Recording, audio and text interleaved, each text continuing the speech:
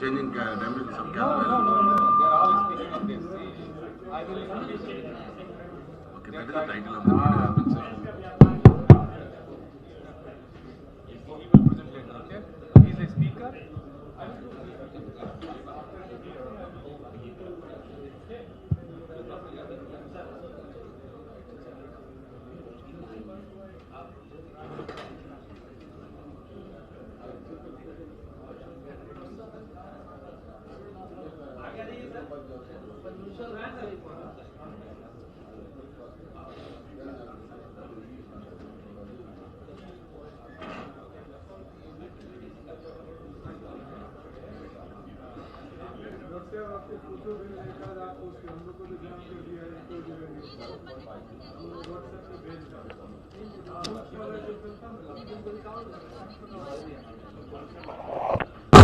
मुख्यमंत्री Akhilesh Yadav, Bihar deputy CM Tejashwi Yadav, DM के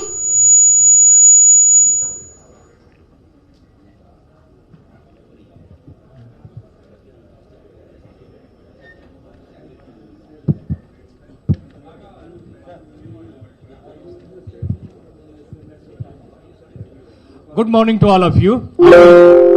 I welcome you in the second day of the international conference. Please join us. Please come at the front. Please come at the front.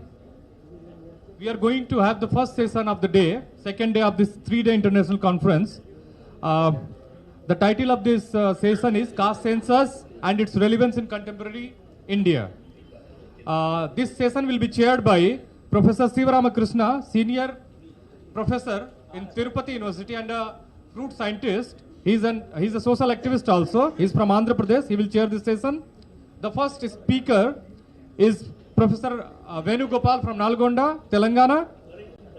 And the second speaker is our senior journalist, Sri Rumlesh ji from New Delhi. And the third speaker is Professor Ratan Lal from Delhi University. He's a renowned activist and professor. And the fourth speaker in this session is Professor Naval Kishore ji from Delhi University. And he is the national spokesperson of RJD also.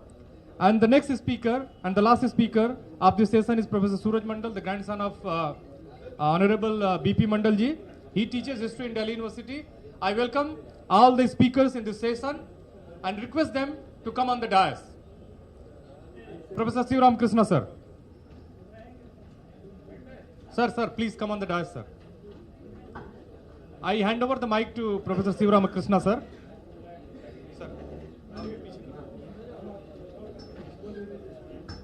Good morning, all of you. Hello.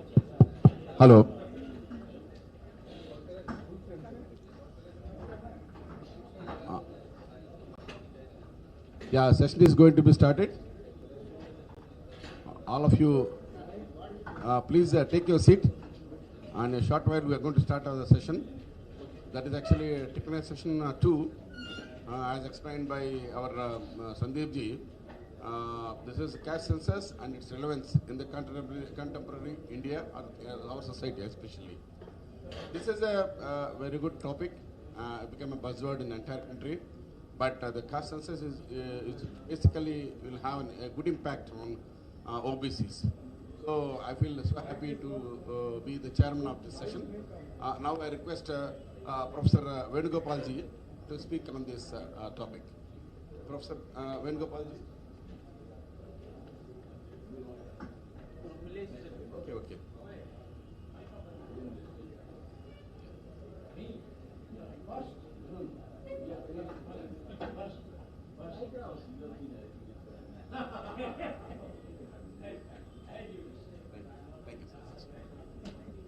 Yeah, on this topic, I request Sri Rumlesh ji, senior journalist from New Delhi. Sir, I request you to speak.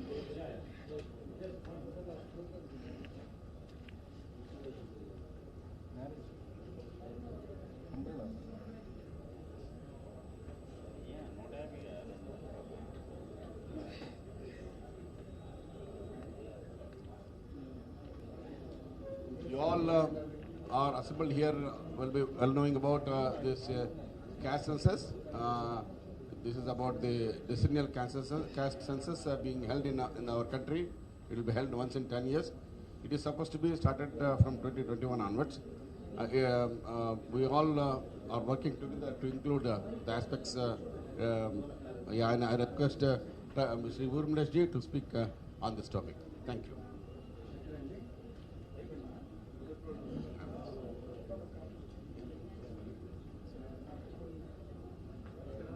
Hello.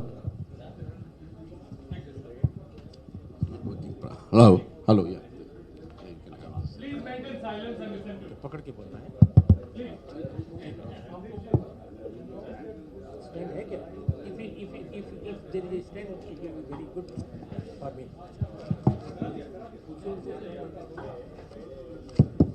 Stand है तो बहुत अच्छा है. Hello. नहीं है कोई बात.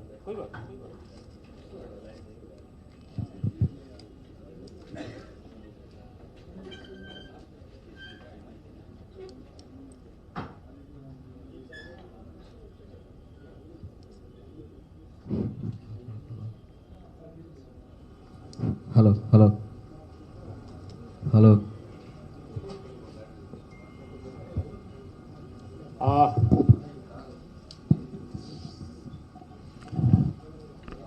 You have a stand? No. Okay. Sir, it's live streaming. Live streaming. Okay. Thank you, Professor Shivram Krishna, and all the organizers of this seminar. I think if I speak in English and Hindi both, there will be no problem and it will be comfortable to everyone. Yes, sir. It's okay. So I will start from Hindi and then go to English. Okay. First, I will read out a comment on caste census, and then I will analyze my point of view. So the basic issue of caste census, I have noted down certain points to put before you, because this is a very organized meeting. I mean a kind of international seminar. So I thought it will be very beneficial for the students, youth, those who are not well aware about the need of caste census in the country like India. So for that, a brief comment I would like to read out, and then I will put forth my views why it is must in a country like India. दोस्तों, वर्ग और वर्ण आधारित भीषण गैर बराबरी, जटिल और असहज वर्गीय रिश्तों में पिचकते भारतीय समाज में जब कभी वर्गीय और वर्णीय रिश्तों में सुधार की बात या कोशिश होती है, समाज और राजनीति में सक्रिय कुछ खास श्रेणियों और विचारों के लोग असहज होकर ऐसे प्रयासों कोशिशों का विरोध करने लगते हैं. हर क्षेत्र में जातियों की चर्चा की जाती है. My Hindi would be very comfortable, so I hope people will understand. हर क्षेत्र में जातियों की चर्चा की जाती है, चुनावी राजनीति में जोरों से होती है और हर दल करते हैं. मीडिया के न्यूज एनालिसिस में तमाम जातियों के बारे में, उनकी संख्या के बारे में दावे किए जाते हैं. यहां तक कि पार्टियों के कैंडिडेट्स को तय करने में जातियों की बात की जाती है और नेता जातियों के संख्या को लेकर एक तरह से उनकी निर्भरता होती है. न्यायालयों और आयोगों के फैसलों और सिफारिशों में भी इनकी चर्चा हो जाती है. अभी हाल ही में एक बहुचर्चित और सुप्रीम न्यायिक फैसले में समाज में जातियों के ठोस आंकड़े की उपलब्धता अनुपलब्धता का भी जिक्र आया था. एक महत्वपूर्ण राष्ट्रीय आयोग की रिपोर्ट में जातिवार राष्ट्रीय जनगणना कराने का भी सुझाव शामिल था. पर अपने देश के किसी भी हिस्से में जनगणना का जब भी मसला आता है, कुछ एक दल, कुछ सरकारें, कुछ कुलीन बुद्धिजीवी, संपादक और खास श्रेणियों के लोग जनगणना में कुछ जातियों की गिनती न कराने पर जोर देते हैं. मसलन कभी वे कहते हैं कि सभी जातियों की गणना कराने से जातिवाद बढ़ जाएगा. यानी if we go for caste census, casteism will increase. This is one logic given by them. हमें कोई ये बताए कि अपने देश में 1931 से ही 31 के बाद से ही जातिवार जनगणना नहीं हो रही है। यानी 1941 की जो जनगणना थी, 1941 का जो सेंसस था, उसमें भी कास्ट सेंसस नहीं हुआ था। सो जब 1931 के बाद से ही जाति जनगणना नहीं हो रही है, तो क्या जातिवाद को तो अब तक हमारे यहां खत्म हो जाना चाहिए था इस लॉजिक पर? ये जो लॉजिक दी जा रही है, उससे तो कास्टिज्म का इस समय भारत में नामो निशान नहीं होना चाहिए था। लेकिन अगर नामो निशान है तो यह समझना पड़ेगा कि यह जाति जनगणना इसमें आड़े नहीं आ सकती थी या नहीं आ सकती है। मैं समझता हूं कि राष्ट्रीय जनगणना या किसी भी प्रदेश की जनगणना में जो लोग जातियों की गणना के विचार, प्रस्ताव या पहल का विरोध करते हैं, वे न सिर्फ वर्ण व्यवस्था के साथ खड़े हैं, अपितु समुदायों में मल्टीलेटरल बहुस्तरीय गैर बराबरी बनाए रखने के हिमायती भी हैं। ऐसा मैं क्यों कह रहा हूं? इसे जानने के लिए इन ठोस तथ्यों से रूबरू होना जरूरी है। Here are certain facts and figures. Bharat में जनगणना का इतिहास बताता है कि सन 1872 में जब इसकी शुरुआत हुई तो लोगों की धार्मिक और जाति पृष्ठभूमि दोनों की गणना की गई। 1931 तक यह सिलसिला चला, लेकिन 1941 में कुछ प्रशासनिक और वर्णवार से जुड़ी जो प्रॉब्लम्स कुछ थी, समस्याएं जो थी, उनके नाम पर जनगणना में जाति की गणना नहीं कराई गई। आजाद भारत में लोगों की धार्मिक पृष्ठभूमि की गणना तो होती रही, पर जातियों की गणना बंद कर दी गई। फिर संवैधानिक जरूरतों के मद्देनजर कुछ जातियों की गणना का सिलसिला शुरू हुआ। तब से सिर्फ SC/ST समुदायों की गणना कराई जाती है। कोई हमें यह समझा दे कि देश में जब धार्मिक आधार पर गणना कराने में कोई समस्या नहीं है और कुछ जाति समूहों की गिनती कराने में किसी तरह की दिक्कत नहीं है, तो समाज की शेष जातियों, हिंदू अपर कास्ट और पिछड़ी जातियों OBC की गणना कराने से परहेज क्यों? क्या समस्या है? What are the problems? EWS आरक्षण की सुप्रीम कोर्ट में चली लंबी सुनवाई के दौरान क्या इसकी जरूरत रेखांकित नहीं की गई थी? क्या मंडल आयोग की रिपोर्ट के लिए काम करते समय आयोग के माननीय सदस्यों ने जातिवार जनगणना के आंकड़ों की अनुपलब्धता का सवाल नहीं उठाया था? यही नहीं, मंडल आयोग ने अपनी रिपोर्ट में भी जातिवार जनगणना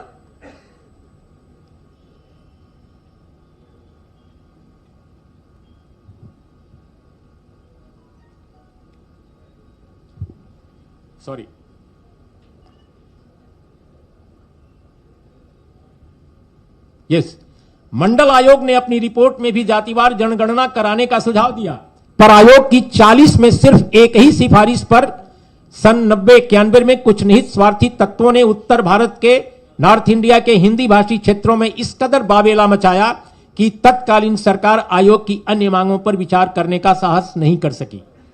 देश की दोनों प्रमुख पार्टियों कांग्रेस और भारतीय जनता पार्टी की तरफ से मंडल आयोग की आरक्षण संबंधी सिफारिशों का उस समय से ही विरोध होता रहा।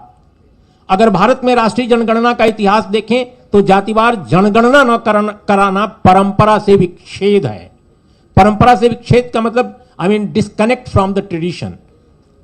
बाद में कुछ जातियों की गणना में शामिल करना और कुछ को छोड़ देना अटपटा फैसला था। आज की परिस्थिति और प्रशासनिक जरूरतों को देखें तो राष्ट्रीय जनगणना या किसी प्रदेश की अपनी खास जनगणना में हिंदू अपर कास्ट समूहों का और OBC के तहत आने वाली जातियों की गणना न कराने का कोई औचित्य नहीं है। इसलिए मैं समझता हूं बिहार सरकार का जातिवार जनगणना कराने का जो मौजूदा फैसला है पूरी तरह वाजिब, संवैधानिक और लॉजिकल है। जहां तक मेरी जानकारी है, इस तरह की जनगणना का फैसला सर्वदलीय सहमति के साथ नीतीश कुमार की अगुवाई वाली सरकार ने अपनी कैबिनेट की बैठक में लिया। तो जब सारी पार्टियां बिहार में उस पर सहमत हैं तो देश में सहमति उन्हीं पार्टियों की क्यों नहीं बन पाती है जब पूरे देश की जनगणना की बात की जाती है? एक मेरा यह सवाल है। उस समय सरकार में जनता दल यू के साथ भारतीय जनता पार्टी प्रमुख घटक के रूप में शामिल थी। बिहार NDA की उस समय सरकार में नीतीश कुमार जदयू के साथ भाजपा के 2 नेताओं को उप मुख्यमंत्री बनाया गया था। यानी गठबंधन और अन्य दलों का यह सर्वसम्मत फैसला था। मजे की बात है कि जातिवार जनगणना कराने की मांग को लेकर बिहार का एक ऑल पार्टी डेलीगेशन उससे पहले दिल्ली जाकर प्रधानमंत्री मोदी से भी मिला था, लेकिन प्रधानमंत्री ने राष्ट्रीय जनगणना में सभी जातियों की गणना कराने में असमर्थता जताई। उसके बाद बिहार ने राज्य स्तरीय जातिवार जनगणना का कदम उठा लिया। केंद्र ने बिहार सहित कई राज्यों को स्पष्ट किया कि कोई राज्य अपने स्तर पर ऐसी गणना कराता है तो केंद्र को कोई गुरेज नहीं होगा। यह बड़ी दिलचस्प बात है। केंद्र कह रहा है कि आप लोग कराइए, हमें कोई परेशानी नहीं है, लेकिन हम नहीं कराएंगे। बिहार में अभी कराई जा रही जनगणना की इस पृष्ठभूमि को समझना जरूरी है। वैसे भी बिहार से राष्ट्रीय स्तर पर जातिवार जनगणना कराने की मांग बहुत पहले से की जाती रही है। बिहार और कुछ अन्य प्रदेश के नेताओं के भारी दबाव के चलते ही तत्कालीन यूपीए सरकार ने 2011 की जनगणना में जातियों की गणना का कॉलम रखने का वादा किया था। It's very important fact. In 2011 census it was agreed upon by the then UPA government that there will be counting of various caste during the 2011 caste census. It was expressed by Prime Minister Dr. Manmohan Singh on various occasions, as well as the then Finance Minister Mr. Pranav Mukherjee. In the House of Parliament, I mean both houses, lower house as well as the upper house, Government of India and its spokesperson, they spoke in favor of caste census. They also assured the constituents of UPA, various political parties of UPA, that in 2011 caste census, there will be counting of all caste. But we know that it didn't happen. मैं कुछ उस समय की बातें बता सकता हूं कि ओबीसी समाज के जो मेंबर ऑफ पार्लियामेंट्स थे उस समय, उनकी नाराजगी को कुछ कम करने के लिए बाद में प्रणब मुखर्जी ने डिक्लेयर किया यूपीए सरकार की तरफ से कि हम कास्ट सेंसस में भले ही जातियों की गणना नहीं कर पा रहे हैं। क्यों नहीं कर पा रहे हैं? प्रणब मुखर्जी साहब ने या डॉक्टर मनमोहन सिंह जी ने इसका कोई क्लियरिफिकेशन नहीं दिया।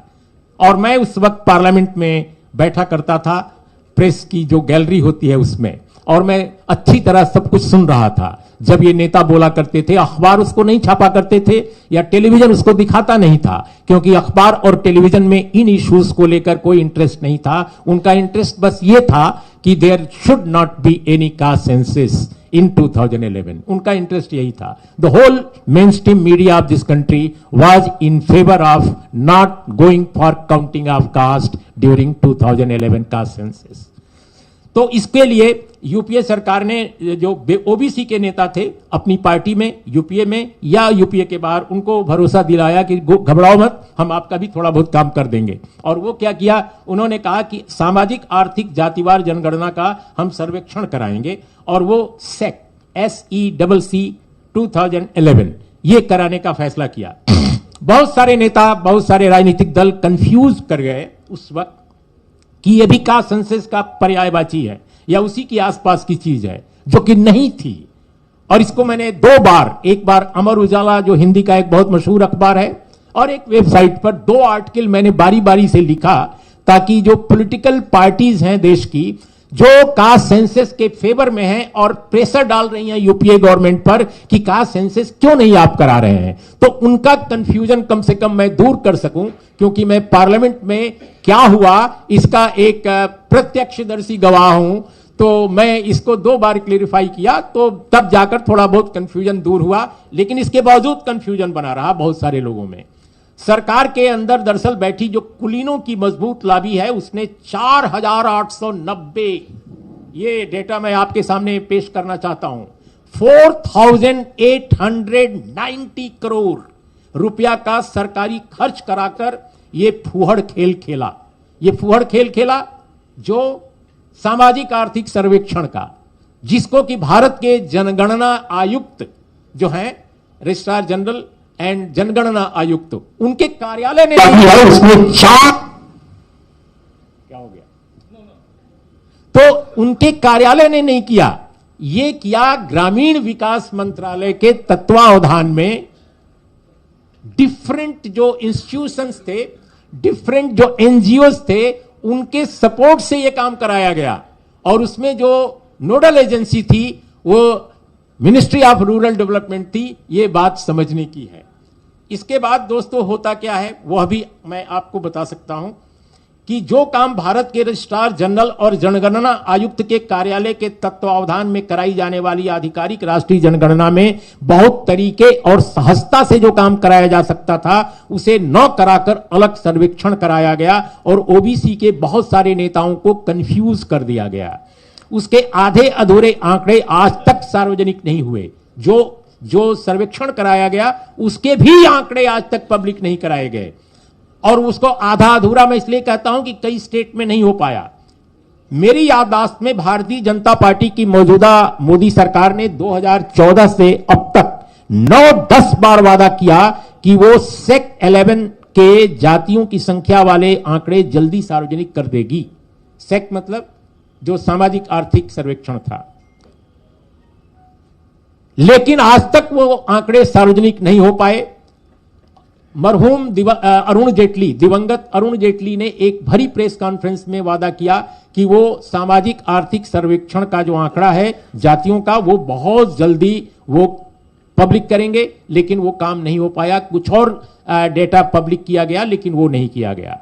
ये कम विस्मयकारी नहीं है कि इस मामले में यूपीए मतलब कांग्रेस लीडरशिप की और एनडीए भारतीय जनता पार्टी की जो अलायंस है, उन दोनों की सरकारों का रवैया बिल्कुल बराबर रहा, बिल्कुल समान रहा। वैसे भारतीय समाज राजनीति और नौकरशाही में वर्चस्व और सर्वसत्ता की संरचना को देखें तो दोनों सरकारों के समान रवैये की वजह समझना ज्यादा कठिन नहीं है। इधर कांग्रेस ने जातिवार जनगणना को सैद्धांतिक रूप से सही मान लिया है। This is a new stand of Congress party.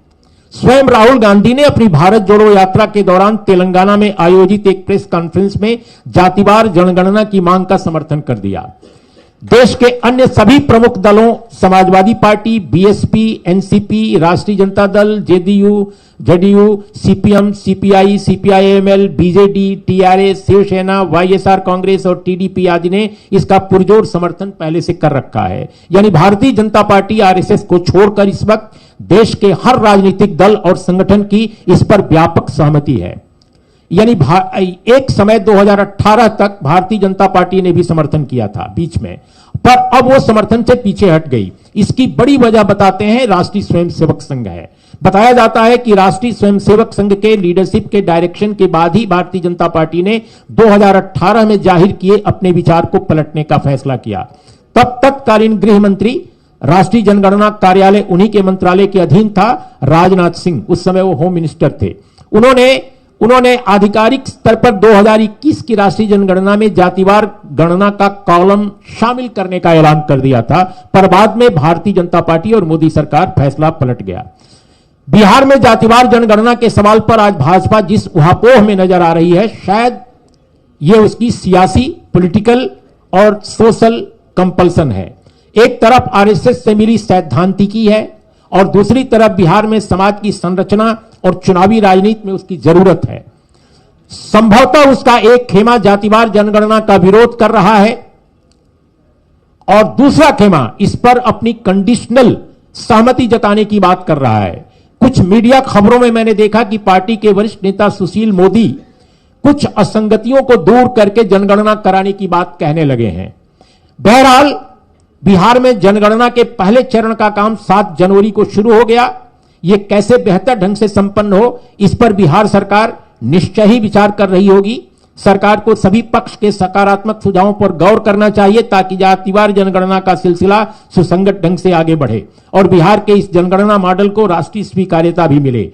निश्चय ही अगर यह जनगणना अच्छे ढंग से संपन्न हो गई तो इसके सही नतीजों से प्रशासनिक कामकाज और योजनाओं के इंप्लीमेंटेशन में स्टेट और सेंटर की जो एडमिनिस्ट्रेटिव एजेंसीज होंगी उनको बहुत बड़ी आसानी मिलेगी, बहुत बड़ी आसानी होगी।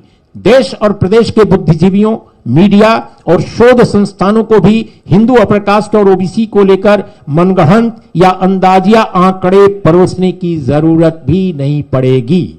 इसलिए दोस्तों, इसे जरूरी और प्रामाणिक आंकड़े हासिल करने के शासकीय अभियान के तौर पे देखा जाना चाहिए. And additional to all the details which I have given, there is one more fact. The people who advocates to implement the recommendations of Mandal Commission, and tomorrow we have a huge function to install the statue of late BP Mandal Sahab. So it is very important to remember that Mandal Commission report recommends the caste census.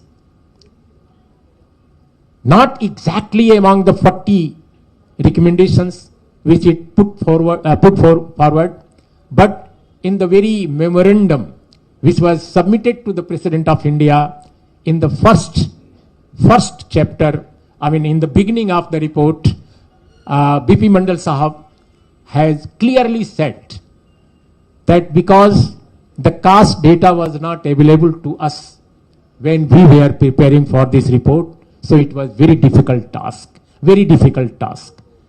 And that is why, sir, we strongly recommend that Government of India should go for caste census. This is the recommendation, strong worded and very clear recommendation by BP Mandal Sahab. So BP Mandal report recommends the caste census. So that is why I say that all major political parties of this country should get united and pressurize Government of India of Modi, headed by Mr. Modi, that caste census, whenever it goes, it starts, the caste census should be done. Otherwise, people should do something drastic. I don't, as a journalist, as a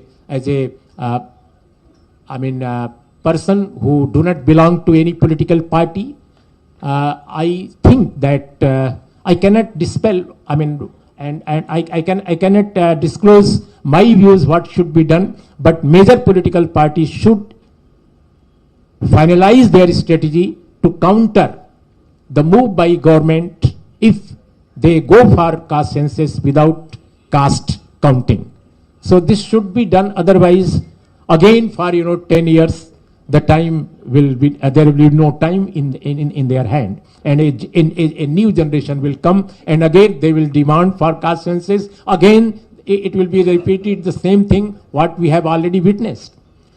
So there are 2-3 more points which I would like to raise. Why caste census is must for country like India? Friends, this is not a country like most of the European countries. This is very complex, very diverse. If we go for affirmative action without the counting of caste and community, how can we implement? If there is a counting of SC, ST, why not OBC? Why not upper caste? And everybody know the answer. The very interesting fact that the question which I am putting forward, everybody know the answer. That a small group of people who is ruling India, they don't want that the real data of castes and the caste structure should be in public. They don't want it. And that is why they give lot of arguments against the caste census, and their main argument is that it will increase the casteism, which in my early presentation I have strongly put forward my view that this is not the fact, because since 1941 there is no caste census and still casteism exists in India. So for any affirmative action in a country like India, which is very diverse, very complex in nature, in its structure, caste census is must. Because in India, caste and caste, I do not say that they are the same, as similar. But it is, most of the oppressed communities in India, most of the oppressed caste in India, they come in depressed and oppressed classes also. So the caste and caste comes very closer in India. And there is no any other country in the world except few countries, except very few countries, and they are also located in South Asia. Those who are quite similar to India, like Nepal and Pakistan and Bangladesh, you can say. But no other country in the world which is so diverse in nature. So in my opinion, in the last, I strongly feel that political parties should get united, and their differences are there, but on this point they should get united to oppose government if they go for caste census. You know, the caste census, the 2021 census couldn't take place because of the COVID-19. And after that, government declared that they are going to conduct the census in 2022. But that didn't happen. And now Government of India has officially declared that in 2023 there will be no census. So कोई जनगणना नहीं होने जा रही है 2023 में भी, ये बात डिक्लेयर हो गई है. तो 2024 के बाद ही जनगणना होगी. यानी 2024 में अगर भारतीय जनता पार्टी चुनाव जीत जाती है तो फिर वो कास्ट सेंसस नहीं कराएंगे क्योंकि उनका काम हो जाएगा. तो मुझे ऐसा लगता है कि 2023 में जो स्टेट इलेक्शंस आने जा रहे हैं वही मौका है पॉलिटिकल पार्टीज को, अपोजिशन की, जब गवर्नमेंट ऑफ इंडिया को और रूलिंग पार्टी को प्रेशराइज करें कि अगर कोई पॉलिटिकल पार्टी जो रूल कर रही है देश पर, अगर वो अभी डिक्लेयर नहीं करती है कि वो चुनाव 2024 का जीत कर सरकार में आए या न आए, वो कास्ट सेंसस पर अपना एग्रीमेंट दे. अगर वो नहीं देती है तो लोग उस पार्टी को सबक सिखाएं. क्योंकि याद रखिए, आज मैं कह के जाता हूं गुंटूर में कि अगर 2024 में उसके पहले सत्ताधारी दल कास्ट सेंसस के पक्ष में अपना लिखित तौर पे ऐलान नहीं करता पार्लियामेंट ऑफ इंडिया में, यानी हाउस में, राज्यसभा और लोकसभा दोनों में, तो यकीनन 2024 के चुनाव जीतने के बाद कास्ट सेंसस अगले 10 साल के लिए फिर कभी नहीं होगी. और जो जनगणना की गई है ओबीसी कम्युनिटी की सामाजिक आर्थिक विश्लेषण में, सामाजिक आर्थिक सर्वेक्षण में, वो बोगस है. वो बोगस है, मैं जानता हूं. और क्यों मैं कह रहा हूं इसको मैं डिस्क्लोज अभी पब्लिक प्लेटफॉर्म पे नहीं कर सकता, लेकिन मैं ये आपको बता सकता हूं कि जब मैं राज्यसभा टेलीविजन का एडिटर था तो वहां पर राष्ट्रीय जनगणना के जो आयुक्त हैं, जो सबसे सर्वोच्च पदाधिकारी हैं देश के उस वक्त के, वो एक बार हमारे चैनल के साथ आए थे, जुड़े थे. और जब मैंने उनसे व्यक्तिगत तौर पे ये प्रश्न पूछा तो वो बोल कर गए थे. उन्होंने कुछ भी जवाब नहीं दिया था. और कोई भी जो सेंसस होती है, अगर वो राष्ट्रीय जनगणना आयुक्त के कार्यालय की तरफ से नहीं होती है तो उसका लीगल और कॉन्स्टिट्यूशनल जो एक स्टेटस है वह उस प्रकार का नहीं होगा जिस तरह से वो आयुक्त कार्यालय से होने पर होती है. यह अच्छी बात है और मैं अप्रिशिएट करता हूं कि सुप्रीम कोर्ट ने अपने हाल के एक फैसले में राज्यों में अगर जनगणना के कुछ आंकड़े इस तरह के आते हैं तो उनको तवज्जो देने की बात की है. अच्छी बात है. उन्होंने ये भी एक बार चर्चा की कि ये एक संकेत दिया, ऐसा लगता है कि वो जनगणना के पक्ष में है. उन्होंने आंकड़े कुछ दिए कि अमुक आंकड़े आए हैं जहां पर जातियों के बारे में ये एक पहलू उभर कर सामने आया है. इसका क्या मतलब है? इसका मतलब कि वो पर्टिकुलर बेंच, मैं नहीं जानता कि उससे बड़ी बेंच बैठेगी तो वो क्या कहेगी कि वो अगर राष्ट्रीय जनगणना में जातियों की गिनती की जाती है तो मैं तो ये मानकर चलता हूं साफ ऑब्जर्वेशन के बाद कि माननीय सुप्रीम कोर्ट भी उसको फेवर करेगा, उसका विरोध कतई नहीं करेगा, क्योंकि विरोध का कोई लॉजिक नहीं है. तो दोस्तों, इन शब्दों के साथ मैं अपनी बात खत्म करता हूं और बाद के दिनों में, बाद के समय में अगर कोई क्वेश्चन होंगे तो I am ready to answer. Okay, thank you.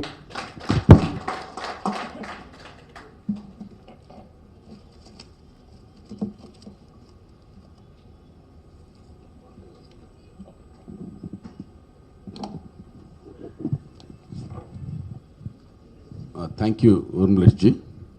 It was a nice elaborative presentation by you, involving so many strong points, valid points for the caste census in the country. you have nicely explained about the how it will be useful for the youth coming up in the days ahead. So, already in 2011, the then central government, UPA government has already promised to do the caste census in the ensuing decennial caste census. So that means in 2021 they are supposed to do it, they will do it. So with this, now I request for the question answer session among the participants. Anybody then pose questions? Our senior journalist, Urmlesh will answer the questions. Anybody have questions about that presentation given by the Urmlesh ji?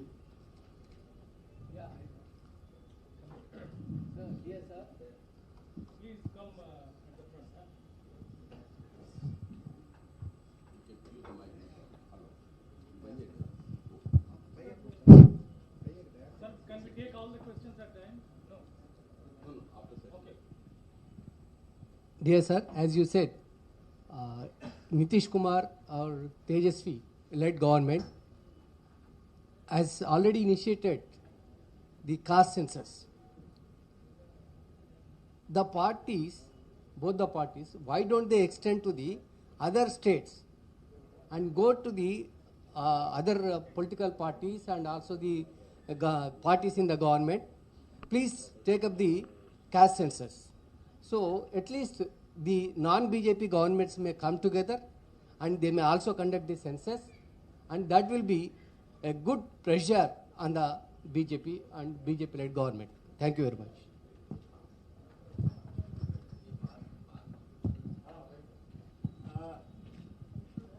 मैं समझता हूं कि आप ने जो कहा वो सही है, लेकिन मैं समझता हूं कि कई स्टेट्स ने कराने की प्लानिंग भी उनकी है. Bihar is inspiring them.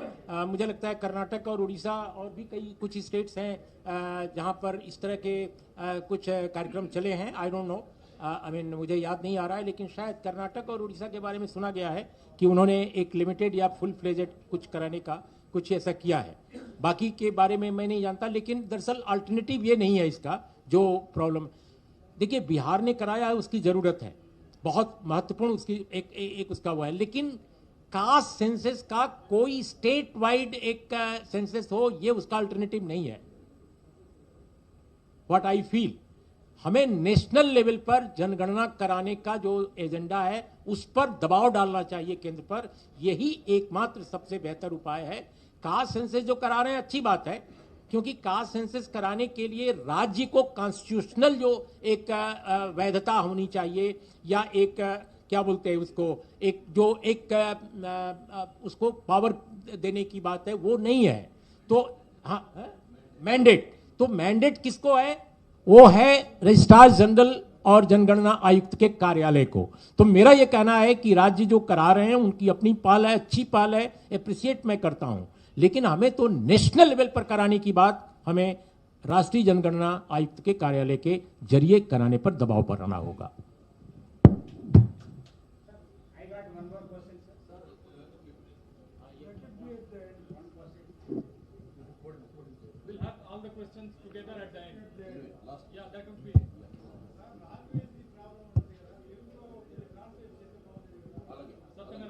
Sir, can I proceed?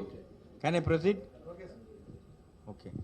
So in this connection, I submit before this August House to pass a resolution that at least the all non-BJP ruled states, particularly Tamil Nadu, Andhra Pradesh, Karnataka already they did it, and Maharashtra, Telangana, Chhattisgarh and Orissa, West Bengal may conduct the caste census.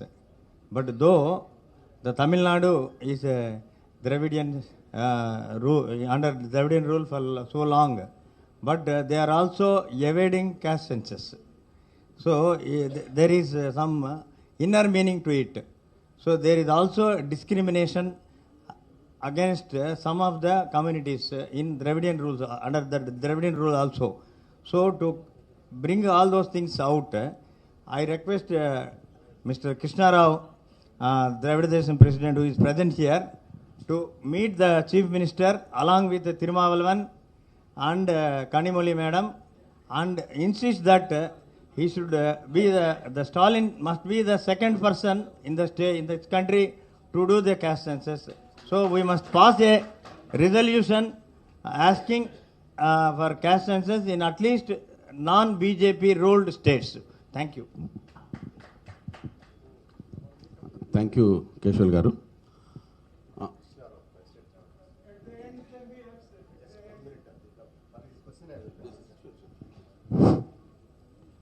Very good morning, dignitaries.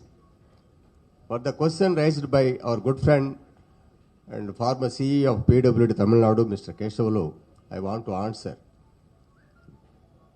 We are in the movement for a long period. As our friend Mr. Keshavalu asked, I will take this issue to the Honorable CM of Tamil Nadu also, through Mr. Thirumavalan, Honorable MP. Already, through Mr. Thirumavalan, we have put a proposal to the Tamil Nadu Chief Minister and Telangana Chief Minister personally, and given a letter to install a statue in both the states. It is under pending. Like that, the movement will continue. Don't worry. Regarding the census also, we will take this issue to the Honorable CM. Thank you very much. Thank you, Krishna Garu. So, in view of the importance of the caste census topic, we decided to conduct the question answer session at the end of the program. First, we will continue with the presentations of the various eminents present here, sitting on the dais. Next speaker is Professor Naval Kishorji from Delhi University. I request him to kindly deliver his speech. Thank you. Let me first congratulate the team that have taken this initiative to have a discussion at international conference, and a question that has been bothering this society right from the beginning of the independence, and it has been well discussed, well campaigned, and that is the reason why we are here. And those who oppose also cannot dare to oppose vehemently that caste census should not be there.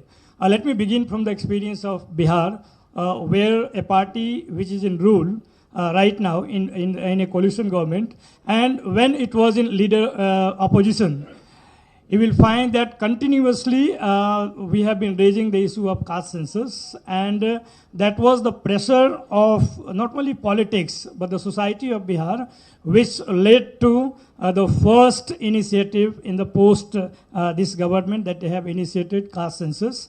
And this caste census, if you have to understand the pretext, then only you will understand that why caste census in Bihar is quite different from what is being understood. This is the only state where the ruling party, which consisted of BJP, then also the BJP unit of Bihar did not dare to oppose. In the House, when we were in opposition, then also they were not in a position to oppose that census, and that is the reason why twice the House proposed a unanimous resolution in favor of caste census, and right now also they have not been able to oppose that. But that is not the whole story. When this government started and initiated the caste census, you look at the statement of BJP leaders who are particularly important in state. The particular leader of opposition, he made a statement that it is a wastage of taxpayer money. Look at the question that at the one hand, they are in support and along with all party in Bihar at the state level to go for caste census.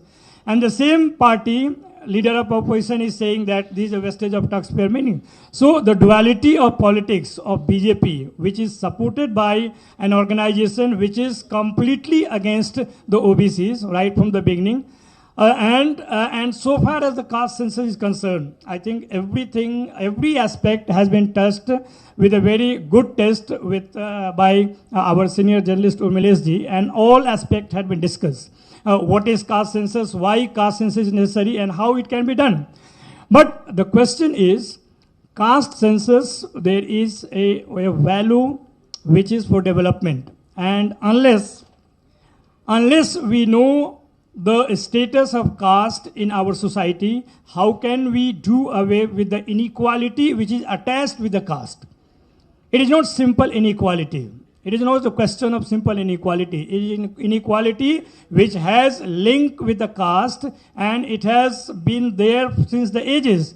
So far as to do away with that kind of inequality, we must know, we must have the scientific data, and therefore this exercise is very important. And it was well said by Urmileshji that Mandal Commission has referred that had there been caste census, we could have given the more apt and scientific recommendation based on it.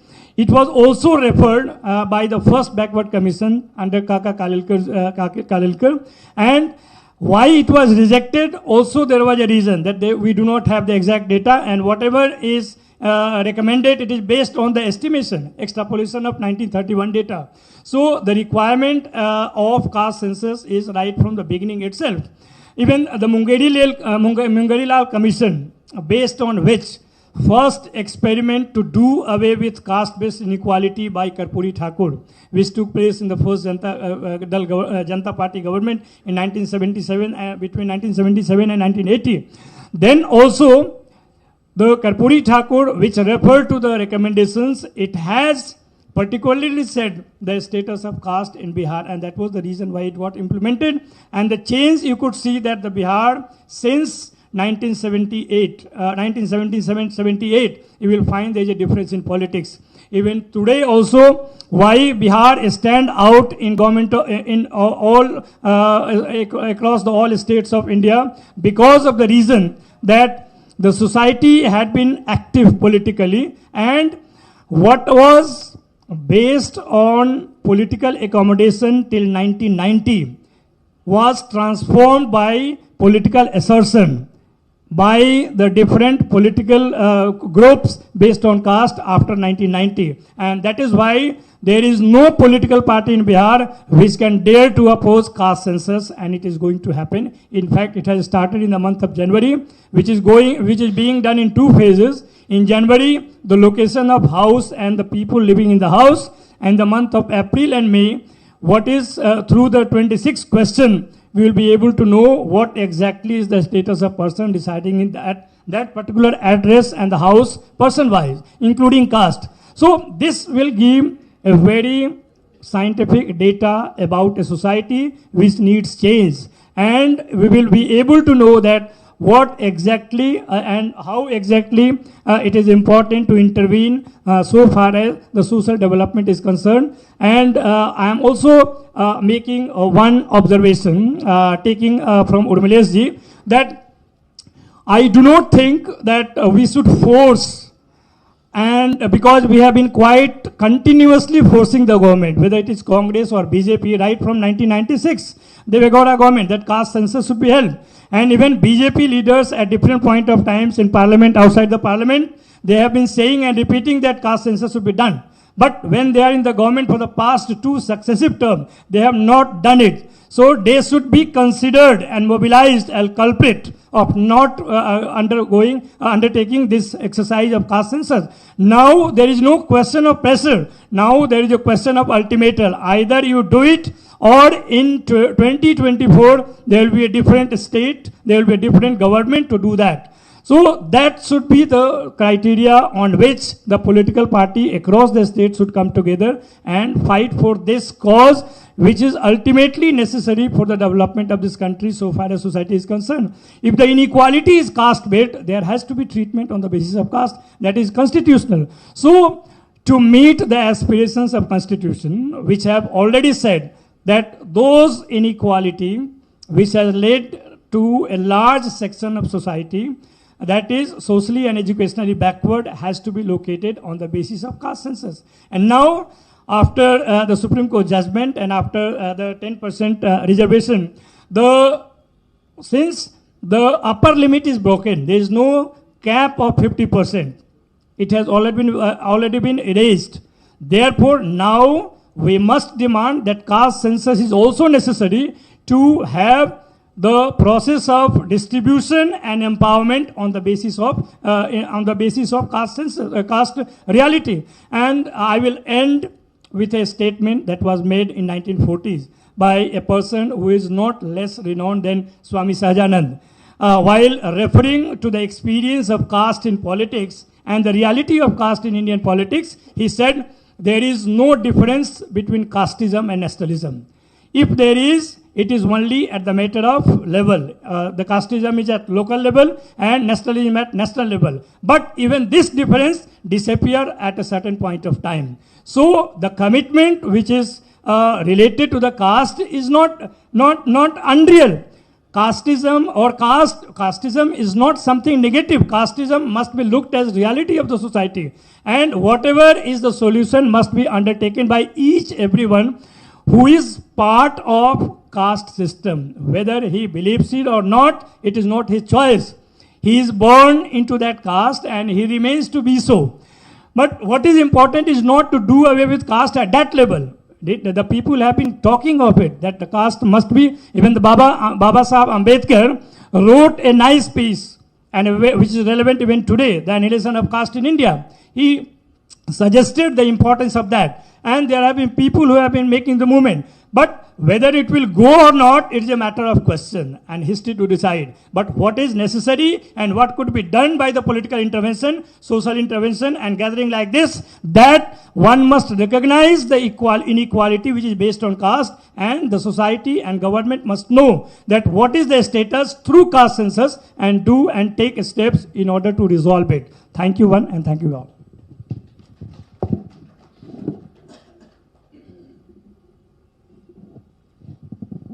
Thank you, Naval Kishorji. You have nicely explained and correlated it with nationalism. It's really wonderful. So we cannot separate the casteism. Without casteism, there is no, nationalism. Nicely correlated it. And another important thing, whomsoever in the center, the parties, are in the state. Now in 2024, we all will support the party whoever commits for the caste census. That's what our Professor Naval Kishorji has nicely explained. Now the next speaker is Venugopal. Professor Venugopal will now give his presentation. Please come and give your presentation.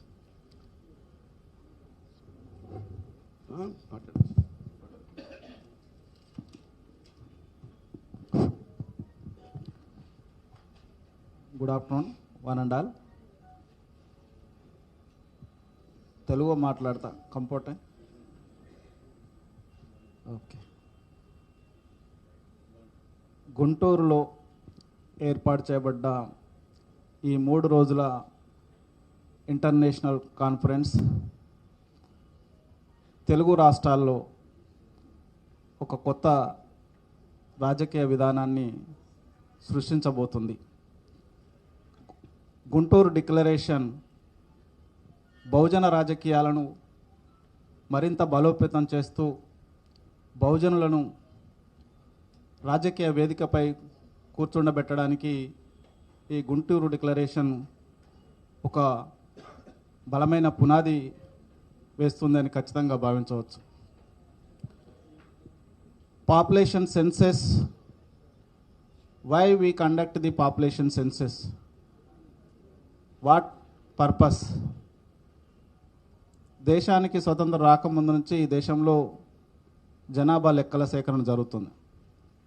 దేశానికి స్వతంత్రం వచ్చిన తర్వాత కూడా జనాభా లెక్కల సేకరణ జరుగుతుంది. British వాళ్ళు కుల గణన చేసి సవ్యంగా ఈ దేశాన్ని పరిపాలించారు, ఎలాంటి ఇబ్బందులు లేకుండానే.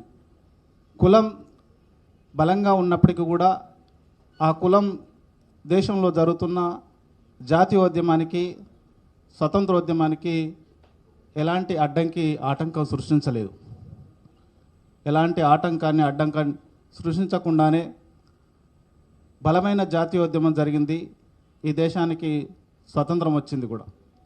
ఈరోజు కుల గణన చేయడం వల్ల ఈ దేశ సమగ్రతకు, పరిపాలన వ్యవస్థకి రకరకాల ఇబ్బందులు వచ్చే ప్రమాదం ఉందని చెప్పేసి ప్రభుత్వాలు చెప్తున్నాయి. వాస్తవంగా జనాభా లెక్కల సేకరణ చేయడం అనేది దేశంలో జనాభా ఎంత ఉంది, వాళ్ళ ఆర్థిక సామాజిక స్థితిగతులు, అక్షరాస్యత, పేదరికం, నిరుద్యోగం, ఆర్థిక సామాజిక పరమైన అనేక అంశాలను సేకరించుకున్న తర్వాతనే ప్రభుత్వం తన విధానాలను, తన ప్రణాళికను రూపొందించుకొని దేశాన్ని ముందుకు తీసుకువెళ్ళడానికి అవకాశం ఉంటుంది. ఖచ్చితమైన సమాచారం ఉంటేనే ఖచ్చితమైన ప్రణాళిక రూపకల్పన జరుగుతుంది. అది దేశ అభివృద్ధికి దోహదం చేస్తుంది. ఆ బేస్తోనే బ్రిటిష్ వాళ్ళు ఈ దేశంలో క్యాస్ట్ బేస్డ్ సెన్సెస్ అనేది చేశారు. ఎవరు ఎంత, ఎవరికి వాటా ఏ విధంగా ఉన్నాయి, వాళ్ళ యొక్క ఆర్థిక సామాజిక స్థితిగతులు పూర్తిగా అర్థం చేసుకోవాల్సిన అవసరం ఉందని చెప్పేసి బ్రిటిష్ వాళ్ళు ఈ దేశంలో జనాభా లెక్కలు చేశారు. మరి భారతదేశం ఇప్పటివరకు 13 పంచవర్ష ప్రణాళికలను ఈ దేశంలో ప్రవేశపెట్టి అమలు చేయడం జరిగింది. ఆ 13 పంచవర్ష ప్రణాళికలకి ఏమిటి ఆధారం? వాస్తవాలకు విరుద్ధంగా జనాభా లెక్కలు సేకరణ చేసి వాస్తవ విరుద్ధంగానే ఈ దేశంలో ప్రణాళికలు రూపొందించి అమలు చేయబడ్డాయి కనుక ఈ దేశంలో ఏ ప్రణాళిక కూడా ఖచ్చితంగా తన యొక్క లక్ష్యాన్ని నెరవేర్చుకోలేదు. ప్రణాళికలు తన యొక్క లక్ష్యాన్ని నెరవేర్చుకున్నాయని చెప్తున్నారు, కానీ ఎక్కడ కూడా ఏ ఒక్క ప్రణాళిక కూడా తన యొక్క లక్ష్యాన్ని నెరవేర్చుకోలేదు. కారణం ఏంటంటే భారత ప్రభుత్వం దగ్గర జనాభా లెక్కల సేకరణకు సంబంధించి సామాజిక అంశాల పరంగా ఖచ్చితమైన సమాచారం లేదు కనుకనే ఈ దేశంలో ప్రణాళికలు విజయం సాధించలేదు. మరి ఎందుకు? వాళ్ళకి వాస్తవంగా ఈ దేశంలో అప్పర్ కాస్ట్ కమ్యూనిటీ వాస్తవాలను, వాళ్ళకి జ్ఞానం అన్నా వాస్తవాలు అన్నా వాళ్ళకి అసలుకి ఇష్టం ఉండదు. ఈ దేశంలో జనాభా లెక్కల సేకరణ వాస్తవాలను బేస్గా చేసుకునే జనాభా లెక్కల సేకరణ చేస్తే వాళ్ళ పాలనా వ్యవస్థ, వాళ్ళ అధికారం, వాళ్ళ దోపిడీ, వాళ్ళ రాజ్యం అనేది ప్రమాదంలో పడుతుంది. కాబట్టి జనాభా లెక్కల సేకరణ వాస్తవాలను బేస్గా చేసుకొని, సామాజిక అంశాలను బేస్గా చేసుకొని జనాభా లెక్కల సేకరణ చేయడానికి వాళ్లకు ఏమాత్రం కూడా ఇష్టం లేదు. వాస్తవంగా బీహార్లో ఉన్నది మన ప్రభుత్వం కాబట్టి మన సామాజిక వర్గాలు ఏ స్థాయిలో ఉన్నాయి, వాళ్ళ స్థితిగతులు ఏంది, వాళ్ళ జనాభా లెక్కలేంది, రేపొద్దున భవిష్యత్తులో ప్రభుత్వం చేపట్టే విధానాలలో ప్రణాళికలు ఏ రకంగా కేటాయింపులు ఉండాలన్న దృష్టితో అక్కడున్న బీహార్ ప్రభుత్వం మన ప్రభుత్వం కాబట్టి వాస్తవ జనాభా లెక్కల సేకరణ చేయడానికి ముందుకు వచ్చింది. అంటే మన ప్రభుత్వాలు ఉంటేనే తప్ప వాస్తవాలను బయటకు పెట్టే పరిస్థితి లేదు. అది కాంగ్రెస్ పార్టీ కావచ్చు, బీజేపీ పార్టీ కావచ్చు, కమ్యూనిస్టు పార్టీలు కావచ్చు, ఏ పార్టీ కూడా వాస్తవాలను, ఈ దేశంలో ఉన్నది ఒకటే ఇజం, క్యాస్టిజం మాత్రమే ఉంది. మార్క్సిజము, నక్సలిజము, ఇంకో ఇజం, ఏ ఇజం కూడా లేదు. వాస్తవంగా ఇక్కడ ఉన్నది క్యాస్టిజం మాత్రమే ఉన్నది. క్యాస్ట్ అనేది ప్రతి వ్యవస్థలో, ప్రతి వ్యక్తిలో, ప్రతి విధానంలో, ప్రతి ప్రణాళికలో చాలా స్పష్టంగా కనిపిస్తుంది. ఆ క్యాస్ట్ బేస్ చేసుకొని ఈ దేశంలో అన్ని రకాలుగా వ్యవస్థలు, సంస్థలు, వ్యక్తులు ముందుకెళ్తున్నారు. ఆ క్యాస్ట్ ఎంతున్నది, ఎవరు ఎంతున్నది అనేది చెప్పడానికి ప్రభుత్వాలు ముందుకు రాకుండా దాన్ని అడ్డుకునే ప్రయత్నం చేస్తున్నారు. కాబట్టి మనందరూ విఘ్నులైన, విద్యావంతులైన, ఉద్యోగస్తులు, జ్ఞానులైన మిత్రులందరూ కూడా బహుజన రాజ్యం కోసం భవిష్యత్తులో ఉద్యమిస్తే తప్ప, మన రాజ్యం, మన వ్యవస్థ, మన రాజకీయ వ్యవస్థలు వస్తే తప్ప మన వర్గాల యొక్క జీవితాలు మారవు అనేది 75 సంవత్సరాల దేశ చరిత్ర స్పష్టం చేస్తుంది. ఎన్నో రకాల వాదాలు రాజకీయ పార్టీలు పుట్టుకొచ్చాయి. ఆ వాదాలు, ఆ రాజకీయ పార్టీలు తమ యొక్క లక్ష్యాలను నెరవేర్చుకున్నాయి. అవి అగ్రవర్ణ రాజకీయాలు, అగ్రవర్ణ కులాల యొక్క ఆకాంక్షలు, ఆలోచనలు నెరవేర్చాయి తప్ప మన వర్గాల యొక్క ఆకాంక్షలు, ఆలోచనలు అమల్లోకి తీసుకురాలేదు. మన వర్గాల యొక్క జీవితాలలో ఎలాంటి మార్పు రాలేదు అనేది 75 సంవత్సరాల చరిత్ర చెప్తున్న సత్యం. వాస్తవంగా దేశానికి స్వతంత్రం రాకముందు ఉన్నత వర్గాలకి ఎలాంటి సమస్య లేదు. నిరుద్యోగం లేదు, పేదరికం లేదు, ఆర్థిక సమస్యలు లేవు. ఇంకా ఎలాంటి సమస్యలు కూడా ఉన్నత వర్గాలకి దేశానికి స్వతంత్రం రాకముందు లేవు. దేశానికి స్వతంత్రం వచ్చిన తర్వాత కూడా ఈ దేశంలో ఆ వర్గాలకి సమస్యలు లేవు. వాస్తవంగా దేశానికి స్వతంత్రం రాకముందు ఏ విధంగా అయితే ఈ బహుజన వర్గాలకి, నిమ్న వర్గాలు ఎలాంటి సమస్యలు ఉన్నాయో దేశానికి స్వతంత్రం వచ్చిన తర్వాత అవే సమస్యలు కొనసాగుతున్నాయి. దేశం స్వతంత్రం పొందిన తర్వాత రాష్ట్రాలుగా విడిపోయిన, రాష్ట్రాలుగా కలిసిపోయిన సమస్యలు మాత్రం పోలేదు అనేది చరిత్ర చెప్తున్న సత్యం. కాబట్టి ప్రజాస్వామ్య వ్యవస్థలో రాజకీయ విధానాలు ఎవరి చేతుల్లో ఉంటాయో వాళ్ళది రాజు కాబట్టి విధానాలు చట్టాలు అన్నీ వాళ్లకు అనుకూలంగా వస్తాయి. బహుజన మిత్రులందరూ కూడా రాజకీయ వేదికల ద్వారానే రాజకీయ విధానాల ద్వారానే పోరాటం చేయడానికి ముందుకు రావాల్సిన అవసరం ఉందని చెప్పేసి మన యొక్క మెదళ్లలో మార్పు వస్తే తప్ప మన ఆలోచన విధానంలో మార్పు వస్తే తప్ప మనము రాజ్యాధికారం వైపు ముందుకు వెళ్ళడం సాధ్యం కాదు. కాబట్టి ఆ దిశగా మన యువత యొక్క ఆలోచనలు మార్చి రాజకీయాల వైపు ముందుకు తీసుకువెళ్ళవలసిన అవసరం ఉందని తెలియజేస్తూ సెలవు తీసుకుంటాను. Thank you.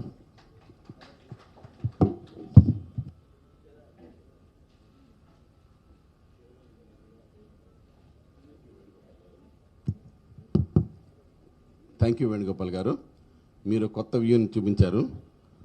పంచవర్ష ప్రణాళికల డెవలప్మెంట్ని క్యాస్ట్ డెవలప్మెంట్తో లింక్ చేస్తూ చెప్పారు. ఇది ఒక మంచి పాయింటే. Next speaker is our important person of this event, the grandson of our great personality late Shri BP Mandal garu. Now I request Professor Suraj Mandalji, professor from Delhi University, to speak on this occasion and give his views on the topic. Please. Thank you, sir. Before I speak, I think I'll inform all the guests over here that this is being broadcast live on YouTube. So all of us who are on social media should share this video. It is coming also on Ambedkar Nama, the YouTube channel, which our friend Dr. Ratan Lal, he is the executive editor of that. That is a very educative channel on thoughts of Baba Sahib Bhimrao Ambedkar and all the current issues.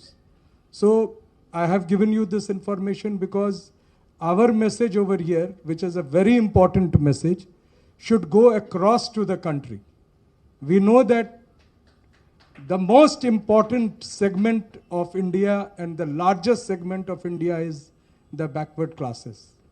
Backward classes includes SC, ST and OBC. But even if we see the term OBC, that is other backward classes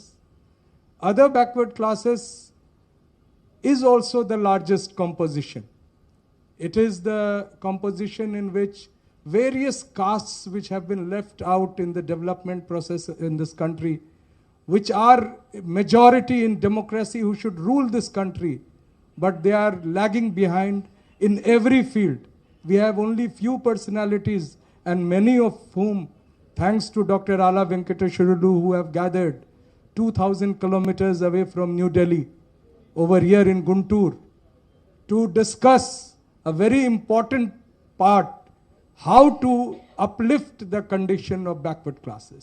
And Mandal Commission report is one important factor in that. Therefore, I am thankful to people of Guntur and Andhra Pradesh who have taken the initiative to bridge the gap between North and South India, to bridge the gap between Tamil Nadu and Bihar, Uttar Pradesh and Kerala, Karnataka and Rajasthan. And now today, the Guntur Declaration is to be the most important part before 2024 elections, and to which all social and especially political parties and political leaders will be forced to listen to. I am thankful that many important dignitaries, including former justices, former Advocate General, MLC friend Ajay Singh from Bihar, and the people on dais, most of whom are followed so extensively on social media. Hello. This sort of errors come. Today we were discussing a very important personality on this dais, Urmilesh ji. Urmilesh ji is a very renowned journalist. When he writes on Facebook, every single line of him is read immediately by 1,000 and more people. Facebook has restricted his reach. because he was speaking for caste census, because he was giving proper logic. And social media, which is supposed to be independent, they are having good relation, good sort of coordination with BJP IT cell.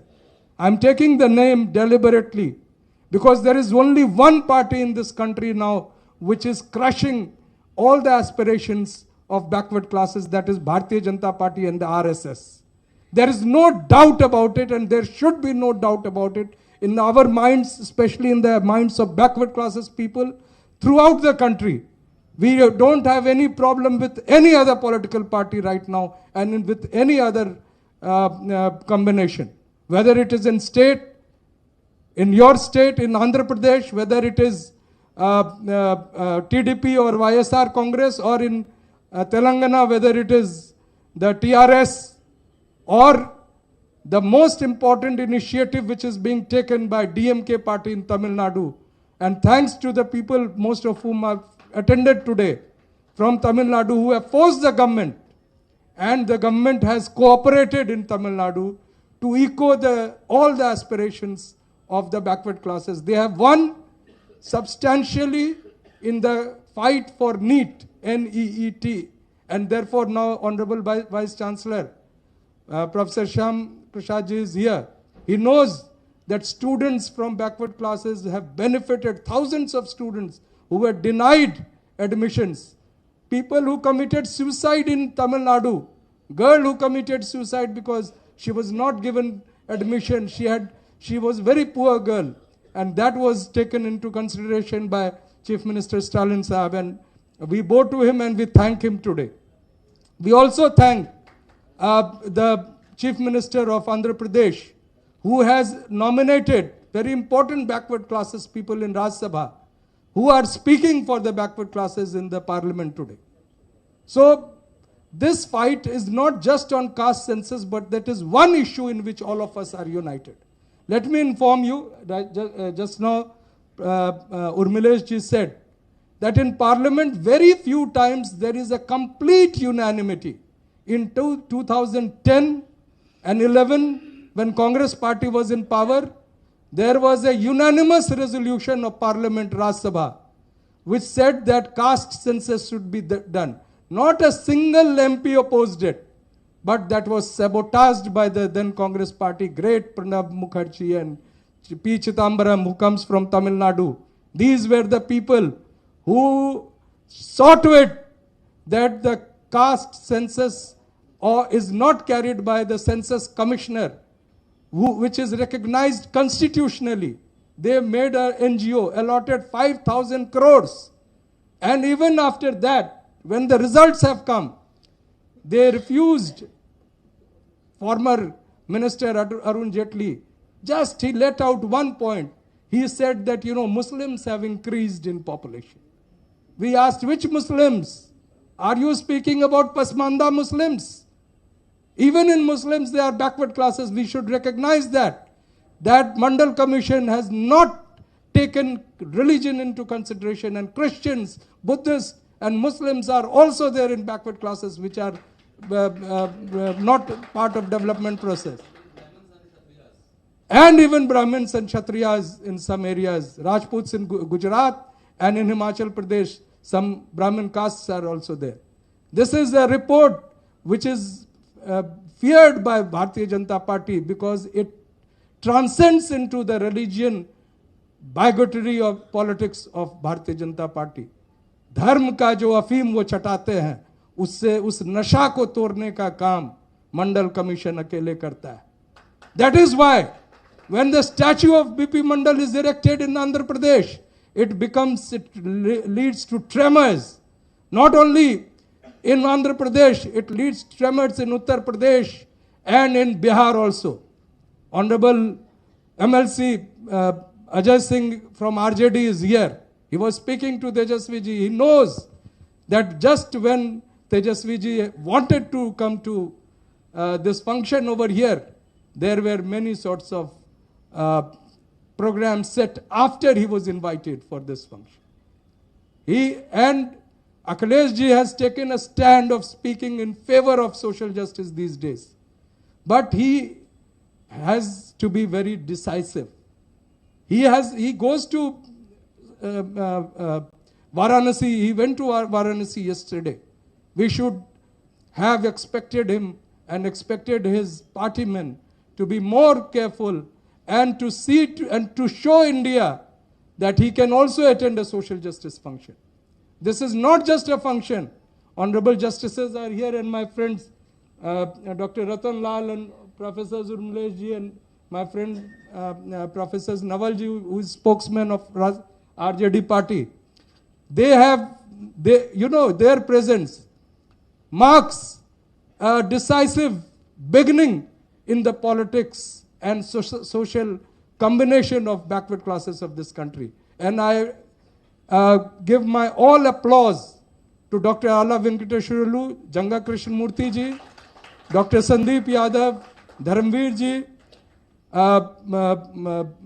BHU friend Krishnan Khan ji, and also honorable members Bida Mastan Rao Sahab and R. Krishnaiya Sahab. They have taken an initiative. I'll just conclude what I have to say with few things about BP Mandal. Many people have come from far over here. Why BP Mandal and his commission's report is very important.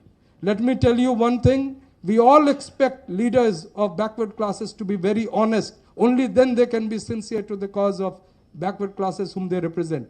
BP Mandal was not only a person of high social values, he was a person of high integrity. I just want to share a small moment. अगर आप मौका दे तो एक दो incident में बताना चाहूँगा. One important part was that when he went to Yugoslavia at that time, in a parliamentary delegation, the bills which came as member of parliament, they had added the bill of liquor, serving liquor. शराब का bill जोड़ दिया था उनके bill में. And he called the manager and he said, you know very well that I have never ordered and I never take this thing.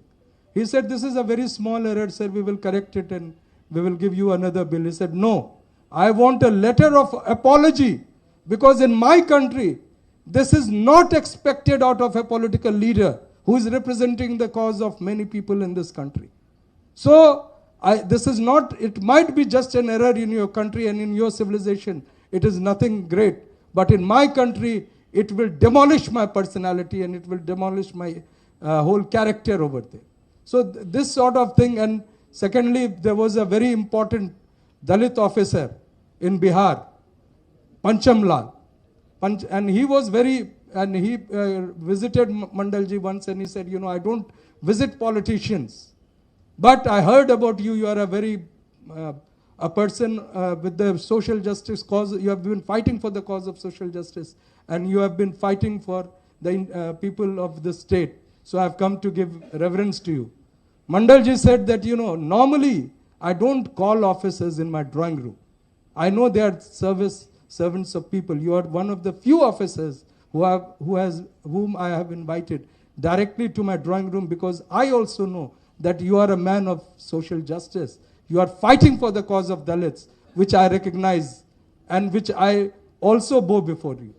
So this was this kind of, and let me tell you, when Belchi Kand was there in Bihar, when Dalits were massacred over there, then Janata Party was ruling.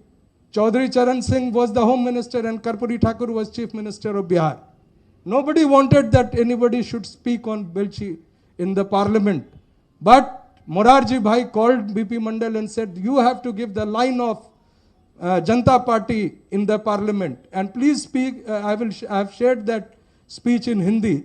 I can share it in English also and send it to many of you. When you see that speech, what you can expect out of a Dalit leader, he was so passionate and saying that people of backward classes, entire and especially Yadav community, have to come forward to defend the Dalits and cause of the Dalits. Then this country will be a very strong country. And that was echoed in every speech he gave in assembly and in every speech in parliament. We have to stand up. I know that the community of backward classes are the people who work with their hands. whether they are Vishkarmas, whether they are Lohars, whether they are tillers of the land, whether they are vegetable growers. All these people have got physical power, and we have to fight with the cause and for the cause of Dalits. Only then the kind of politics which is being in this country, which is a trend by Bharatiya Janata Party and RSS, can be stopped. And this should be there right from Kanyakumari to Kashmir, and from Panaji to Patna, everywhere. Everywhere this should be there. I'm not sermonizing, but I'm echoing the thoughts which I know of Mandalji. And I thought this was the occasion in which we should also know about it. I'll just take 2 more minutes and try to conclude, because my friend Ratan Lal was to speak. My friend Ratan Lal is a very fiery speaker, so after he speaks, anybody who speaks after that in university, in Delhi University, nobody listens to him. So I took the opportunity to speak before him, so that at least my voice can be heard by all the gentlemen over here. In university, there was 13-point roster fight. Reservations was being crushed. I am happy to tell you that 2-3 people, most important people, including Urmileshji, Nawalji, and Dr. Ratan Lal, Dharamveer, Dr. Sandeep, these are the people who fought and compelled Bharatiya Janata Party government in center. There was a Bharat Bandh on 5th March, which was absolutely successful in Uttar Pradesh and Bihar. Akhileshji was in doldrums, but all the people of Samajwadi Yuva Sabha, they jumped and stopped the trains in Azamgarh, in Ghazipur and Devariya and all these places. And we won that fight. That sort of spirit will be the part of declaration of Guntur. And I think I appreciate, we will have questions at the end. But one question which was put up by a friend from Tamil Nadu, that there should be a resolution today, and please share it, all of us should share it, that any political party which does not allow caste census is anti-OBC, is anti-SC, anti-ST, and anti-national, because they don't want the development of all people together. There were many things which was more academic sort of things on caste census, which I have not spelled out, but if Dr. Sandeep wants a written submission for the cause of documentation of this international conference, I'll submit it to him. But before that, let me tell you one thing, that Shri Urmileshji rightly said, Bharatiya Janata Party has deferred census till 2024. आज तक 1873 से लेकर सिर्फ एक बार 1941 में, when there was Second World War, then census was held in 1941, but the report was not published. आज तक every 11th मतलब 1911, 1921, 1931, 1951, all census have been held on time. For the first time, not only constitutional establishments like Supreme Court, High Court, RBI, banks are being sold off and they are being destabilized, but even a national census, a very important thing to know the condition of the people. You know one thing, that the BJP government has stopped counting the unemployed. They have stopped even counting the Department of जो हिंदी में सांख्यिकी विभाग कहते हैं, they have that ministry has stopped taking counts on people's hunger index. When an international body says that hunger in India has increased 10 times more than what was it before, and it is below Bangladesh, it is below African countries like Sudan, then BJP people start giving in social media that all foreign hand is there to crush BJP. If there is Hindenburg report, they say that all foreign hand is ready to crush BJP. But let there be a Hindenburg report on EVM. I will tell you, the whole nation and the entire world will be more shocked than what they were shocked by the Adani scams of 2023. The EVM is the power of Bharatiya Janata Party. No power of the people is there with them. Let all castes have different political parties, and let Bharatiya Janata Party also contest. With all its money it has robbed from the people, they will lose the election. They will just have the same figure they had in 1982 when they were just two people, in 1984 when they had just two member parliaments, and that too one of them was from South India. So my appeal also to this conference is that there should be a resolution, that there should be a proper analysis of the working of EVM, or it should be banned. Thanking you. I have taken your time, but I again want to thank all the honorable justices and most important dignitaries, especially those who have come from Tamil Nadu and Andhra Pradesh and Uttar Pradesh, far off Uttar Pradesh, who are here for 3-day deliberations. But the most important deliberation is going to be held today, because we have very important people who have just spoken right now, and most important people are there to come in the afternoon session also. Thank you, sir. And before leaving, let me say Jai Bhim, Jai Mandal, Jai Samvidhan.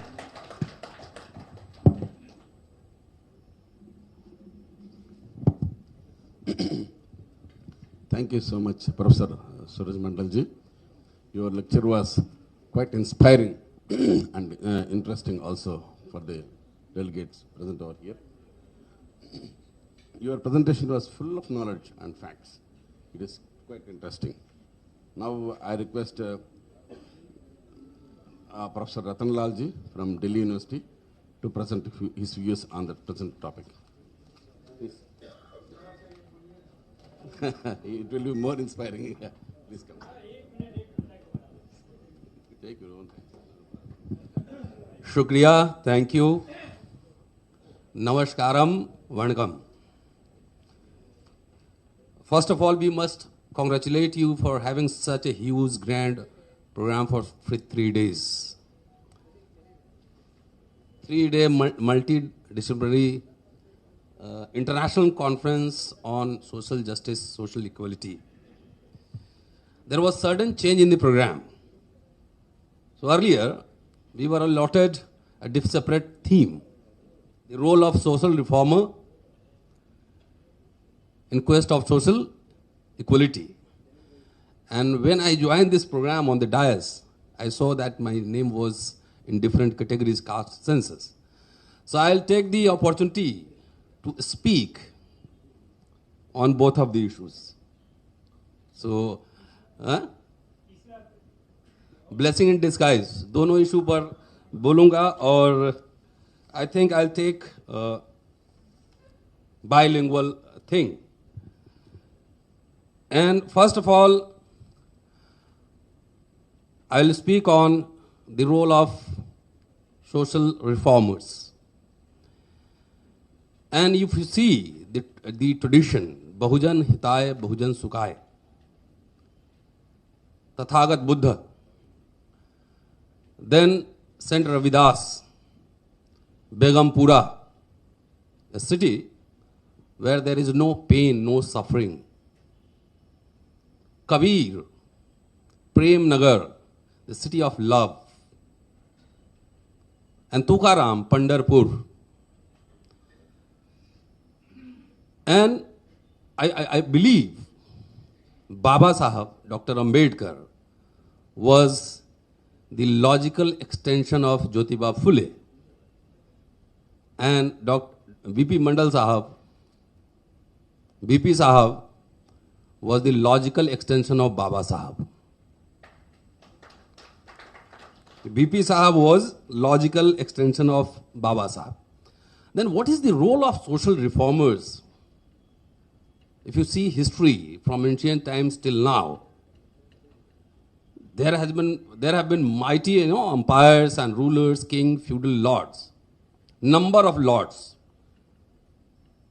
Even during Jyotiba Phule, hundreds of riyasats were there. During Ambedkar's time, during British rule, more than 500 riyasats Naval ji political science के हैं, ये correct करेंगे अगर मैं. But the era is known by Jyotiba's name, Kabir's name, Ravidas, Saint Ravidas, and Tathagat Buddha से जो राजा जो होते थे, they were used to take suggestion from Tathagat Buddha. So what is the point? Dr. Ambedkar's philosophy.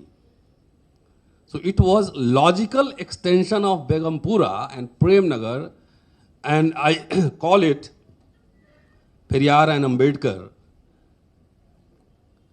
They had the agenda to establish the Nyaya Nagar, the city of justice.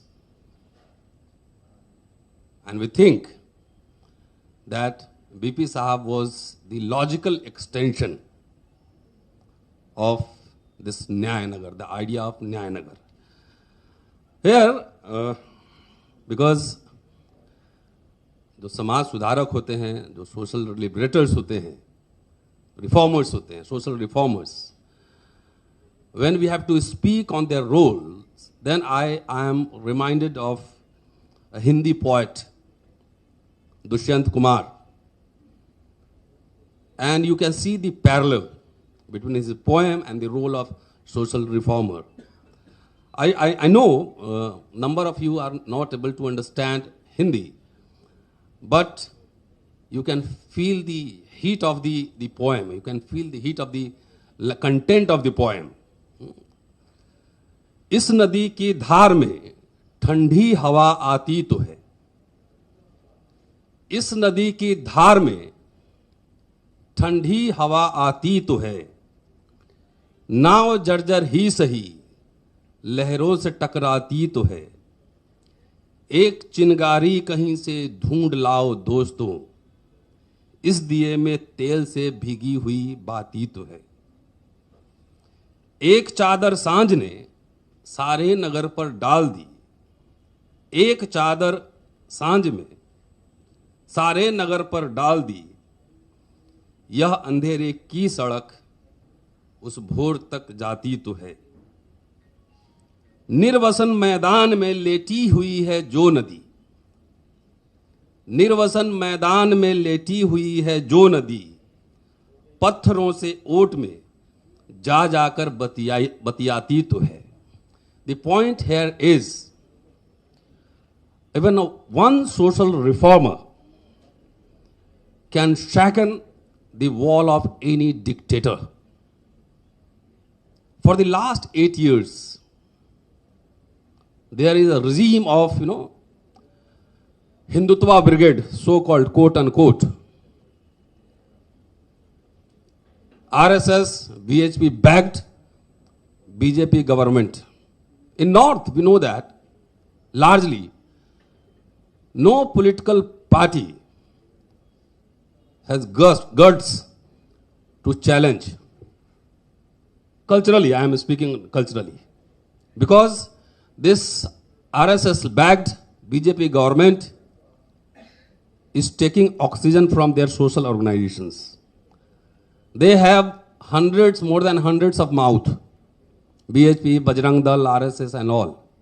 But social activists constantly, despite they are being harassed by the police, the administration, there has been arresting of advocates, journalists, academicians, all. They are fighting on the streets. We have two examples. In 2018, without any leadership, there was a Bharat Bandh on the issue of Atrocities Act, and Suraji has talked about 5th March 2019. Definitely, the roster movement was supported by RJD and Tejasvi Yadav, but some of the political parties who claims to be a party of social justice, they were silent on this. So ultimately, this movement was led by the social activists, the academician, the journalist, and some of the advocates, students, and all. So, can we take a decision in the Guntur declaration? I have one suggestion on caste census. Are you comfortable with this hierarchical, Brahmanical system? If you are okay, fine. And where is the problem? I am trying to find it out. If you are comfortable with unequal, hierarchical, Brahmanical system, quote unquote, Hindutva, then I don't think we will able to achieve this demand of caste census. Surajit talked about religion as opium. There are different religions, there are different punths in India. Baba Sahib adopted Buddhism. So you have to give a slogan. If you are with no caste census, then we will not give you a vote. Can we do this? So what is happening is, during the time of election, two themes comes in. One, Rashtravad, nationalism, and I believe the slogan given by this government, the central government, is not Rashtravad, it is a fictitious Rashtravad. We are the original Rashtrvadis. How dare Mr. Adani, when there was, Hindenburg report, he said, it is attack on Indian government. How it is? Mr. Adani, whatever you are earning, are you paying to the government of India? So कहां से ये confidence आ रहा है? From where he gets the confidence कि वो भी जो देश को पूरा चूना लगा रहा है, plundering the entire public money, and he is saying Rashtravad, nationalism. So I believe this is a fictitious kind of nationalism. And second thing is, we are Hindus, all Hinduization. And some of our, backward friends, they always claim hierarchy mein maza aata hai. And I'll quote B.P. Mandal Sahab, two speeches. One in 1952, given in the Bihar Vidhan Sabha, and one speech in Parliament when he was a member of Janata Party, about which Dr. Suraj Mandal was speaking. And what I said, कि B.P. Mandal Sahab was logical extension of Baba Sahab. These two speeches will confirm this. So, the point here is that you have to take position. Dr. Ambedkar wrote a message to Maratha Temple. That was the magazine published by the Maratha. The editorial team requested Dr. Ambedkar to write something about the Maratha Temple magazine. He wrote 3-page message. And he argued that we have two options, because where is the problem? Intermediary caste number is more than 52%. More than. And South, there are prosperous people also as compared to North India. So where is the problem? The problem is कि upper caste का आनंद भी लेना है. You have to enjoy the status of upper caste also sometimes. And sometimes we demand for yes, we are backwards. So this point was highlighted by Dr. Ambedkar in 1930s. These two things cannot go together. ये दोनों बातें एक साथ नहीं चल सकती है. ये प्रॉब्लम तलाशने की मैं कोशिश करता हूं as activist, as a researcher. ये तो कैसे संभव है? How it is possible? The community which is having more than 50% population is just demanding मुझे मंडल कमीशन का रिकमेंडेशन दे दो, मुझे दे दो. Only 5% recommendation has been implemented. Only 5%. Less than 2 recommendations? Less than 2 out of 40. So if you calculate percentage, then it comes to less than 5%. So the community which is having, more than half population of this country are asking, demanding, repeatedly demanding, मुझे दे दो, दे दो, दे दो. दे दो नहीं, ले लो. Just snatch it. छीनो. तब बात बनेगी. So Dr. Ambedkar highlighted this point in 1930s. कि वो have मराठा को एड्रेस कर रहे थे, मराठास को, कि you have 2 options. Either you join the upper file and rank, उसमें ज्वाइन करो, या फिर जो शेड्यूल कास्ट शेड्यूल ट्राइब है उनको ज्वाइन करो. यही 2 ऑप्शन है.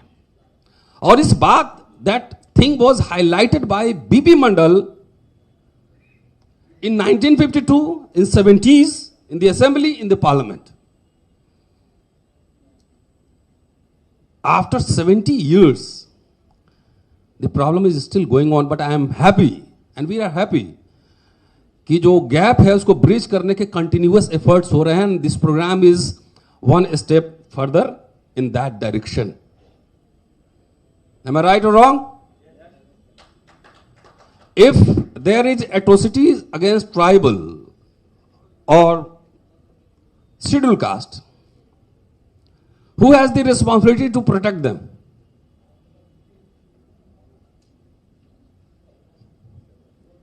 That point was highlighted by Dr. Ambedkar, the point was highlighted by B.B. Mandal Sahab and so many others.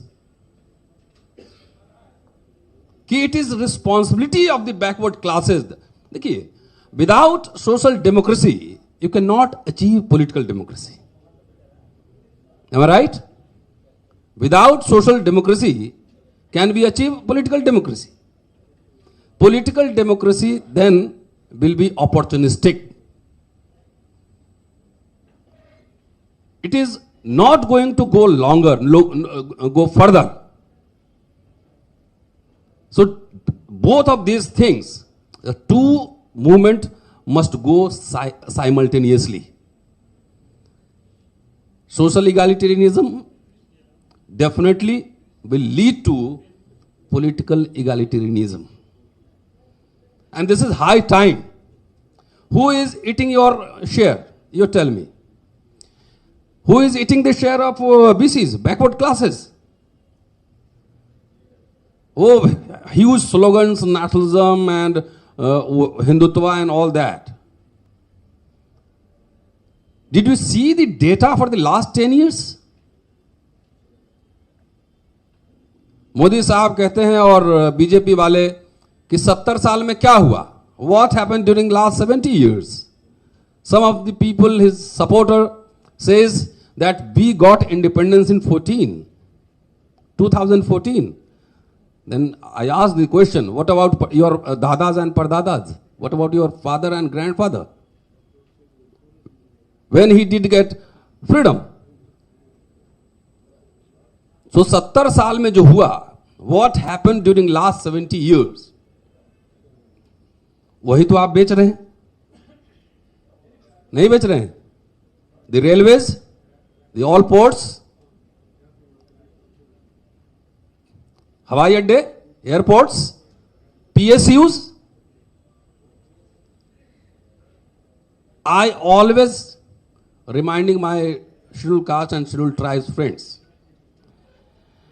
कि जो 70 साल में जो कोट टाई आया है, during last 7 decades, a middle class of scheduled caste, scheduled tribe and backward classes after 90 was created. historian has to analyze the things in the time and context framework. The middle class was created. We have not been educated in public schools, DPS and modern Barakhamba and all. We did our education in villages. Still, we are wearing a good clothes, speaking English, writing English in the both. So how did this come about? It was because of the public institution that was established and created in the last 7 decades. It was because of PSUs. It was because of universities and IITs and medical colleges. We have been able to create a number of middle class, English speaking, wearing tie and coats, having luxury cars. And what is the philosophy of Manusmriti? The philosophy of Manusmriti is कि शूद्रा को कोई property नहीं होना चाहिए. शूद्रा को क्या, शूद्रा आप भी है ना, बैकवर्ड है Shudras. Untouchables are the present scheduled caste and अति शूद्र, and the backward is शूद्रा. तो मनुस्मृति क्या कहता है? Manusmriti categorically says, mention that there must be hierarchy in the judicial procedure. For the same crime, the Brahman will get another punishment. Justice साहब बैठे हुए हैं तो वीरेंद्र यादव साहब, हाँ, यस, और गांव से बाहर कर दो, हाँ, नाखून काट दो सिर्फ. And for the same crime, the Shudra has to face a different punishment. So every political party is having political philosophy that a social scientist, that a social activist must understand. The people who were fighting national movement, you remember, the people who were leading national movement were mostly advocates, barristers, educated in England or Germany or France, Western educated, English educated, who were trained in, welfare state, parliamentary idea of parliamentary democracy. So first it was fought in the Oxford and Cambridge. You remember, पहले सेनापति commander in chief तैयार करिए, तब सेना तो रातों रात बहाल हो जाएगी. Why this government is desperate to destroy all public institutions? I'll tell you, and it has connection with caste census. So Gandhi, Ambedkar, Jawaharlal Nehru, Rajendra Prasad, Tilak, there was ideological difference, no doubt about this. Differences, the Gandhi Ambedkar जो fight है, उससे ज्यादा गांधी और कांग्रेस की critic किसी ने नहीं की. Nobody dared to critique Congress and Gandhi as Dr. Ambedkar did.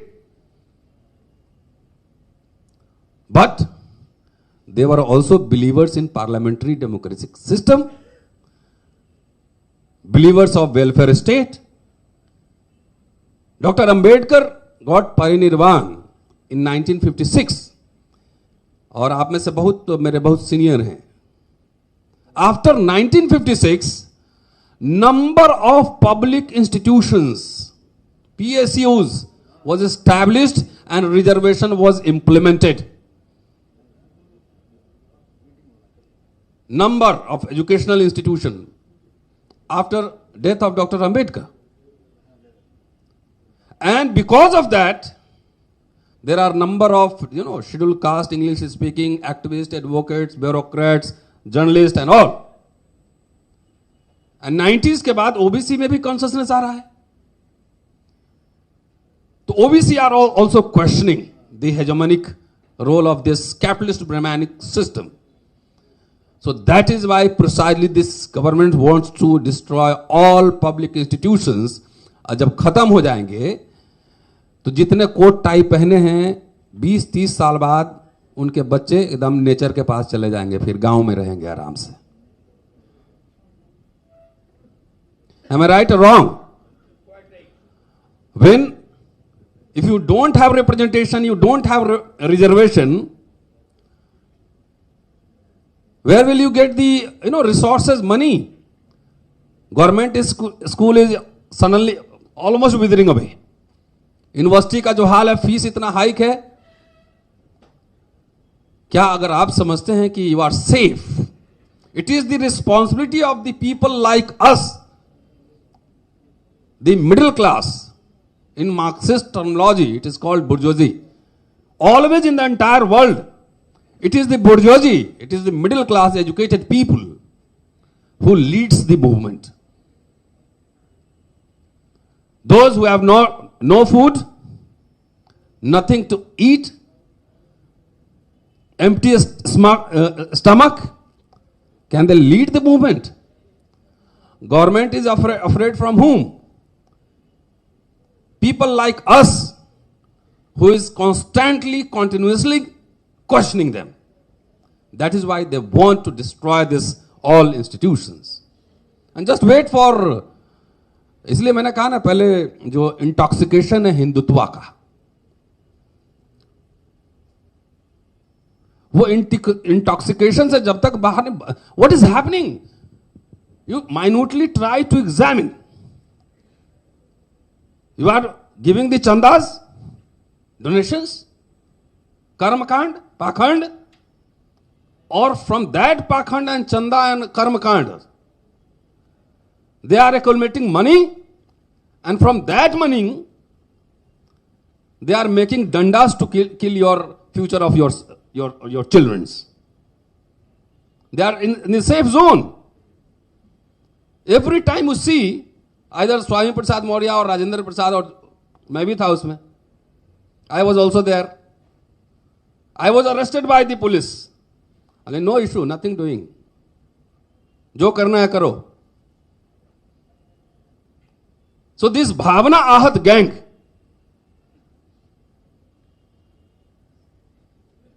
they are eating your share of your future generations.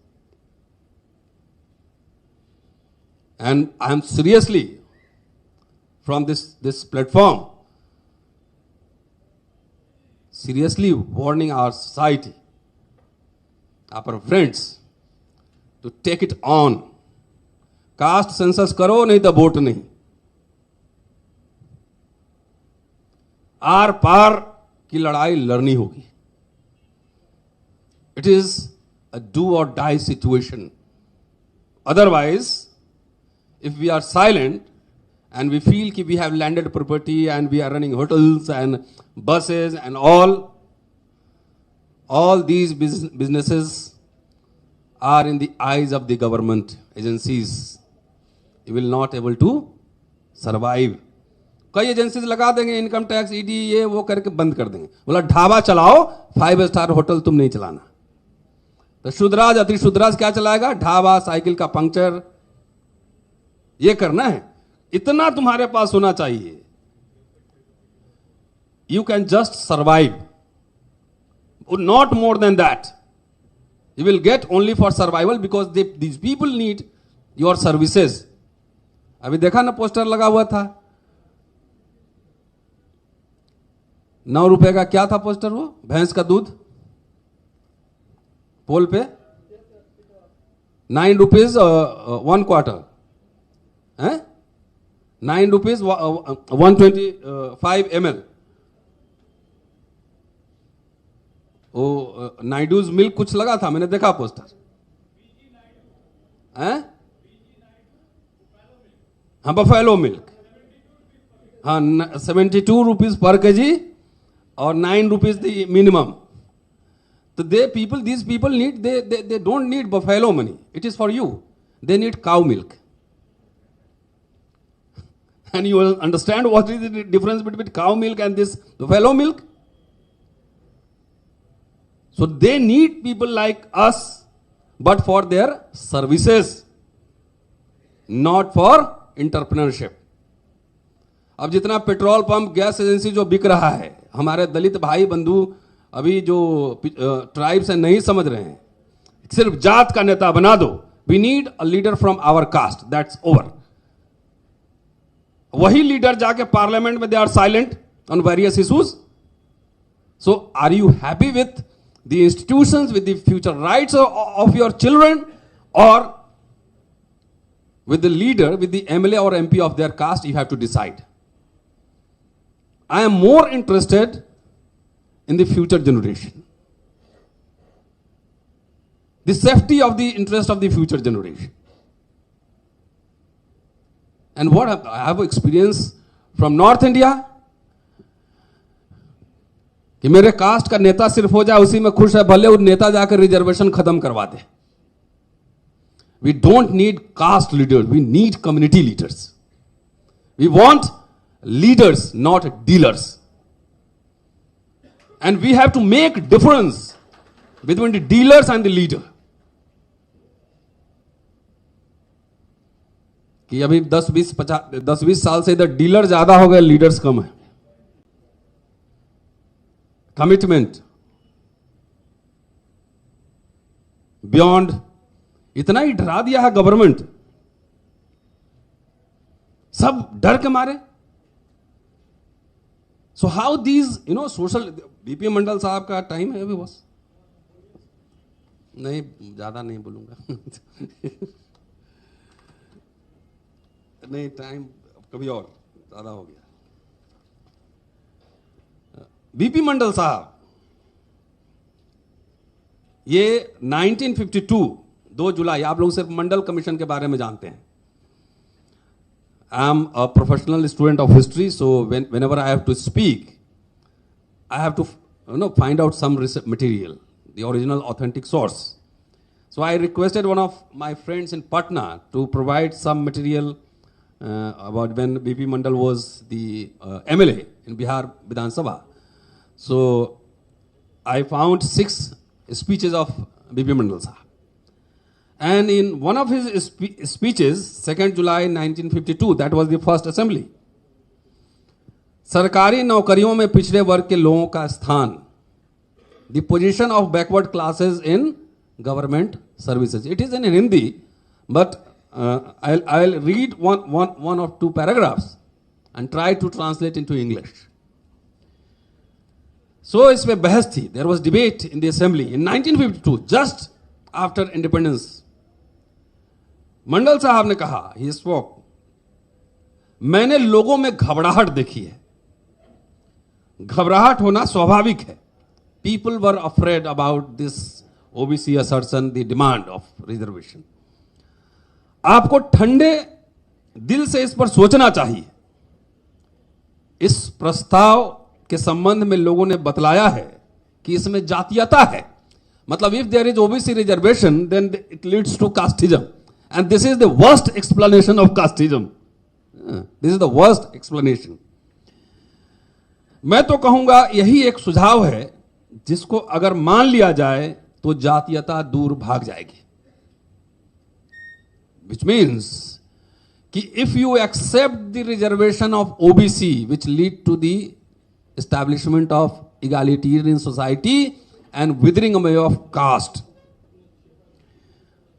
उपाध्यक्ष महोदय, इनको कंफ्यूजन करने की कोशिश की गई है. मतलब अफर्मेटिव एक्शन को कास्टिज्म से जोड़ा है. उन्होंने इकोनॉमिक एक्सप्लॉयटेशन की बात भी इसमें की है. लेकिन भारतवर्ष दुनिया के अन्य देशों से भिन्न है. इस देश में इकोनॉमिक एंड सोशल एक्सप्लॉयटेशन दोनों है. Social and economic exploitation both are here. My country, India, is different. He further says, आज हमारे देश की जनता दुखी है. मैं कहना चाहता हूं कि अगर आपको सरकार चलानी है, if you want to run the government, देश को बचाना है, if you save the country, राष्ट्र को सुखी बनाना है, तो इस जातिवाद को दूर भगाइए. Just do away from this casteism and he give data. आज कोई लीडर बोलने की कोशिश करेगा, हिम्मत करेगा, ये मैं नहीं समझता. Further what he further said, हमें किसी जाति से दुश्मनी नहीं है. So no caste is our enemy. इन 4 जातियों में से 4 जाति की बात कर रहे हैं. अजय भाई एमएलसी हमारे बैठे हुए हैं, सीनियर हमारे हैं, मित्र भी हैं. हमें किसी जाति से दुश्मनी नहीं है. इन 4 जातियों में से कई हमारे दोस्त हैं. 4 अपर कास्ट की बात कर रहे थे बिहार में, ब्राह्मण, क्षत्रिय, कायस्थ और भूमियार. कई हमारे दोस्त हैं जिनके लिए अगर जरूरत हो तो मैं जान दे सकता हूं. I can give my life for them. So we are having friends from upper caste also. Doctor Ambedkar के टीम में भी अपर कास्ट दोस्त थे. मैं देखता हूं कि सर्विसेज में, अब आइए काम की बात. मन की बात बहुत होती है देश में, मन की बात, काम की बात नहीं करते हैं. हम लोग काम की बात करते हैं तो इसलिए टेंशन है. मैं देखता हूं कि सर्विसेज में 90% रिप्रेजेंटेशन सिर्फ 4 जातियों का है. 90% people in the services are from upper caste, for upper caste only. Cabinet को ही लीजिए, कैबिनेट, फर्स्ट कैबिनेट. अखबारों में निकला था कि जाति के आधार पर ही कैबिनेट बनाया गया है. So it was reported in the newspaper that this cabinet was formed on the basis of caste. तो मैं कहना चाहता हूं कि जाति की आबादी के आधार पर 60 या 70% जिनकी आबादी है उनके लिए जरूरत है रिजर्वेशन किया जाए. ही वॉज टॉकिंग इन 1952 कि those the people who are having 60 to 70% of the population, there must be reservation for them. 52 में बोल रहे थे, 1952. आपको मालूम है कि आजादी के लड़ाई में उन लोगों ने कंधे से कंधा मिलाकर साथ दिया था. They fought together, national movement. Constitution के आर्टिकल में 16(4) में यह प्रोविजन है. तो हमारी सरकार को इसमें कोई कठिनाई नहीं होनी चाहिए कि कुछ जाति के लिए रिजर्वेशन कर दिया जाए. Ambedkar was alive at that time, so you can see the impact of Dr. Ambedkar's movement of egalitarianism in his speech. ऐसा कर देने से लोगों में विश्वास हो जाएगा कि कैबिनेट के ऊपर जातीयता का चार्ज लगाना ठीक नहीं है. उस समय Shri Krishna Singh was the chief minister who belonged to भूमियार community of Bihar. उसको ये एड्रेस कर रहे थे. अभी भी देहात में लोग ये कह देते हैं कि अंग्रेजी राज ही अच्छा था क्योंकि ऐसे मामले में वे जस्टिस किया करते थे. Still we can find people कि जो ये बात कह सकते हैं. Doctor Ambedkar talked about constitutional morality. He wrote extensively. ये कानून में समानता होना अलग बात है. Equality before the law and equality before the administration, ये 2 डिफरेंस को समझना होगा. ये कानून में तो है, सब सेफ है, सब वो एवरीथिंग इज देयर. क्या डीएम और एसपी और कमिश्नर के पास सेफ सब एक है एसओचओ के पास? डॉक्टर अंबेडकर रोट कि ज्यादातर पुलिस मजिस्ट्रेट कर्मचारी भ्रष्ट होते हैं. They are corrupt. If these people are corrupt तब भी कोई बात नहीं, कोई भी आदमी उसको पैसा दे सकता है. लेकिन they are not only corrupt, they are biased also. When there is a case of scheduled caste or scheduled tribe or backward,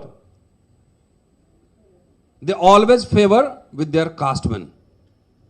So they are biased. There is no equality before administration. ये morality की बात है. तो दोस्तों, ये चलते चलते जो बात 77 का जो भाषण है, and we procured it from the Parliament Library. And it is a good speech. The kind, because Surajji has already spoken about that, so I am not going to repeat it. But the kind he spoke, he categorically mentioned about promotion in reservation, the behavior of upper caste officer, how they are, spoil the service book of the people coming from lower caste. He categorically mentioned in that. And interestingly, he was the member of Janata Party, member of parliament, और अपनी सरकार है, ruling party. Janata Party government was there. B.B. Mandal Sahab, member of parliament of Janata Party. And you can see the speech, his part 3 or 4 page speech. They bombarded, he bombarded, Mandal Sahab bombarded his own government on the atrocities. कहा कि कांग्रेस का rule है और south है, north है, इससे नहीं चलेगा. You have to take responsibility. Or especially it was appeal to the backward people. You come forward to protect these people. और वो मोरालिटी पे वो भाषण है, स्पीच है.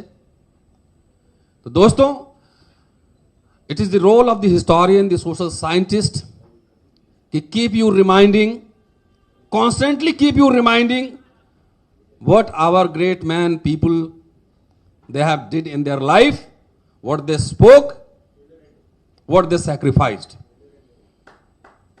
Constantly. So, my last point is the role of institutions. The role of institutions. If we see the journey of Dr. Ambedkar, more than his political activism, he established institutions.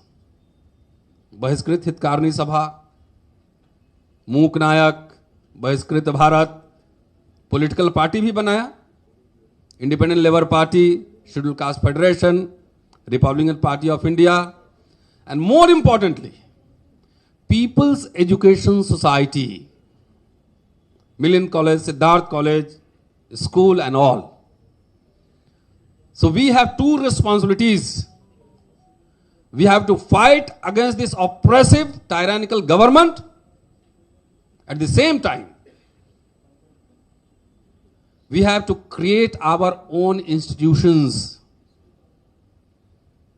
I'll give you a few examples. If you don't have chartered accountant,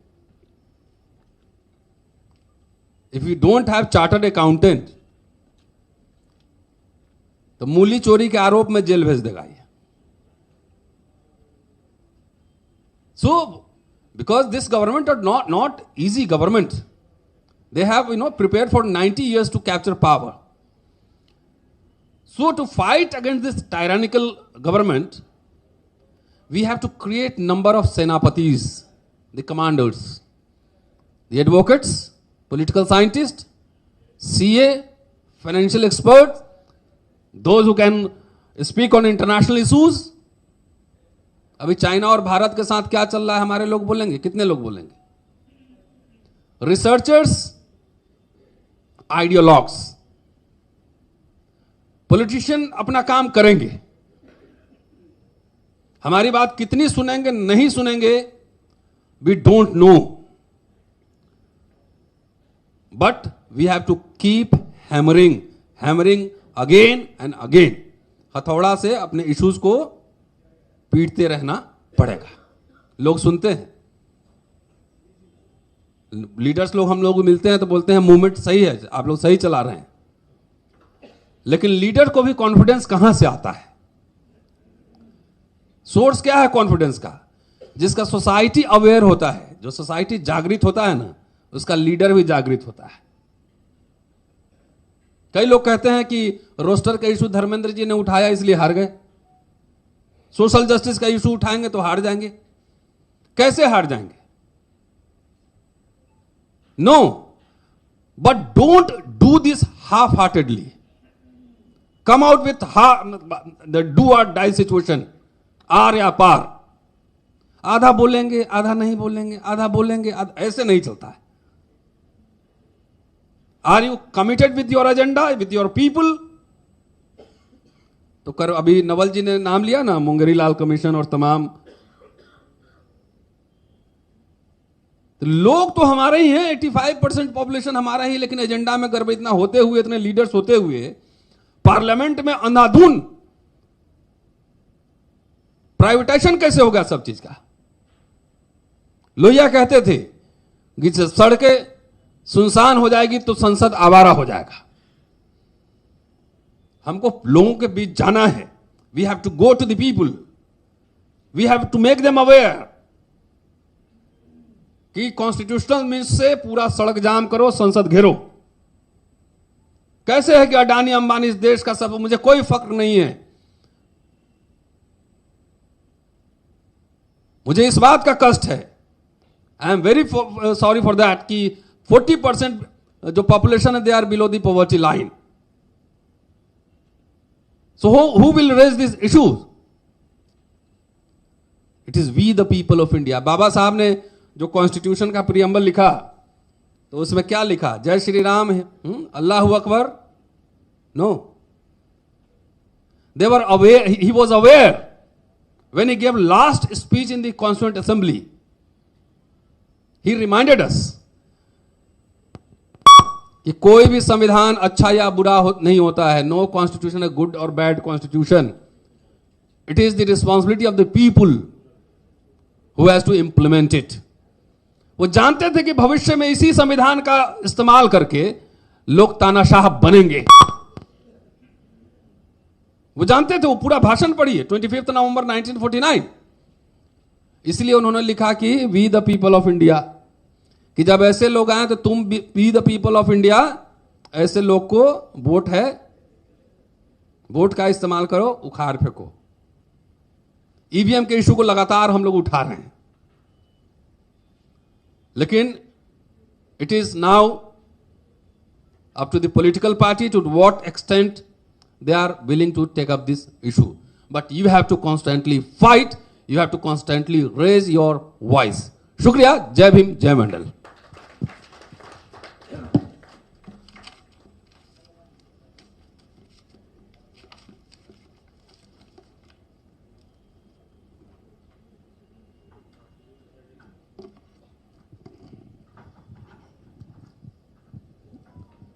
Thank you so much, Professor Ratanlal ji. Your views are really wonderful. How this monetization, that is selling of the PSs, are affecting the people, especially the OBCs and unprivileged. And your yeah, okay. I was thinking of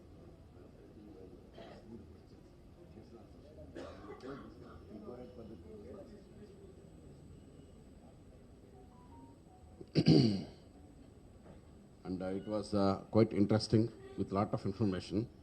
And once again, I thank you for your inspiring speech. It enlightened us a lot. It was quite useful for all of us. Now, we will start the for the discussion and question answer session. The participants and the valuable delegates who are all interested to ask their questions and throw their views can speak now. And the same will be translated into Telugu also, for the benefit of all the participants here. Yes? Sir, we don't have the mic actually, cordless mic. You have to come over here and then speak. Thank you.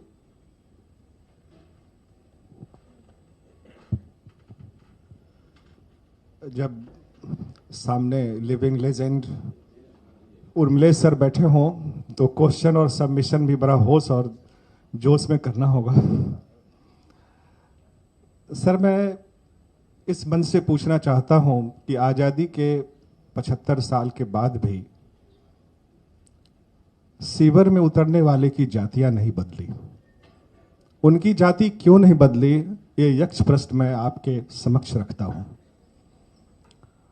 और दूसरी बात मैं कहूंगा कि बाबा साहब का जो सपना था मंडल जी का जो सपना था, कर्पूरी जी ने जो सपना देखा, और आदरणीय लालू प्रसाद जी, तेजस्वी जी और मुलायम जी जिस सपने को जीना चाहते हैं, उन सपनों में सिर्फ हम कास्ट सेंसस की बात करें तो वो बेईमानी होगी. Caste census is an important component, but we have to talk about the recommendation of Mandal Commission, जो उसको पूरे का पूरा लागू होना चाहिए. उसमें नौकरियों में आरक्षण की बात है, प्रमोशन में आरक्षण की बात है, और 20 साल में उसके रिव्यू करने की बात है कि हमें मंडल कमीशन के लागू होने के 30 साल बाद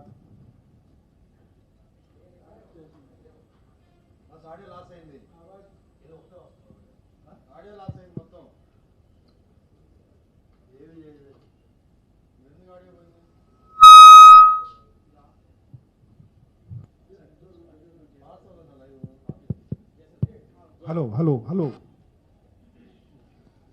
तो मंडल कमीशन के लागू होने के 30 साल के बाद हमें क्या मिला, तो उन 30 सालों का रिव्यू सरकार नहीं कर पा रही है. तो हमें हेलो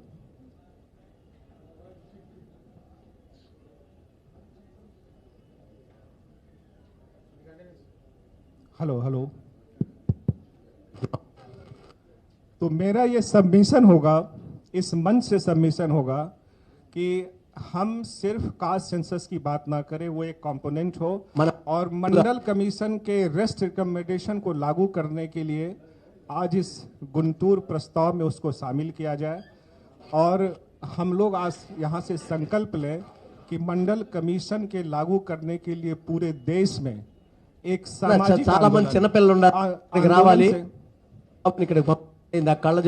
बाबू इंका इधर बाबू अच्छा रावाली.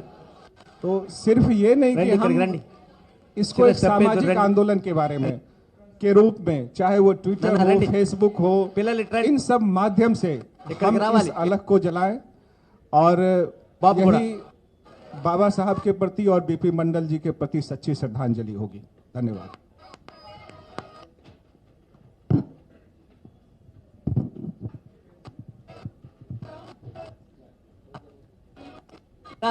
ఇక్కడ వేయాలి to answer this question posed by the delegate. Yeah, ఇస్తాను. అడిగిన ప్రశ్నకు సమాధానం చెప్పిన తర్వాత.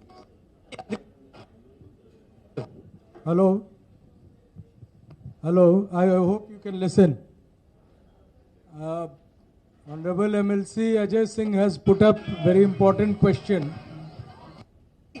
He has said that the recommendation of Mandal Commission report should be part of Guntur Declaration resolution. I think we have to support this. But what Dr. Ratan Lal was saying, I want to put it specifically, if those who use social media, they know the importance of hashtag. When you want to trend something, some issue, you have to use a hashtag. Yani, total thing what we demand, we cannot, everybody cannot give a speech, but we know if I am writing one line in social media and I put a hashtag, no caste census, no vote, or no mandal, no vote. That means whether you are saying in English or Telugu or Tamil or I am saying in Hindi, if we are writing and sharing on Facebook or Twitter or Instagram, which is very important tool of conveying our message to the entire people, because you cannot convey what you will say in media. We are fortunate that YouTube is conveying this live to many viewers in this country. But every time we cannot have this facility. So when you use a hashtag, the message goes automatically. I think all of us, and I will request Dr. Sandeep to make a draft of today's session of Guntur Declaration, in which it should be there that this conference demands that those parties which do not support caste census, the people of backward classes, including SC, ST, OBC, should not vote for them. I think that will, and secondly, we should also say that if Mandal Commission, those who are not favoring and those who are not implementing, we will not vote for them. I think that will be a good message. And if any of my co-speakers want to respond to this, I think we can invite them also. Thank you.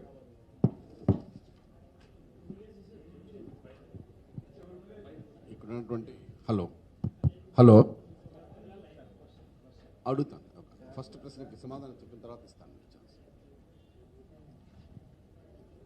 ఇక్కడ ఉన్నటువంటి one of the litigate అడిగారు, మనము ఈ mandal commission recommendations ఏవైతే ఉన్నాయో అన్నీ మనం implement చేసినప్పుడే, గవర్నమెంట్ దగ్గర చేయించినప్పుడే మనము మండల్ గారికి నిజమైన నివాళిని అర్పించినట్లు అవుతుంది అని అడిగారు.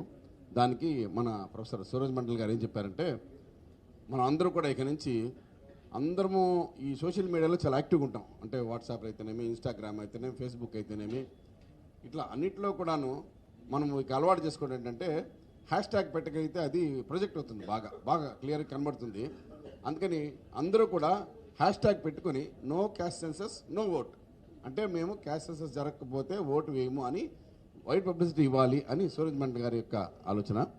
Sir, anybody else can able to support this idea? Yes, Ratan Lal garu ఏమంటున్నారంటే, ఎస్ సెంట్రల్ గవర్నమెంట్లో ఇప్పుడు ఢిల్లీలో ఉన్నటువంటి గవర్నమెంట్ బీజేపీ గవర్నమెంట్ కాబట్టి అది ఇంకా కొద్ది గట్టిగా వాళ్ళకి తగలాలంటే దానికి no caste census no vote to BJP అని కూడా రాయమంటున్నారు రతన్ లాల్ గారు. ఇక నెక్స్ట్ ఎవరన్నా మాట్లాడు, anybody else to convey this? మీరు మీ పేరు చెప్పి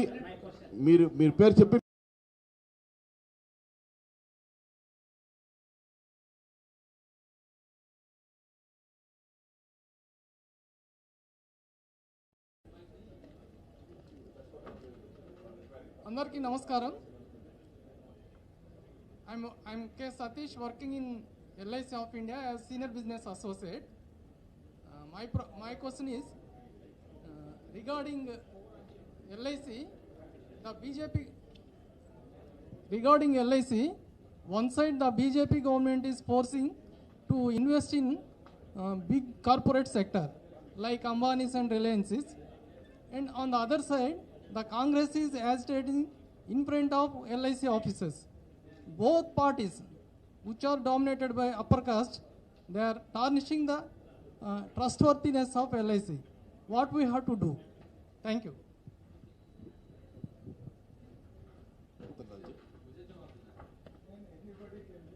Anybody can give.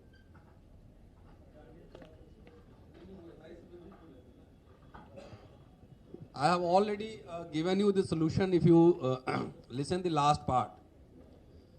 And there are number of trade unions, government employees unions, right? Am I all right? LIC is also having a great union, big union, and you have a fund also in that union. What you have to do is you have to mobilize people, you have to sensitize the issue. Are you getting my point?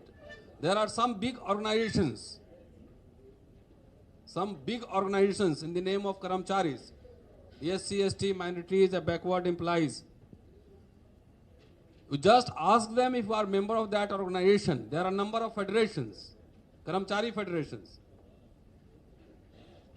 Their first priority is, what is the trade union's first priority? Their first priority is to protect the interest of their members. Am I right? But some big organizations, they are more interested in having political activism. हुक्मरान बनना है देश का, अपनी नौकरी बच नहीं पा रही है,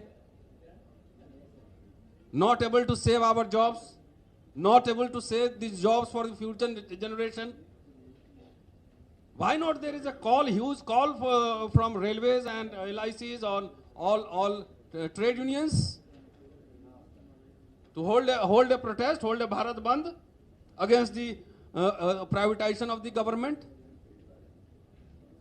This question may be asked to the people who are running these organizations. We are independent, we are small fry. We have nothing. We have simple ideas. Am I right? So go and ask your people. All there must be, meeting national convention, huge convention in Tal Katora Stadium by all trade unions. No, just wait. What most of these people, I am critic, so मैं अब गाली भी खाता हूँ critic करने से. You hold national convention, 5 star. सड़क पे स्वेट करने में दिक्कत हो रही है क्या? सड़क पे स्वेट कौन करेगा? स्वेटिंग होगा ना, पसीने निकलेंगे, थोड़ा डंडे भी चलेंगे. To hold national convention, having good lunch or dinner one day in the entire area and go bye Tata. Am I right or wrong? You tell me. So if your job is at the stake, if you are not able to save your job, what can you do for the society? This is a general question. And जब मैं कहता हूं, बोलता हूं दिल्ली में, तो जितने बहुत सारे ट्रेड यूनियन वाले मेरे से नाराज हो जाते हैं, मेरे खिलाफ कैंपेन चलाते हैं. अरे मैं अपने लिए थोड़ी कह रहा हूं. You save your job first. तो नहीं, हुक्मरान बनना है, देश चलाना है. तो देश कैसे चलाओगे बता लो पहले. So these questions may be raised to the appropriate platform, right? We are giving just ideas. और सुन लीजिए सर, हमारे सोसाइटी के लोग जो है ना, the officers and all middle class, they thinks that the ideas they come free of cost. No sir, हम लोग फ्री में चाहते हैं ना कि इंटेलेक्चुअल्स एक्टिविस्ट लोग का काम फ्री का है. और आरएसएस बीजेपी पूरा थिंक टैंक बैठाती है, स्पॉन्सर करती है. हमारे यहाँ कोई सिस्टम नहीं है.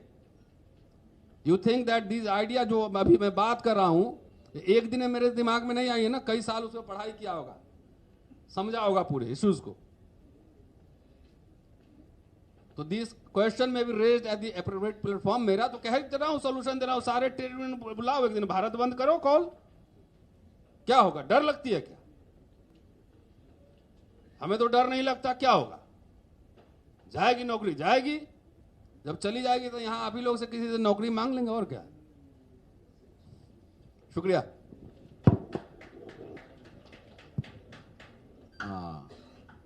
ఈ పాయింట్ ఆల్రెడీ రతన్ లాల్ గారు చెప్పారు బ్రీఫ్గా. ఏ పాయింట్ అయితే మనం ఆల్రెడీ డిస్కస్ చేసామో వాటిని దయచేసి అడగండి. It's sincere request to all the participant not to repeat the question on the issue which is already covered during their presentations. Next.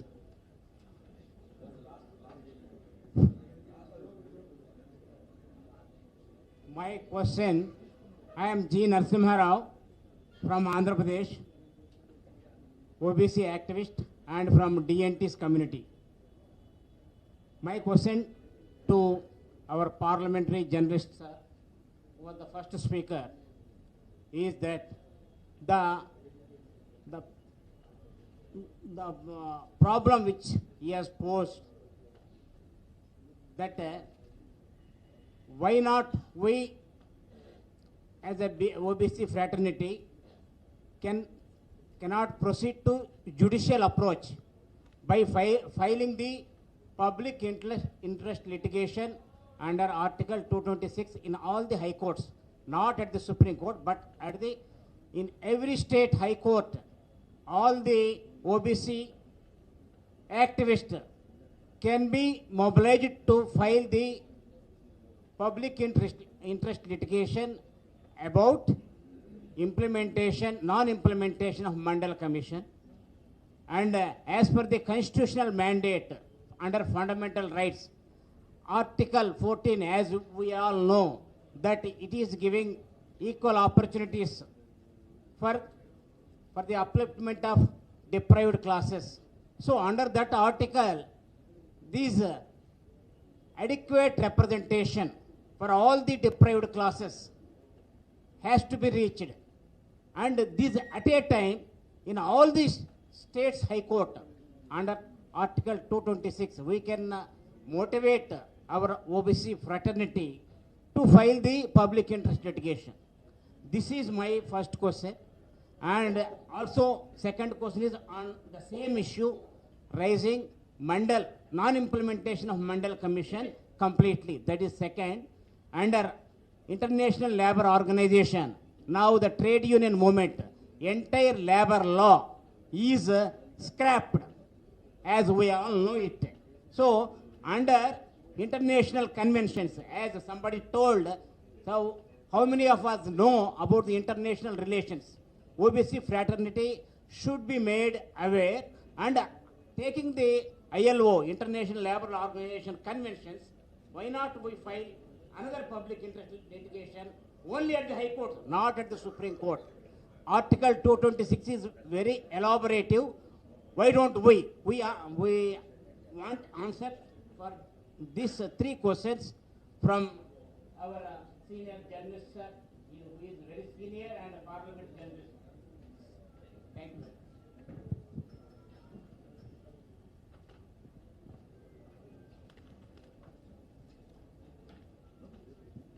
Yeah, thank you. Thank you very much for this question. I have a very, I appreciate your question, but I have a different opinion and observation in the light of my experiences of judiciary. If you go through the history of judiciary in India, with very few exceptions, the battle of affirmative action in India was never won in the judiciary. It was only the people's struggle, awareness of the people, political initiative by different political parties, commissions, and the governments. Only these were the main instruments when affirmative action issues were addressed. I know, you know, everybody know that still battle is on. We have not achieved what should have achieved by us during last 30 years, 40 years. So going to judiciary and file PIL in many high courts, I have very doubt.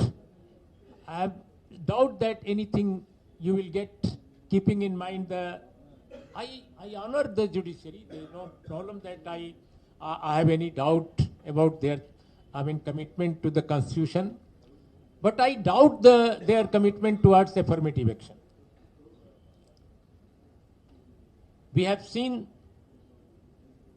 many other things in judiciary what happened, and those questions were not directly related to affirmative action. When Mrs. Gandhi government nationalized banks, what happened in the judiciary? It was rejected. And during the Privy Purse, when the government stopped giving Privy Purse to the states, it was again the reaction of response of the judiciary was the same. On both occasions, Mrs. Gandhi, she resorted to parliamentary initiatives, one after election and second after ordinance. So this we have already seen in the history. And thirdly,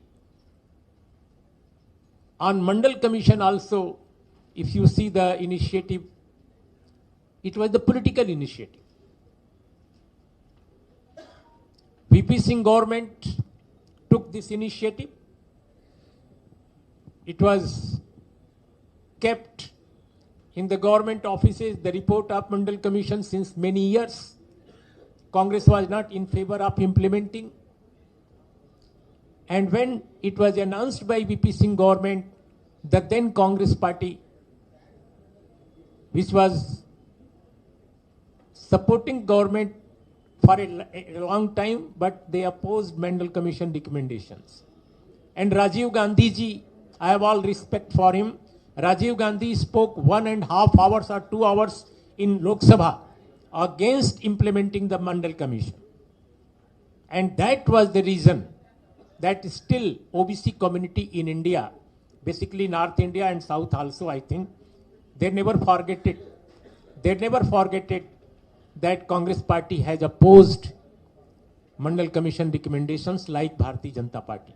And that is why still Congress party doesn't win the confidence of the people of OBC, despite of their many efforts since last few years. Now Congress party is not repeating the same mistakes and same things. It's a good thing. I appreciate it. I think again people of this country, particularly the oppressed people, OBCs, SC, ST, they should get united to execute, to implement all those things which are pending since many years related with affirmative action. I do not think that judiciary is the right forum for implementing these things. And secondly, you have mentioned about Article 267. There is another article, Article 39. That is very important article. That is part of the directive principles. But still, people do not understand that there are many articles in the Constitution which are very important. But this government, on the basis of their so-called mandate, they do not consider at all the provisions of those articles. What our friend Ratan Lal ji said, that privatization is taking place. So privatization, why this privatization is not stopped in the light of constitutional provisions? Article 339 is there, because that is directive principles. So I think people, if they get united and with a positive agenda, they go to the streets, they go to the parliament, they go to the assemblies. That is the only, way out to achieve the victory on these issues. There is no other way, in my opinion. I am not a political person. I am not a political activist, but I do support the political initiative. So this is the thing. And secondly, international law is good for propaganda. But what we will achieve? In the context of India, international law will not do anything. There is no, international forums are not the right platform to get things done in India. Protect the labor laws. Indian labor laws. They will say that the Parliament of India is the supreme body to take actions or legislate. Make law. It's not the international platforms. They say we want to change the labor laws, and they are changing. They are changing every time, and nothing is happening because they have majority in the Lok Sabha, and now they are manipulating the Rajya Sabha also. So what is the main thing is how to increase the number of the people in Parliament. Those who go for the constitution, those who go for favoring the constitutional provisions. Yeah. Secondly, someone, I think our friend Ajay ji, he said about 30 years review on 30 years of Mandal Commission. It's a good suggestion, but who will do? The present regime, they don't want to take name of Mandal Commission.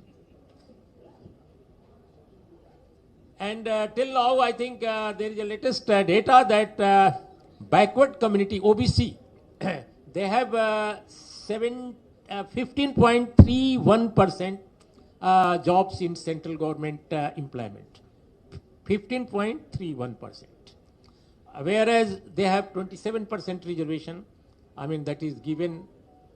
And in A services, this is 6.9%, B grade services 7.3%, C grade services 17%. So in totality, I don't know the data is updated or not, but I just saw one data. So it says. So there are many other things, because of this privatization and all, now reservation is going to be the irrelevant. Day by day it is getting irrelevant. So, and still in the private sector there is no reservation, for which UPA regime assured.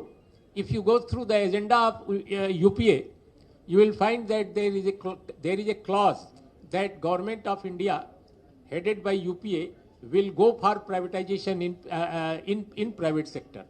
But now even the constituents of UPA, major political party, that is Congress, they don't mention about all these things. So this kind of public opinion, if we go for many places, seminar, conferences and all, political parties can be also pressurized by the intellectuals, by the students, by the youth. One seminar, one conference is not enough. In my opinion, throughout country, such conferences, such seminars, such deliberations must take place. A kind of atmosphere should be created so that political parties also get pressurized by the people. This is also a people's forum.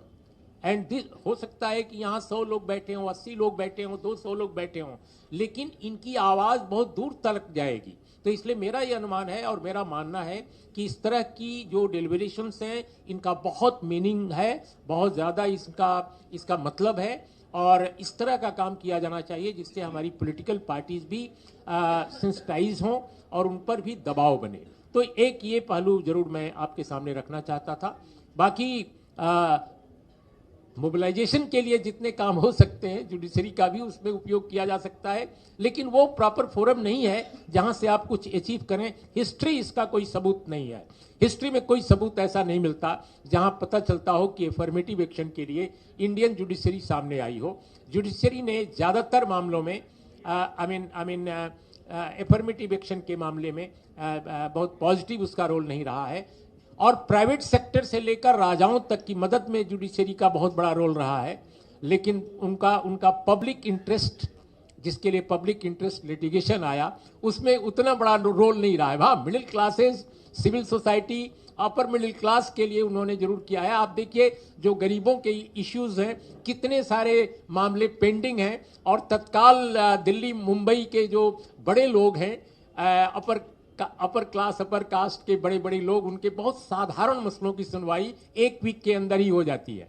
तो मैं judiciary पर कोई सवाल नहीं खड़ा कर रहा हूं, but I have every right as a citizen of this country to raise this issue कि आखिर आम लोगों के सवाल क्यों जुडिशरी में नजरअंदाज हो जाते हैं और खास लोगों के सवाल कैसे इतने महत्वपूर्ण हो जाते हैं. तो these are some of my observations.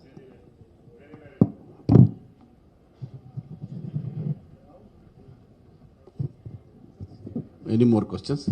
Due to paucity of time, we are now permitting for the last question. We are running short of time, as well as 2 more sessions are to be completed by the stipulated time. Please, sir, come and raise your question. I am Shankar Patra from Odisha, President of State OBC Manch, Odisha. I served as Deputy Superintendent of Police, CID Special Bench,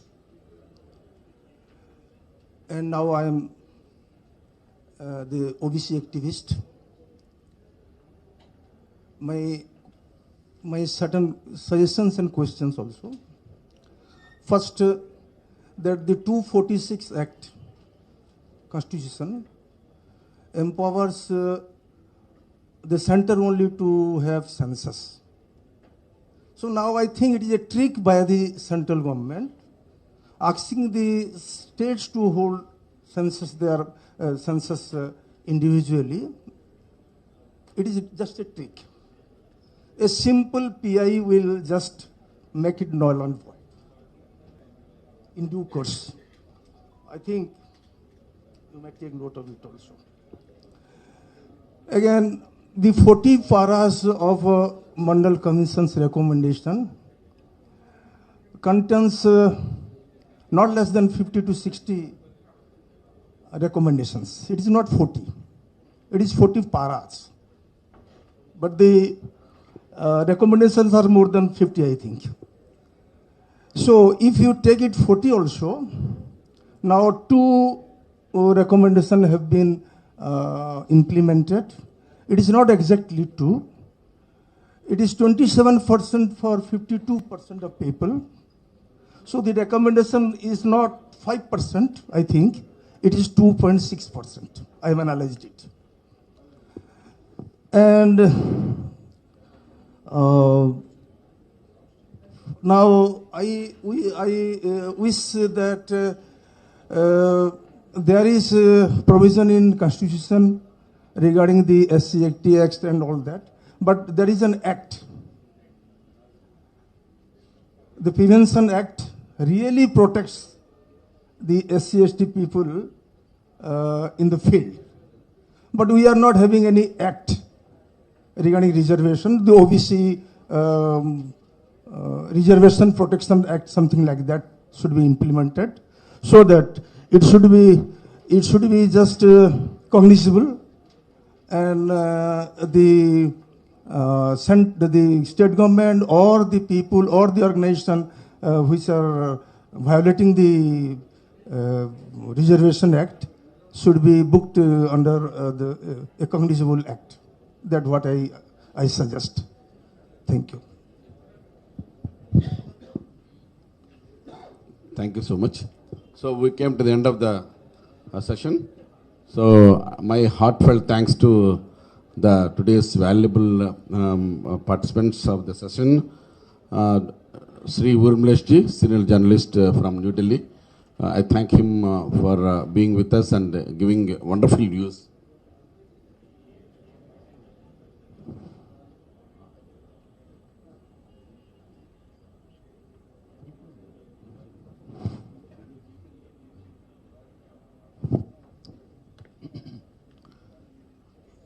Then Professor Venugopal for giving his valuable views on this today's topic, and Professor Naval Kishore ji, Ratan Lal ji, and then Suraj Mandal ji for their patient presence here, and they giving valuable session and making this total today's topic more enlightened among the participants. Thank you very much. Thank you, all and all.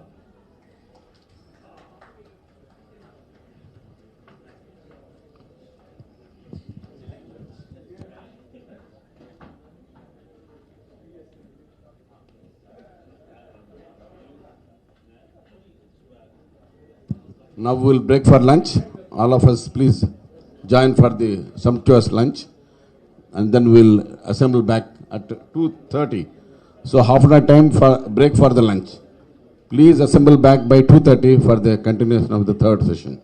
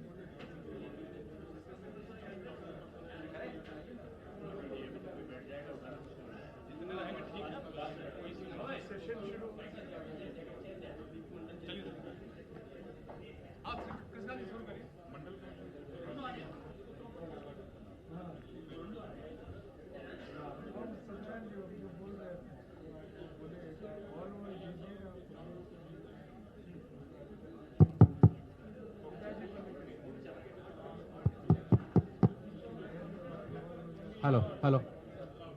It's working? Hello. Hello. Good evening to one and all.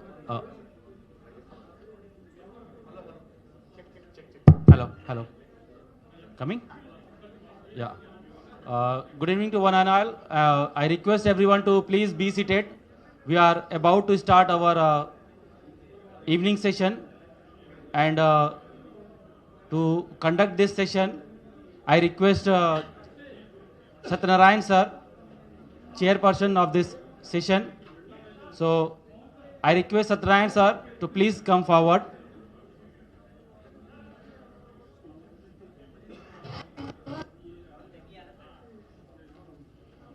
Hand over to you, sir, please.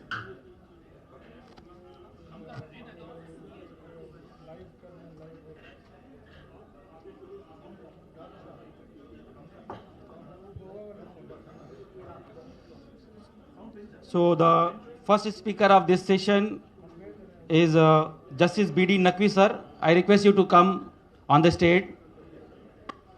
Please come, sir. The second speaker is Sankar Patra sir. I request you to come on the stage. The third speaker of the session is Dr. Ajay Kumar Yadav sir from BHU. I request you, sir, to please come on the stage. I request Samarjit Behra sir from Odisha. Please come on the stage. I request Raj Bahadur Yadav sir to please come on the stage. And Sri Narayan Yadav from Gazipur, senior leader Samajwadi Party. Please come on the stage. With this, I hand over this mic to chairperson of this session, Satyanarayan sir, to proceed forward.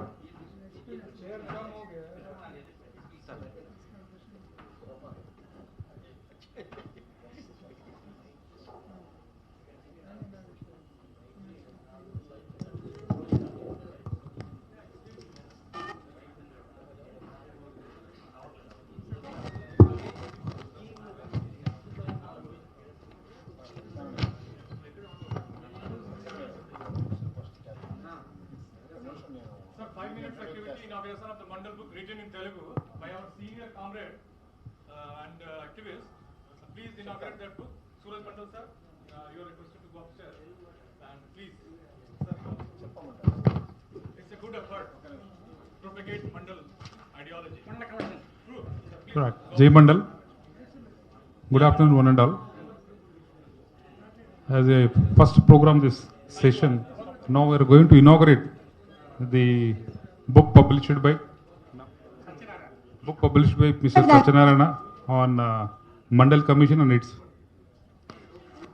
Okay, sir. Now it is being inaugurated by the grandson of Dr. B.P. Mandal, Dr. Suraj Mandal. We have many dignitaries. We have many dignitaries on the dais. We have amongst us Sri Sankar Patra sir. He has written a book in Odia on Mandal Commission and on OBCs. Yeah, no, see, let me complete. And he is our senior Sathi, friend and senior, who has written a book on Mandal Commission in Telugu. And the grandson of B.P. Mandalji going to inaugurate, and Naqvi sir, Satyanarayana sir, Raj Bahadur Yadav ji, Ajay ji, and Samarjit Behra. I request all to inaugurate this valuable book, because this is a document which will help the backwards to sail forward, not in their life, in social life. You want to say something, sir? 2 minutes. Excuse me. Respected people. Okay. You open. Okay. Sankar sir, please. Please sit.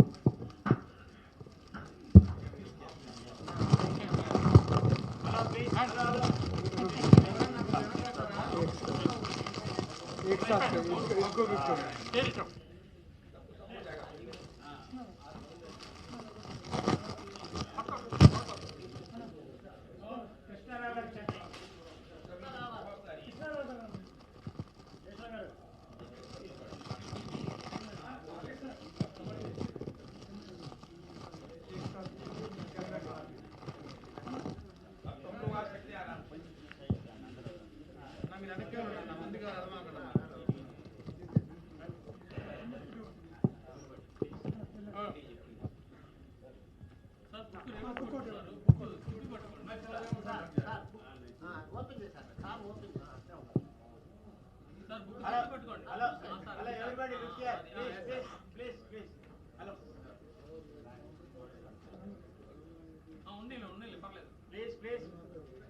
Respected colleagues. Okay. Thank you. Give him a big hand for his effort. I have written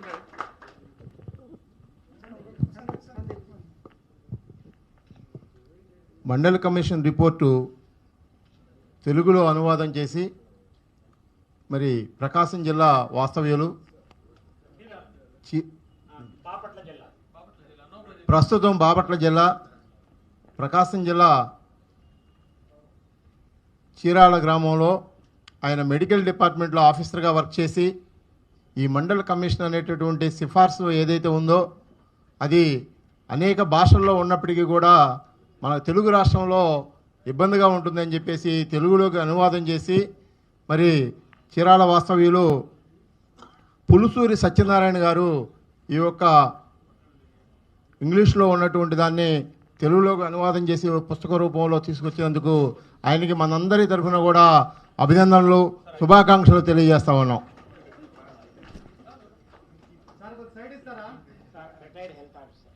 ఆయన retired health ఆఫీసర్గా ఉన్నారు. Retired అయిన తర్వాత ఈ యొక్క మంచి కార్యాన్ని చేశారు. వారికి ప్రత్యేకంగా ఈ సభ తరఫున ధన్యవాదాలు తెలియజేస్తా ఉన్నాం. అలాగే ఇలాంటి గొప్ప గొప్ప వాళ్ళు అనేక మంది ఉన్నారు. వాళ్ళది తెలుగులో అనువాదం చేస్తే ఈ ఆంధ్ర రాష్ట్ర ప్రజలకి చాలా బాగుంటుంది. కాబట్టి మరి మండల్ కానీ మరి కర్పూరి ఠాగూర్ కానీ మరి అలాగే సావిత్రిబాయి పూలే గురించి కానీ మరి పూలే గారి గురించి కానీ అనేక హిందీ ఇంగ్లీష్ భాషల్లో ఉన్నటువంటి వాటిని వారికి మేము ఒకటే సజెస్ట్ చేస్తూ ఉన్నాం. అది తెలుగులో అనువాదం చేసినట్లయితే మన తెలుగు రాష్ట్ర ప్రజలకు కూడా చాలా ఉపయోగకరంగా ఉంటుందని చెప్పి కూడా ఇలాంటి కార్యక్రమాలు మరి ముందు చేస్తే మా వంతు సహాయ సహకారాలు కూడా మీకు అందిస్తామని కూడా మరి ఈ సందర్భంగా తెలియజేస్తూ ధన్యవాదాలు. Participants kindly implement this Mandal Commission report in all states of our union. Thanks. This is a great privilege to unveil and inaugurate the book of Mandal Commission written in Telugu. I think we should have it in all languages of India, and this book should be distributed at least in every district of Telangana and Andhra Pradesh. Jai Bhim, Jai Mandal, every village. I raise the slogan, Jai Mandal, and you repeat it. Yeah. Jai Mandal. OBC एकता जिंदाबाद, BP मंडल जिंदाबाद, बाबा साहब भीमराव अंबेडकर जिंदाबाद, महात्मा फुले जिंदाबाद, जय मंडल जय Bhim.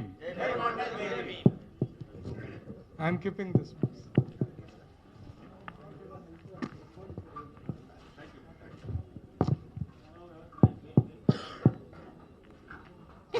One copy is there, we can give it to Prabhudev. No, not yours, not yours.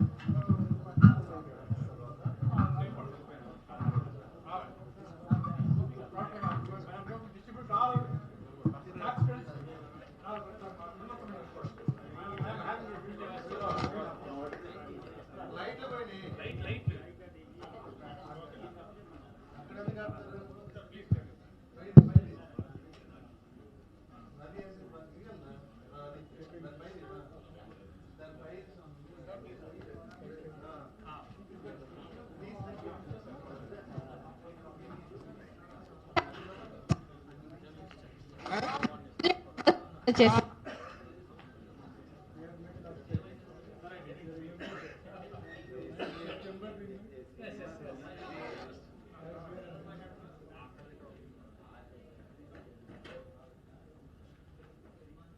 Mandal, Jai Bhim. With a lot of expectations, with a lot of difficulties, we are conducting this seminar like an experiment. Normally, you used to see the seminars will be conducted in the universities and all. In an open forum, in open dais, now we are conducting it like an experiment. For that purpose, we should thankful to Dr. Ala Venkateshwarlu, who is the man behind all these things. And with the help of the Dr. Sandeep, Dr. Krishnakant, and others, Dr. Sivaram Krishna, most of the people involved behind the curtain, and for the last 2 days, the seminar is going on in a fruitful way, but a lot of questions from the local people. The entire proceedings are going on in Telugu or Hindi, sorry, English or Hindi. We are not able to understand the content of what they are going to deliver and all. So better, if it is in Telugu, it will be more fruitful, it will be more useful. That is the common demand from the local audience. So to satisfy their demand, in earlier session, Dr. Venu, who is from Telangana University, he delivered his lecture on in Telugu. So somehow it might have addressed their demand. Now the last and final session of this 3 days seminar,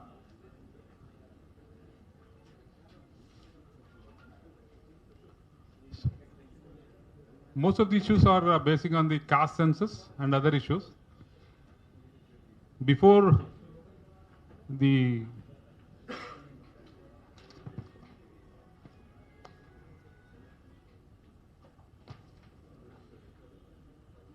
going to the detail of the session, I want to share one of the 2-3 important points what I felt. Particularly, most of the people are talking about the caste census. All the delegates, all the participants are talking about the participants. In a nutshell, what I understood regarding the caste census that I would like to share with you. Caste census is nothing but declaration of a progress report of any government.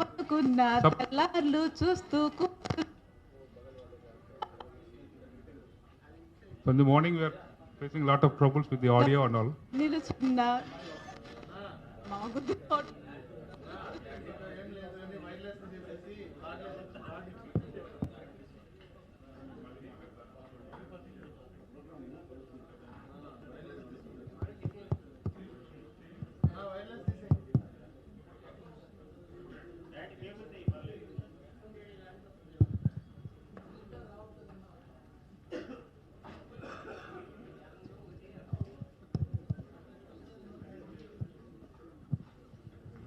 Normally, most of the people are from educational background, they are all teachers and all. Most of the people are professors in the university. At the end of each academic year, we will conduct an examination for how the student was able to understand the subject, what is the content and all, what is the curriculum, what is the purpose of the curriculum. Like that, at the end of the year, we will conduct an examination. And we will decide how many marks he has achieved in this. Accordingly, we will changes the situation depending upon the curriculum and whatever it is. Likewise, it is a test. It is a final test to the governments who are taking this.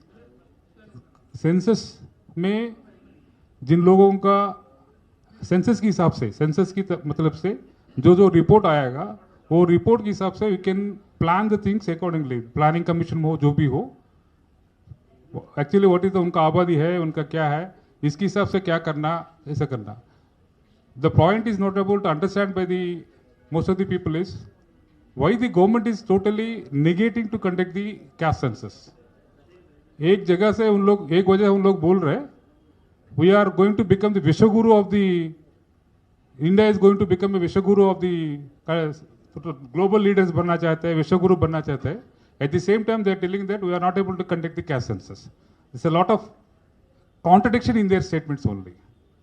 Lot of contradiction. In one way, they are telling that we are going to become a विश्वगुरु. Economy पूरा हमको इतना trillion economy हम लोग बना देंगे करके एक तरफ बात कर रहे हैं, और एक तरफ बोल रहे छोटा काम को उन लोग करना हम नहीं चाहते. इट्स मतलब ये नहीं है कि उन लोग को करना नहीं चाहना, उनको नहीं आता है वो अलग बात है. They can do it, but they know pretty well that what are the issues involved in this and what is the outcome of the conducting the caste census. They know pretty well. That is the reason they are totally negating for the conducting the caste census. Anyway, I am very much honored to chair this session. Why? Because the well-known persons, renowned persons are sitting here, and out of these मुझे ये मौका मिला, इसके लिए मैं आभारी रहूंगा. And now I request Justice B.D. Naqvi, retired judge, and he is going to deliver. Actually subject पर नहीं दिया सर, कोई बात नहीं, subject नहीं दिया. इसके हिसाब से साहब ने हमारा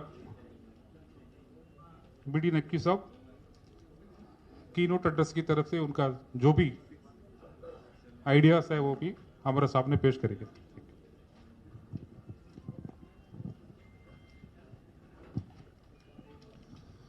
Thank you, President of the occasion, Honorable Justice Virendra Singh Sahab, and dignitaries on the dais.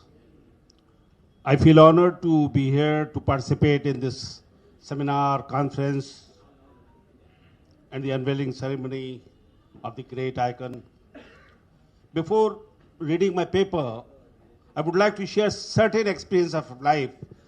I have served for 30 years as a judge in UP Kada, and there were certain strange experiences with certain people in the system. Naturally, the country has been free for the last 70 years, but would you like to believe that when I was posted in Lucknow, I found that certain sweepers were employed for the cleaning of the building of the district courts. Would you believe that they were getting 2,000 rupees per month? 2,000 rupees per month for the tough job.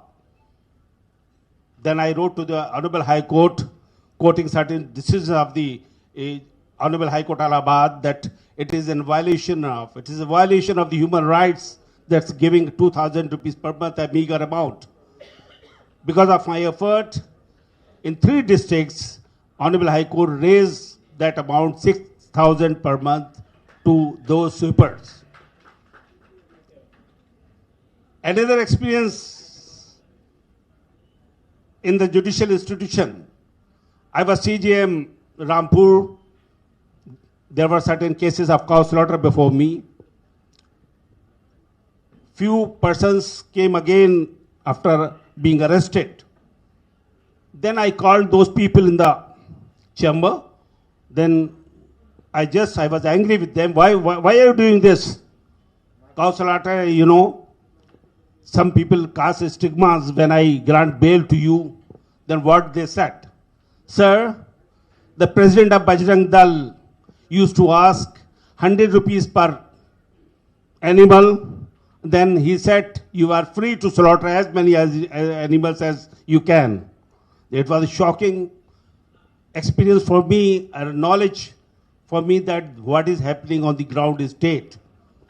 These Bajrang people are promoting cow slaughter, and they are taking money in the whole of country, I tell you.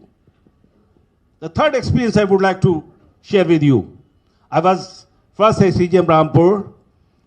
There I felt that many milk suppliers were being arrested, were put before me for bail, this and that, every day. When many milkmen were arrested, then they used to send their children. Then naturally, I had to grant bail to the juveniles as per law. After a few days, I had to go in a meeting, in an election meeting. I was just called for an election meeting. Then the DM exclaimed that, you see, the Rampur people will get good milk, and I have just got arrested so many milkmen.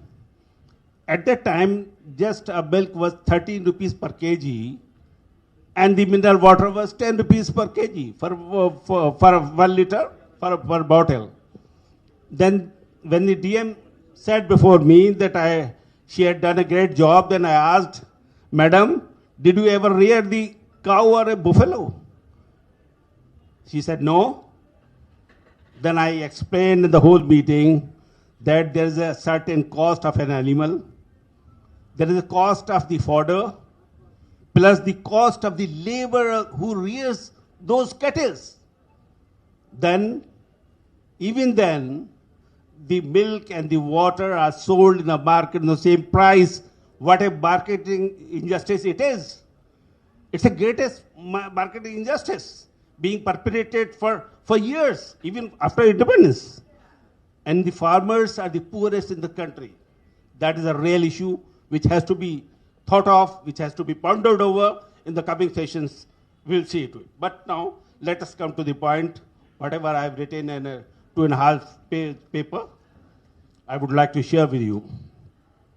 It's my proud privilege that I have been invited as a guest speaker in unveiling ceremony of a statue of OBC icon, late Shri B.P. Mandal, and in a seminar on the subject of egalitarianism in Guntur, Andhra Pradesh.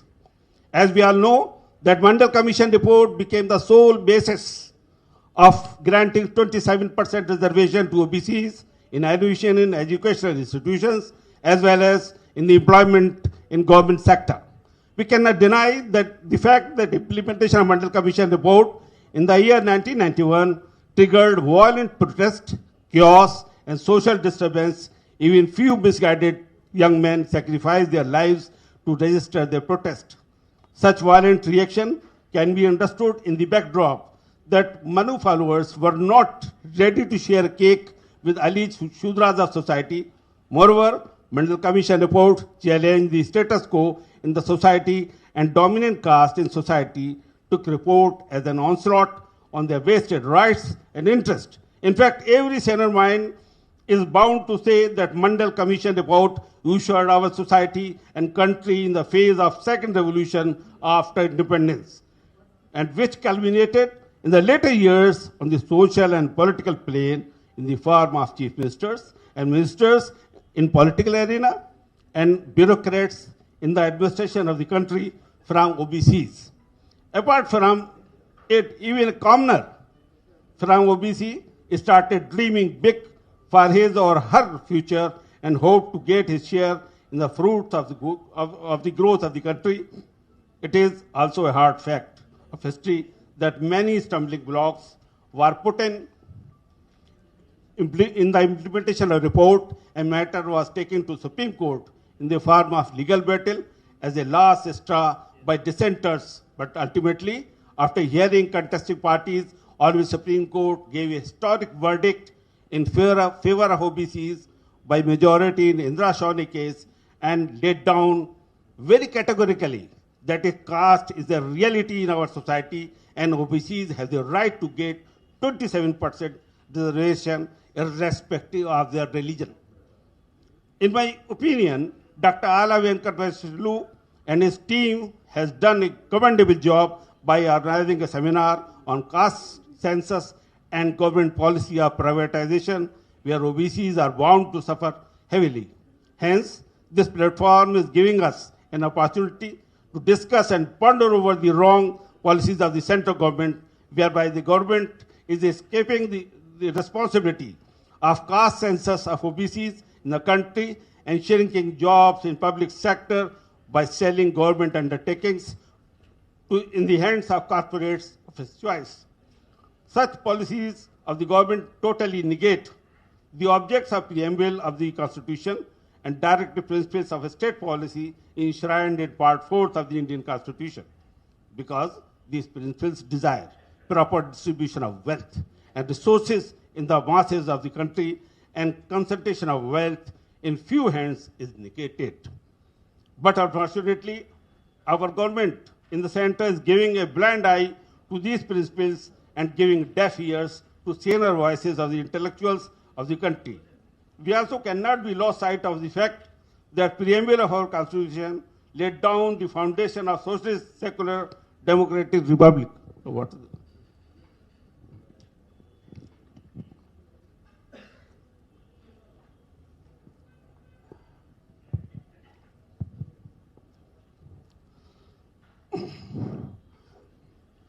But unfortunately, our government in the center is giving a blind eye to these principles and giving deaf ears to the saner voices of the intellectuals of the country.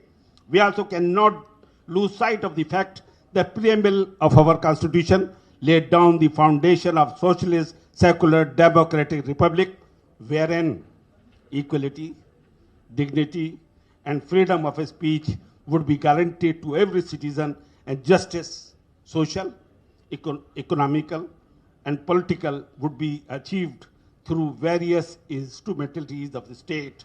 But unfortunately, most of the constitutional functionaries are not discharging their duties in the constitutional framework, to the disillusionment of public at large.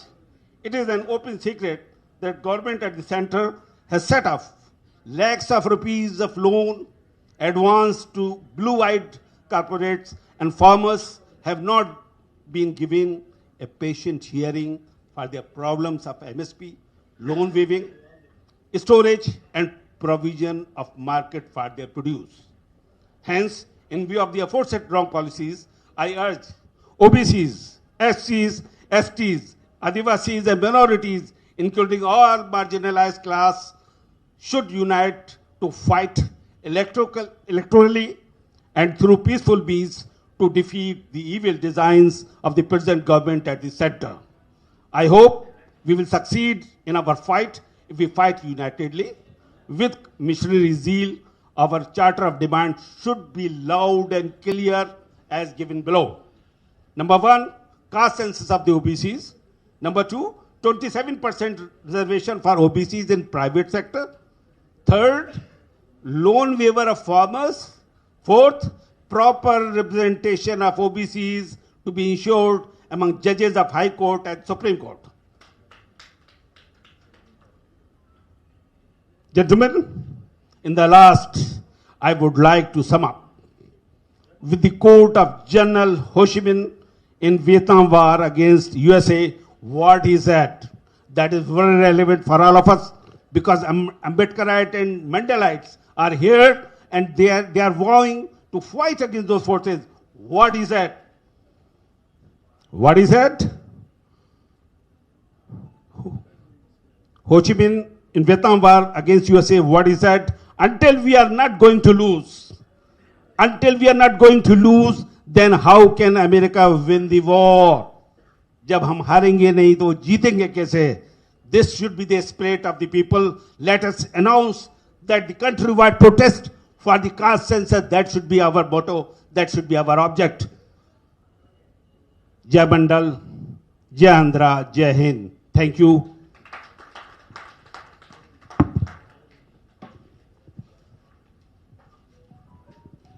Thank you very much Naqeeb साहब। नकीब साहब ने अभी फिलहाल जो हो रहा है इस देश में, what about the BJP, how the governance of the BJP is harassing and attacking the spirits and the aspirations of the OBCs, how we are deprived of so many facilities, particularly this government. Like that he has presented his paper, not particularly focused on an area, generalized paper he has told. But he is delivered as being a senior most judge. Open court में जैसा उनका judgement दिला देते ऐसा ही साहब ने इतना open forum में उनका जजमेंट तो बता दिया है। Thank you once again for Naqvi sahab का जो आइडियाज हमारे साथ शेयर करने के लिए। Any questions from the group particularly with regard to Naqvi Saab's deliberation? Okay. अभी मेरा मेंटर साहब अभी सामने बैठा है, सिम्हाद्री सर ने ओबीसी हिसाब से। लास्ट टाइम जब हम लोग बात कर रहा था, मंडल has declared 52% population as per his report, The total population of the OBCs are 52%. But why Mandal recommended only 27% reservation to the OBCs? That is the question posed by me. Then Sir ne bola, by that time, P. Shivashankar, he was the former Union Minister of HRD. By that time, मंडल साहब ने उन लोगों से discussion चल रहा था, आपने report दे रहा है, ये गवर्नमेंट किसी हालत में रिपोर्ट को डस्टबिन में डालने के लिए कोशिश करेगा.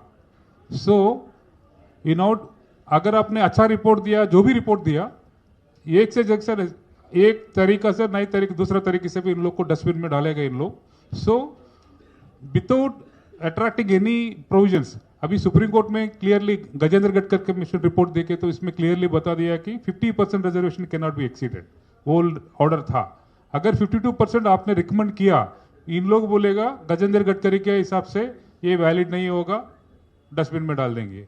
सो इसके हिसाब से 50% एक्सीड ना होने से 27% is the whole only leftover percentage with us. So that is the reason why BP मंडल साहब ने 27% रिजर्वेशन के लिए हमें रिकमेंडेशन दिया है. But most of the people now the EWS आने के बाद ये पूरा चले गया है, वो सब हम देख सकते हैं आगे. थैंक यू नक्की साहब. Now I request Shri Shankar Patra, president OBC state association of Odisha, and he is going to deliver his lecture on reservation policies at Orissa.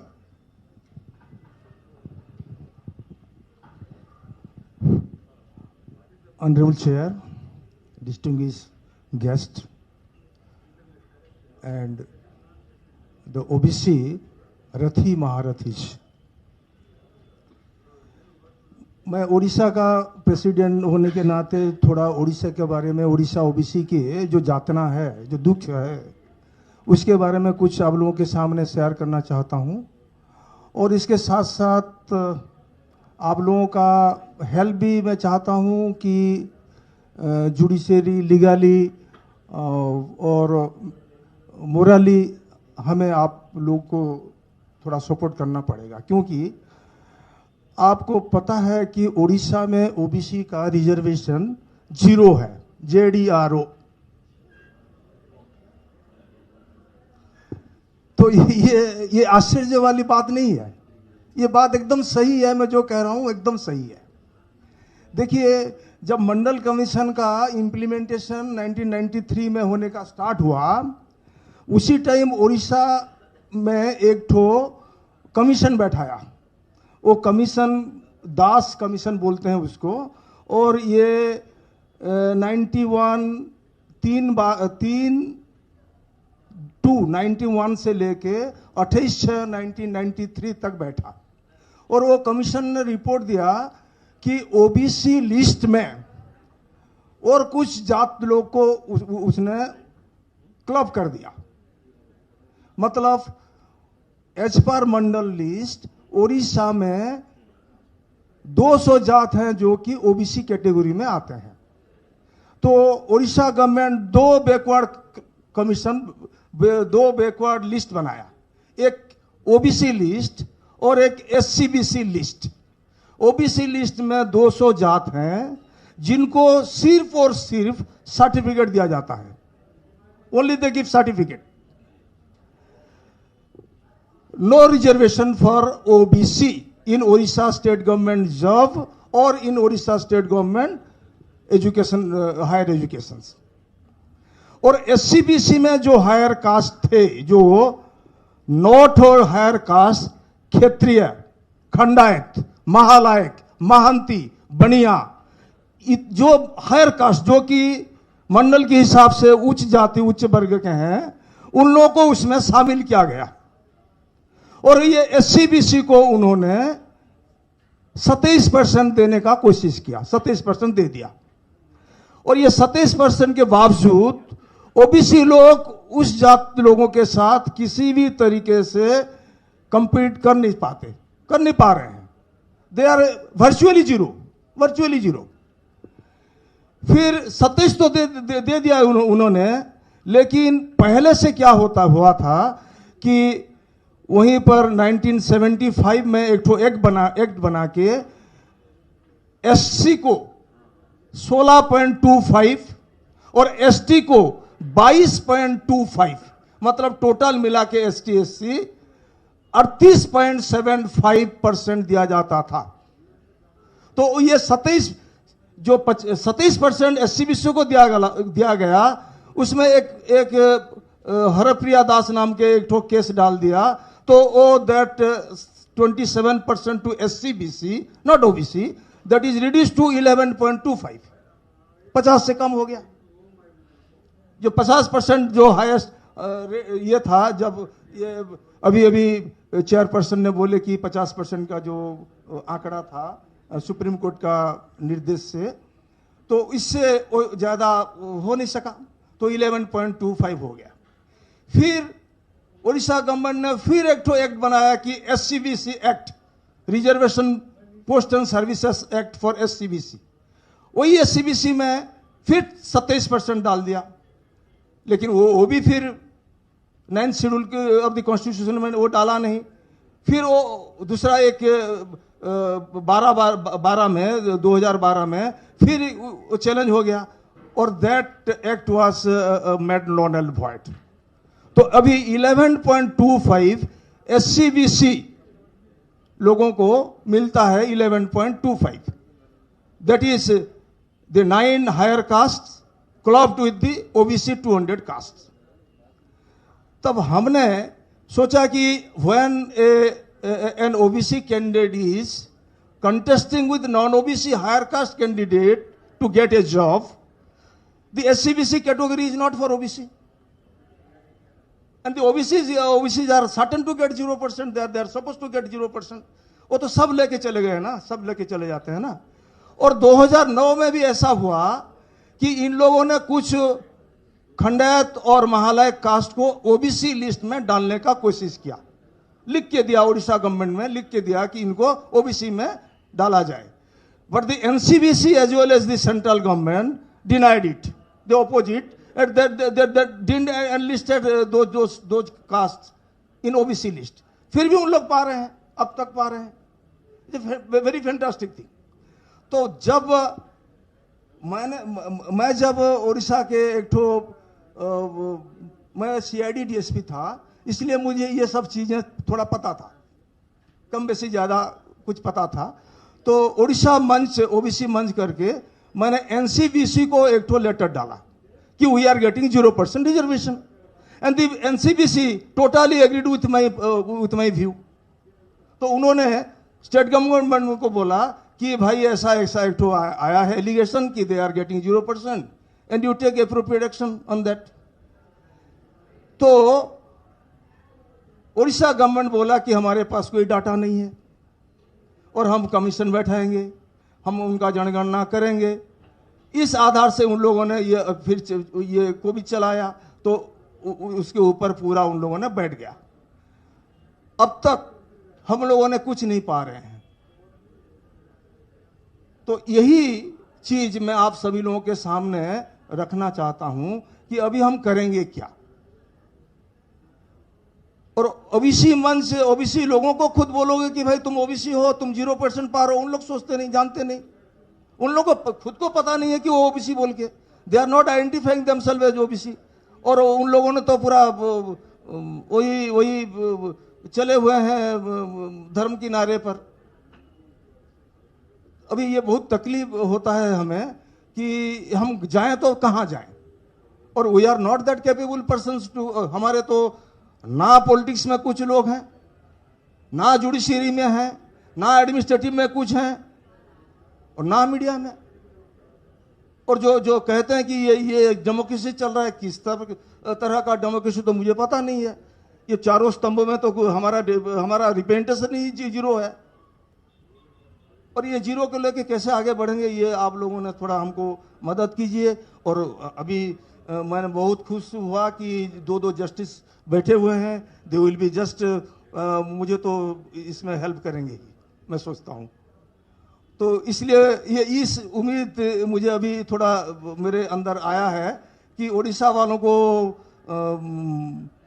Legally will be getting certain help from this conference. ये conference हमें मदद करेगा ही जरूर, ये मैं अभी सोचता हूं। और आगे ये जो कहते हैं कि 27% इसमें दोनों में मिल गया, अभी तो सभी प्राइवेटाइज हो रहा है। और हमने लिख के दिया है कि हमको 3 चीजों में हमको चाहिए हमारा रिप्रेजेंटेशन। एक तो शिक्षा में चाहिए, दूसरा तो संपत्ति में चाहिए, और तीसरा तो सत्ता में चाहिए। 3S, शिक्षा, संपत्ति और सत्ता, ये तीनों चीजों में हमको प्रोपोर्शनेट रिप्रेजेंटेशन चाहिए। तो आगे इसके बारे में आप लोगों ने सोचेंगे और क्या सलाह देंगे, उस हिसाब से हम काम करेंगे। धन्यवाद। Thank you.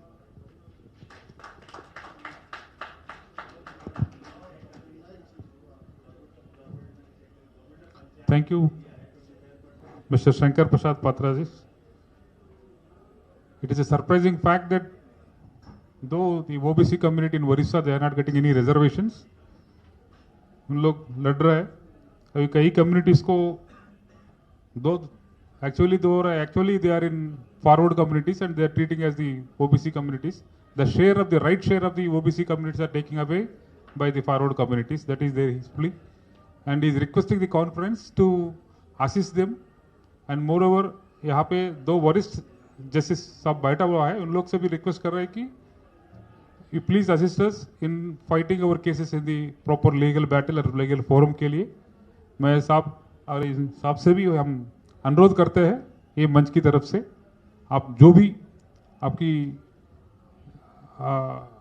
आपकी इंटेलेक्चुअल कैपेसिटी और आपका इतना सालों की आपकी वरिष्ठता के समान ये गाइडेंस प्रॉपरली पात्रा साहब को दे दीजिए, और ये मंच की तरफ से हमें उसको बधाई देंगे और उसको हमें गर्व से बोलेंगे कि ये कॉन्फ्रेंस मंच with you in solving your solutions and all. Thank you. Now I request Dr. Ajay Kumar Yadav, Assistant Professor from BHU, and he is going to deliver lecture on Changing Pattern of Caste Violence in India, a Sociological Analysis. Thank you, sir. सबसे पहले मैं इस international seminar के organiser को धन्यवाद देना चाहता हूं, आला वेंकटलूर सर, संदीप जी, कृष्णकांत जी और मंच पर आसीन सभी हमारे गार्जियन और मार्गदर्शक।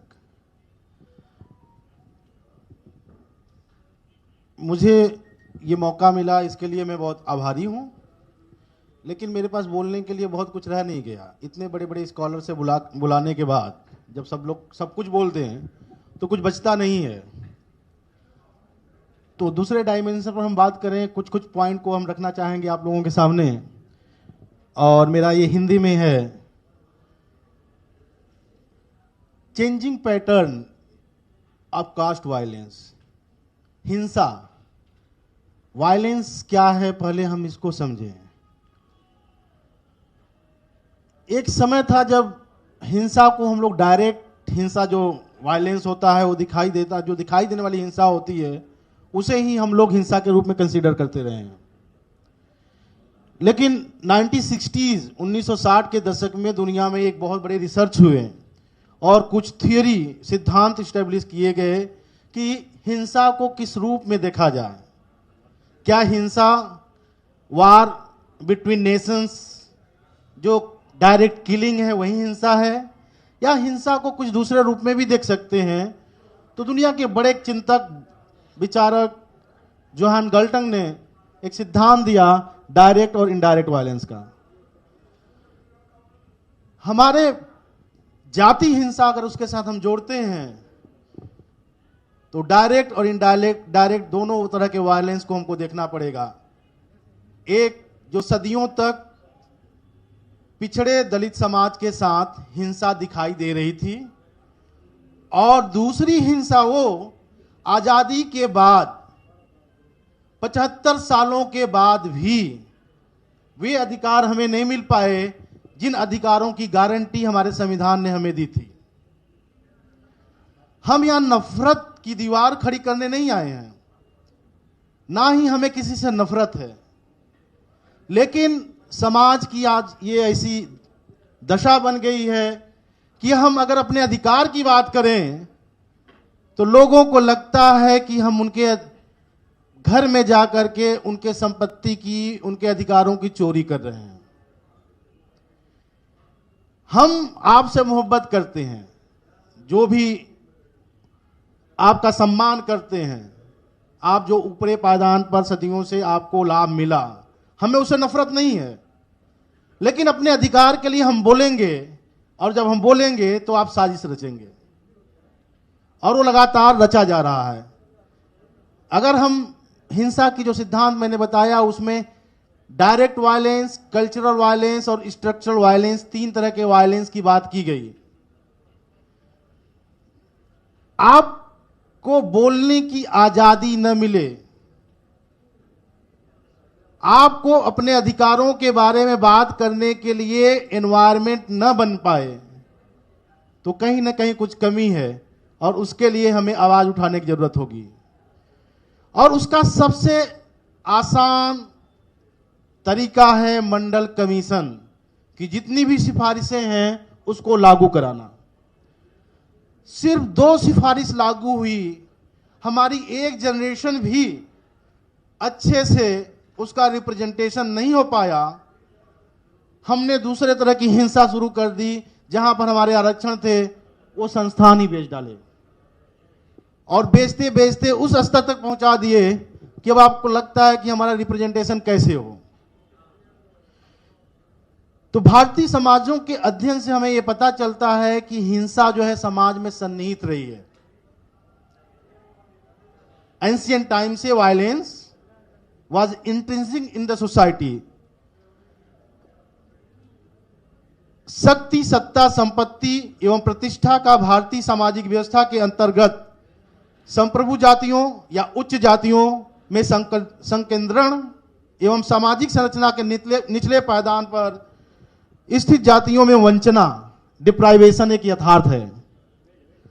सामाजिक संरचना में प्रभुत्व जातियों पर निचली जातियों की निर्भरता, डोमिनेंस और डिपेंडेंस की जो थियरी काम करती है, निर्भरता शोषण और हिंसा को जन्म देती है। आजादी और लोकतंत्र की स्थापना, यहां लोकतंत्र दूसरा महत्वपूर्ण तत्व है हमारे लिए।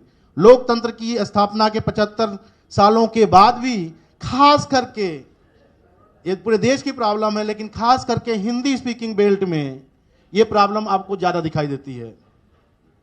उत्तर प्रदेश, बिहार, मध्य प्रदेश, राजस्थान, यहां जो हमने हिंसा के बदलते पैटर्न जो हैं, चेंजिंग डायमेंशन है, उसमें हम समाजशास्त्री अध्ययन में अगर देखते हैं तो आज भी लोकतंत्र हमको राजनीतिक रूप से तो दिखाई देता है।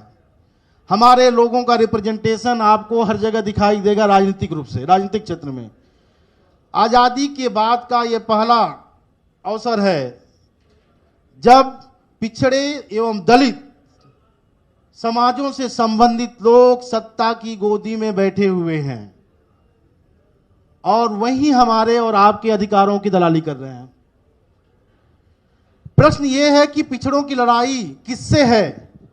क्या सिर्फ उस उच्च जातियों से है कि आपकी लड़ाई उन पिछड़ों से भी है जो एक नए तरह का कास्ट बना लिए हैं, एक नए तरह की जाति बना लिए हैं, और उस जाति का नाम है उच्च जातियों की जगह पर भारतीय जनता पार्टी। जो मेरी समझ बन पाती है 25 साल से एक राजनीतिक वैज्ञानिक होने की वजह से जो समझ बन पाती है कि वो जाति बदल गई है भारतीय जनता पार्टी और संघ, जिसमें सबसे ज्यादा नुमाइंदगी करने वाले, रिप्रेजेंटेशन करने वाले पिछड़े और दलित हैं और सबसे आगे वो दिखाई देते हैं।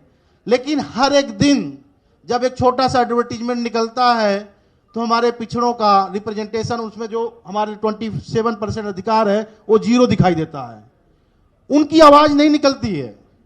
प्रश्न ये है कि हम किससे लड़ रहे हैं? हमने अपनी जाति, अपने समाज के नाम पर तो उनको वोट दे दिया, वो हमारा रिप्रेजेंटेशन इस नाम पर करने के लिए वहां गए थे कि हम आवाज उठाएंगे, हम बात करेंगे, आपके अधिकारों की सुरक्षा करेंगे, जरूरत पड़ी तो हम इस्तीफा देके वापस आ जाएंगे।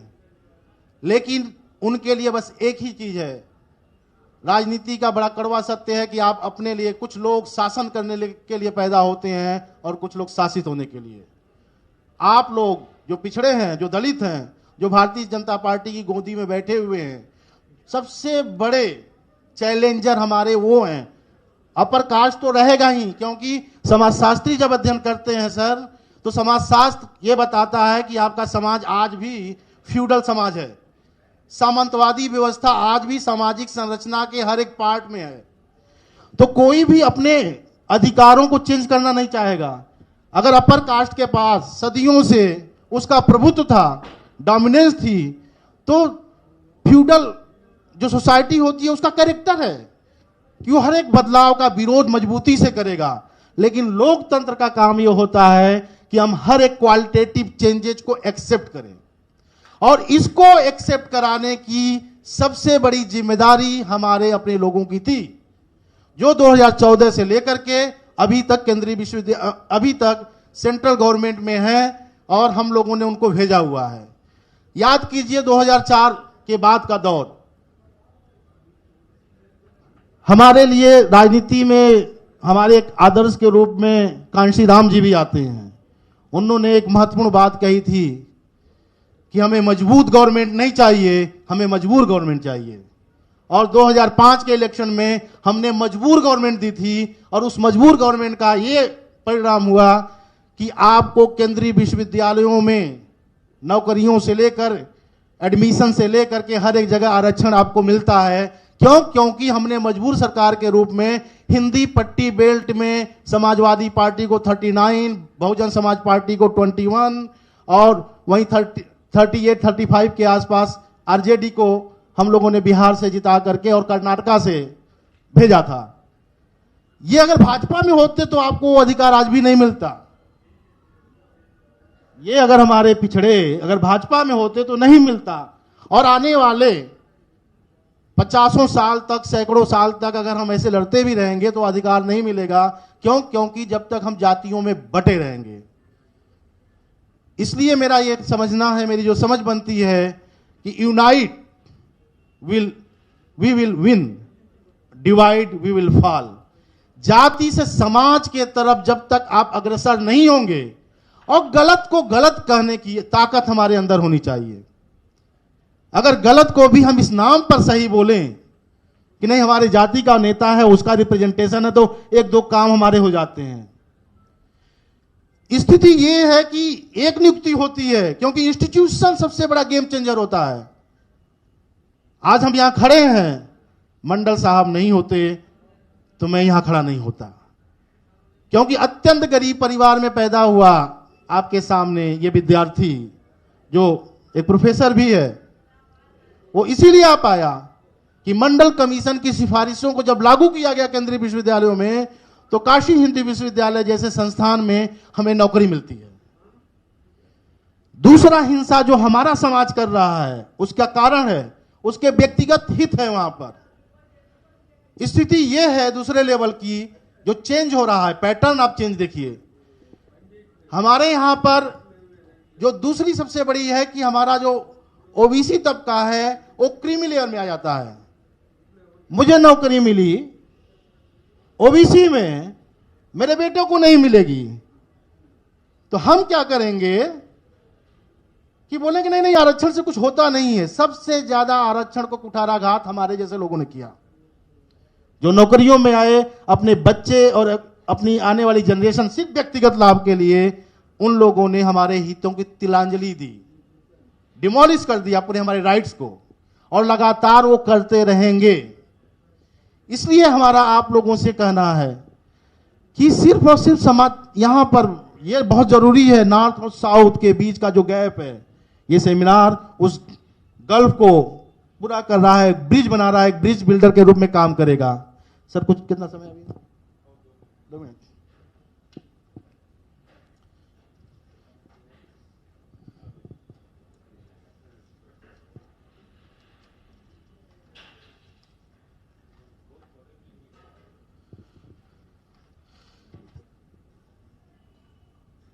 पॉलिटिकल राइट के संदर्भ में हमें लोकतंत्र दिखाई देता है, लेकिन सामाजिक स्तर पर 75 सालों में भी डेमोक्रेसी हमारे पास नहीं आई। और डेमोक्रेसी कैसे आएगी?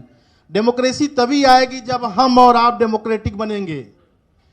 डेमोक्रेसी की शुरुआत अपने अंदर से करनी पड़ेगी।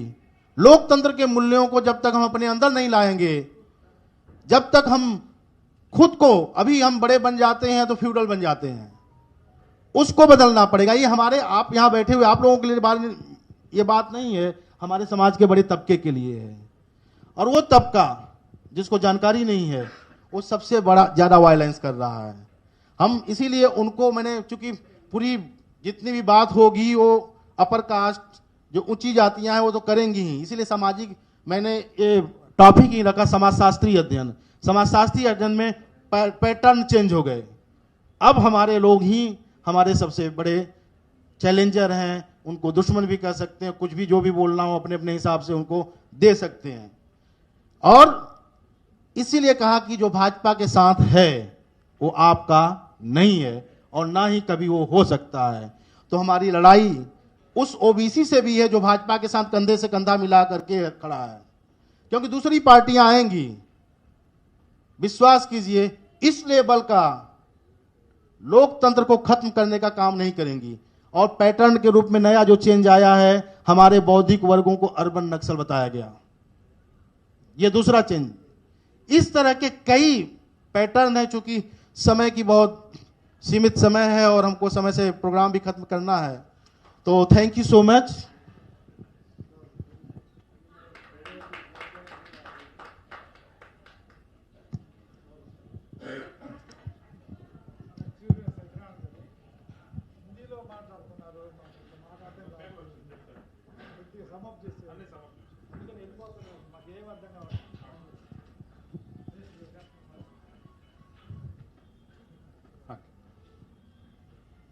Thank you Ajay Kumar ji. मेरे पास एक रिक्वेस्ट आ चुका है। अभी आप लोग जो भी आपका प्रेजेंटेशन जो भी है वो हिंदी में या अंग्रेजी में कर रहे हैं। Most of the people are from local people, they are not able to understand what you people are speaking. So that is the main gap, communication gap between the chair and the participants or the audience. So I would like to sum up what the Ajay Kumar has said. ఆయన ఏమంటారంటే, ఈ BJP ప్రభుత్వంలో వచ్చిన తర్వాత దాడి అనేది మన మీద చాలా ప్రత్యక్షంగా డైరెక్ట్గా కనపడతా ఉంది. ఆ దాడిని వాళ్ళు వేరే మన మీద మనకి దాడి చేయడానికి కూడా, బీసీల మీద దాడి చేయడానికి కూడా మళ్ళీ బీసీలనే వాడుతూ ఉన్నారు, బీసీలనే చూపిస్తూ ఉన్నారు. దాంట్లో మనం సబ్ కేటగరైజ్ చేసి ఇంకోటి చేసి చేస్తూ ఉన్నారు. అయితే ఈ దాడి ఇండైరెక్ట్గానా, డైరెక్ట్ దాడా, లేకపోతే కల్చరల్ దాడా, లేకపోతే సోషలాజికల్ దాడా అనేది మనం దాన్ని పసిగట్టే ప్రయత్నంలో మనం లేము. అది లేనంత వరకు కూడా ఈ దాడి మన మీద జరుగుతూనే ఉంటుంది.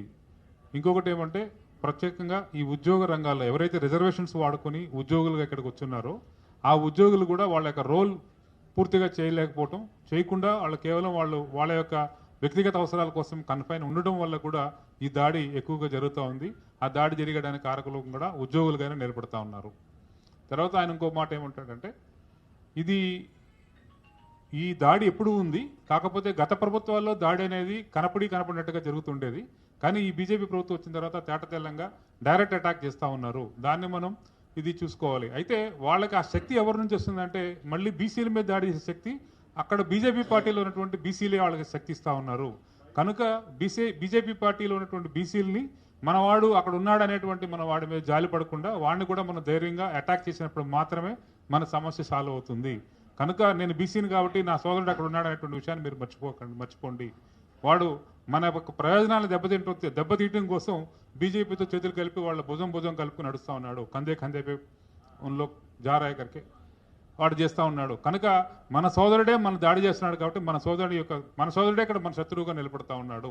అది డైరెక్టా ఇండైరెక్ట్ శత్రువు అనేది కాదు. కనుక మనం దాన్ని కూడా గమనంలో పెట్టుకొని మనం చేయాల్సినటువంటి పరిస్థితి ఉంది. అట్లా ఆయన అనేక విషయాల మీద, ఇంకా ఆయన యూనివర్సిటీస్లో కూడా చాలా ఇష్యూస్ జరుగుతూ ఉన్నాయి. ఈ బీపీ మండలి యొక్క కమిషన్ రిపోర్ట్ లేకపోతే ఈరోజు నేను ఒక చిన్న పేద కుటుంబం నుంచి బయటకు వచ్చాను. కానీ ఆయన ఇచ్చిన రిపోర్ట్ వల్ల మాత్రమే ఈరోజు నేను ఒక అసోసియేట్ ప్రొఫెసర్గా పనిచేస్తూ మీ ముందు వచ్చి మాట్లాడే అవకాశం నాకు జరిగింది అని చెప్తా ఉన్నాడు ఆయన. అట్లాగే అనేక విషయాలను కూడా ఆయన కొంచెం దాన్ని తీసుకుంటూ వచ్చాడు. బేసిక్గా ఏంటంటే, ఇప్పుడు మనకి యూపీలో చాలా చూస్తూ ఉన్నాం, కుల దురహంకార చర్యలు జరుగుతూ ఉన్నాయి. గుర్రం మీద ఊరేగాడని చెప్పి ఏక ఆద్మీ ఘోడాపే చల్ రా బోలే తో ఉస్కో మార్ దే రా హై. ఐసై అంటే అలాంటి ఇష్యూస్ చాలా జరుగుతూ ఉన్నాయి. వీటన్నిటికీ కూడా నేపథ్యం ఏంటంటే అది ఇండైరెక్ట్ అటాక్, డైరెక్ట్ అటాక్లు వాళ్ళు చేస్తూ ఉన్నారు. దానికి ఇది వాడతామని చెప్పారు. తర్వాత ఇంతకుముందు మాట్లాడిన నక్వీ గారు చెప్పింది కానీ, లేకపోతే మన ఇంకొకసారి చెప్పిన పాత్ర సార్ చెప్పింది కూడా నేను చివరిలో సమాప్తి చేస్తాను, తెలుగులోనే సమాప్తి చేస్తాను. Thank you doctor Ajay Kumar. Now I request Shri Raj Bahadur Yadav, ex advocate general Uttar Pradesh. మన అదృష్టం ఏమంటే మన దగ్గర ఆంధ్రప్రదేశ్లో ఒక కార్పొరేటర్ స్థాయి వ్యక్తి వచ్చినా కూడా దానికి బోల్డంత హడావిడి చేస్తూ ఉంటారు. నార్త్కి సౌత్కి తేడా చూద్దాం. ఒక justice, retired justice Virender Singh Yadav sir మన ముందు కూర్చున్నారు. ఒక రిటైర్డ్ జడ్జ్ నక్వీ సార్ మన ముందు కూర్చున్నారు. ఒక గవర్నమెంట్కి అడ్వకేట్ జనరల్ అంటే ఇప్పుడు మనం చూస్తున్నాం ఈరోజు ప్రభుత్వంలో వైఎస్ఆర్సీపీ ప్రభుత్వానికి అడ్వకేట్ జనరల్ ఎవరున్నారు? శ్రీరామ్ లాంటి స్థాయిలో ఒక యూపీ పెద్ద స్టేట్, అంటే మన స్టేట్కి 4 స్టేట్లు కలిగేంత ఒక యూపీకి ఆయన అడ్వకేట్ జనరల్గా పనిచేస్తుంటారు. అటువంటి వ్యక్తి ఒక ఎక్స్ యూపీ అడ్వకేట్ జనరల్ అంటే ఇక్కడ మనకు జరుగుతున్న సమస్య ఏమంటే మనం ముందు నుంచి కూడా మనం ఇష్యూస్ని ప్రాపర్గా ప్రొజెక్ట్ చేసుకోలేకపోవటం, మనం చేసే ఎంత పెద్ద డయాస్ మీద ఉన్నప్పుడు కూడా. ఊర్మిళేష్ ఇంతకుముందు మాట్లాడిన వ్యక్తి, ఆయన గురించి ఎవరు మనం చెప్పలే. ఆయన రాజ్యసభ టీవీకి ఎడిటర్గా పనిచేశాడు. సెంట్రల్ గవర్నమెంట్ పార్లమెంట్లో చాలా ఓపెన్గా కూర్చొని చాలా ఇష్యూస్ అతను డిస్కస్ చేశాడు. అతను ఒక మీడియా ఎడిటర్గా ఉన్నాడు. అన్ని సందర్భాల్లో ఉన్నా కూడా ఒక చిన్న విషయం వచ్చేవాడికి రిజైన్ చేసి బయటకు వచ్చాడు, నాకు అవసరం లేదు మీ మీడియా అని చెప్పేసి. అలాంటి గొప్ప వ్యక్తులు మనం తేగలిగాం. But only way time constraints ఉండటం వల్ల వాళ్ళు చేసిన దాన్ని మనం ప్రాపర్గా ఎక్స్ప్లెయిన్ చేయలేటువంటి పరిస్థితి చేసాం. I don't sorry sir, I'm taking much of your time. Now I request Shri Raj Bahadur sir, ex advocate general of UP, and to deliver his lecture on whatever the subject he desires.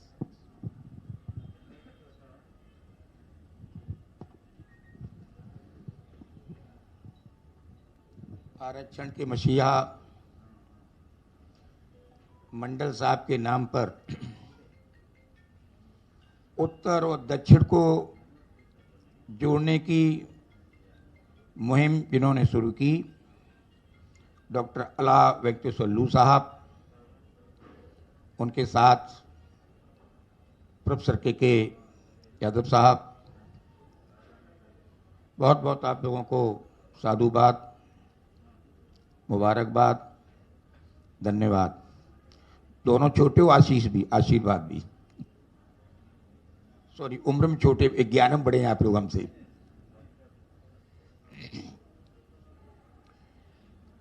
सम्मानित मंच और अति सम्मानित मंच के समक्ष हमारे सभी आदरणीय जन, दरअसल मुझे लंदन में अंतर्राष्ट्रीय न्यायालय के मुख्य न्यायाधीश, इंटरनेशनल कोर्ट ऑफ जस्टिस के चीफ जस्टिस पीटर टूमका के द्वारा एक अवार्ड मिलना था। और लंदन मेरे लिए कुछ रुएं खड़े होने जैसे थी कि मैं लंदन जा रहा हूँ अवार्ड लेने। तो बड़ी तैयारी की मैंने अंग्रेजी में स्पीच लिखने की, लिखी भी कि वहाँ लंदन में तो अंग्रेजी में अच्छा बोलूँ, तो कई दिन की तैयारी की। लेकिन जिस दिन मुझे जाना था उस दिन नेताजी मुलायम सिंह साहब को पता लग गया, उन्होंने मुझे बुला लिया। उन्होंने कहा तुम लंदन जा रहे हो? हमने जी सर, आशीर्वाद आपका मिल जाए। बोले हिंदी में बोलना वहां। मेरी 1 हफ्ते की मेहनत खत्म हो गई। और अच्छी तब लगा जब मैंने वहां हिंदी में बिना तैयारी के बोला, जैसे आज बिना तैयारी के बोलूंगा। हम लोगों की न्यायमूर्ति जी बैठे हैं, जज साहब बैठे हैं, जानते हैं हमारी कमजोरी जो हमारे लीगल प्रोफेशन में है कि पहले फाइल पढ़ते हैं, फिर नोट्स बनाते हैं, तब बोल पाते हैं। और वो भी नोट्स देखते जाते हैं, बोलते जाते हैं। ये जनरल रूटीन हैबिट हो जाती है। ये प्रोफेसर लोग जो हैं, ये तो दिन भर क्लास में बोलते रहते हैं, इनका कोई मुकाबला नहीं है कुछ जनों का।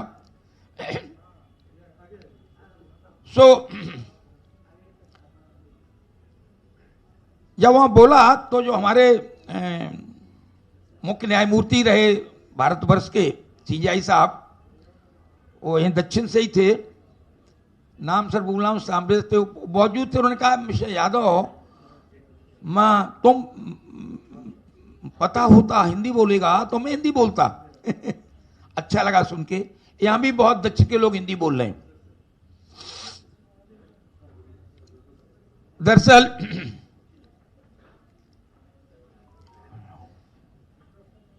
आइए प्लीज वेलकम प्लीज।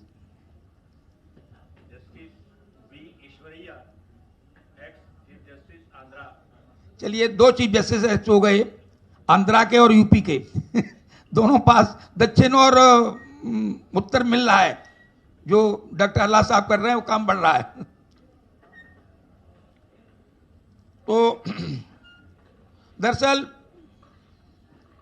एक और आपसे प्रार्थना करूं, यहां कई प्रोफेसर हैं। जब मैं सुन रहा था प्रोफेसर मंडल को तो लगा कि भाई ये तो विद्वान लोगों में कैसे मैं कुछ कह पाऊंगा। तो अजय साहब बैठे हुए हैं, ये विद्वान व्यक्ति हैं। वैसे ही गुरुओं के सामने चेलों को बोलने में बड़ी हिचक होती है, कुछ मेरे साथ भी वैसा ही है। मैं विद्वानों के बीच क्या बोल पाऊंगा मुझे पता नहीं, और वो भी तैयारी नहीं है, क्योंकि मुझे कल 12 तारीख में आना था। मनी शिवपाल सिंह साहब को लाने का मेरा जिम्मा था, जो नेताजी मुलायम सिंह साहब के छोटे भाई और अखिलेश जी के चाचा के नाम से आजकल प्रसिद्ध हैं। परिस्थितियां ऐसी बनी कि मुझे आना पड़ा, उनका प्रोग्राम कैंसिल हुआ। तो आज का प्रोग्राम में मुझे नहीं रहना था। ये हमारे गुरु बैठे सचिंद्र पाल सिंह साहब, उम्र में हमसे एक इत्याई है, 1/3 एज इनकी है हमसे, लेकिन हमारे गुरु हैं। और गुरु क्यों हैं, मैं गुरुजनों के सामने कह रहा हूं कि माननीय अखिलेश यादव साहब की बड़ी कृपा हो गई मेरे ऊपर। उन्होंने 31 दिसंबर 2016 को मुझे निकाल दिया, सरकारी सेवाओं से बर्खास्त कर दिया। हालांकि मैंने बर्खास्त होने पर लड्डू बांटे, सबको खिलाए। जो रो रहे उसमें 4 लड्डू खाने पड़े। नहीं, रो नहीं भाई, अच्छा काम किया है। अब दूसरा काम करूंगा। और उसी दिन उन्होंने अपने पिताजी को निकाला, माननीय मुलायम सिंह साहब को, उसने अपने चाचा को निकाला, शिवपाल जी को, और उसने मुझे निकाल दिया। तो मुझे लगा क्या मैं वीआईपी हूं यार, बड़े लोगों के साथ निकाला गया। खैर, एक अच्छी बात हो गई, जो गुरु में बोल रहा हूं सचिंद्र को, मेरा बेटे से भी छोटी उम्र का है। ऐसे कई मुझे गुरु मिले वहां इस फील्ड के, सोशल जस्टिस के। तो कुल मिला के इस क्षेत्र में मैं कानून का छात्र था, फाइलें, किताबें, लाइब्रेरी वहीं फंसा रहता था मैं। और जो काम मिला इस चीज किया कि मुझे अवार्ड भी मिलने की स्थिति बन गई, अवार्ड लेने गया। लेकिन इस क्षेत्र में ज्ञान नहीं था। तो ज्ञान जो शुरू हुआ है वो इन 5 सालों का है। तो कोई विद्यार्थी 5 साल में कक्षा 5 में आ पाएगा ना? तो मैं तो कक्षा 5 का छात्र हूं इस सब्जेक्ट का। लेकिन जो सुन रहा था सब विद्वानों को मैं आज सुबह से, तो उसमें लगा कि जोर 2 बातों पर बहुत है। पहली बात तो है कि मंडल साहब की सिफारिशें लागू कराई जाएं, और दूसरी जाति जनगणना कराया जाए। और चीजें जोर इन्हीं पे था। अरे भाई, कैसे कराया जाए? कैसे कराओगे? कौन करेगा? 52% रिकमेंड किया था मंडल साहब ने, आपकी आबादी 27% मिलने दिया बामुश्किल, तमाम बहुत सालों बाद। कितनी मेहनत से, कितनी लड़ाई से, कितने प्रयासों से, कितने लोगों को मालूम है? हाँ मालूम है, बहुत लोगों को मालूम है। प्रोफेसर हैं, पढ़ाते बच्चों को, आप जजेज हैं। क्या 27% भी अभी मिल पाया है? जो लिखा पढ़ी में हुआ वो तो ले नहीं पा रहे हैं आप। बात कर रहे हैं जो सिफारिशें की हैं उन्होंने 52, वो सब मिल जाए मुझे। जाति जनगणना हो जाए, कैसे, किसकी दम पर? ये गोष्ठी करके। मैं ऑफ कोर्स सौभाग्यशाली उस गोष्ठी में मुझे बोलने का मौका लग रहा है। लेकिन हम जब अपने गलेबान में झांकेंगे, टाई उतार के यूं देखेंगे, तो लगेगा हम कहां खड़े हैं, हम हैं क्या, हमारी हैसियत क्या है। जो भाषण सुबह से दे रहे थे हमारे लोग, वे सब गायब हैं यहां से। कौन है के साहब के और उनके मंडल साहब के अलावा यहां जो क्रांति ला रहे थे मंच पर? अभी अपने खिलाफ बोल रहा हूं मैं। एक क्रांतिकारी से बढ़िया थे, मुझे अच्छा भाषण लगा उनका, मैं बहुत खुश हुआ। मैंने 2-3 बार उनको बकअप भी किया बैठे बैठे। लेकिन जब खाना खाने का नंबर आया तो इस चक्कर में खाना नहीं खा रहे, लाइन में कैसे लगेंगे वो। मुझे किसी साथी ने बता दिया कि साहब परेशान हैं, लाइन में लगना नहीं चाहते हो, खाना खानी चाहते हैं। अच्छा ठीक है, वापस आ रहा हूं। ये अच्छी बात नहीं अपने खिलाफ बोलना, लेकिन इसलिए फिर उसी बात पे कह रहा हूं, हमें वो प्रयास करने पड़ेंगे जिससे हम जीत हो हमारी।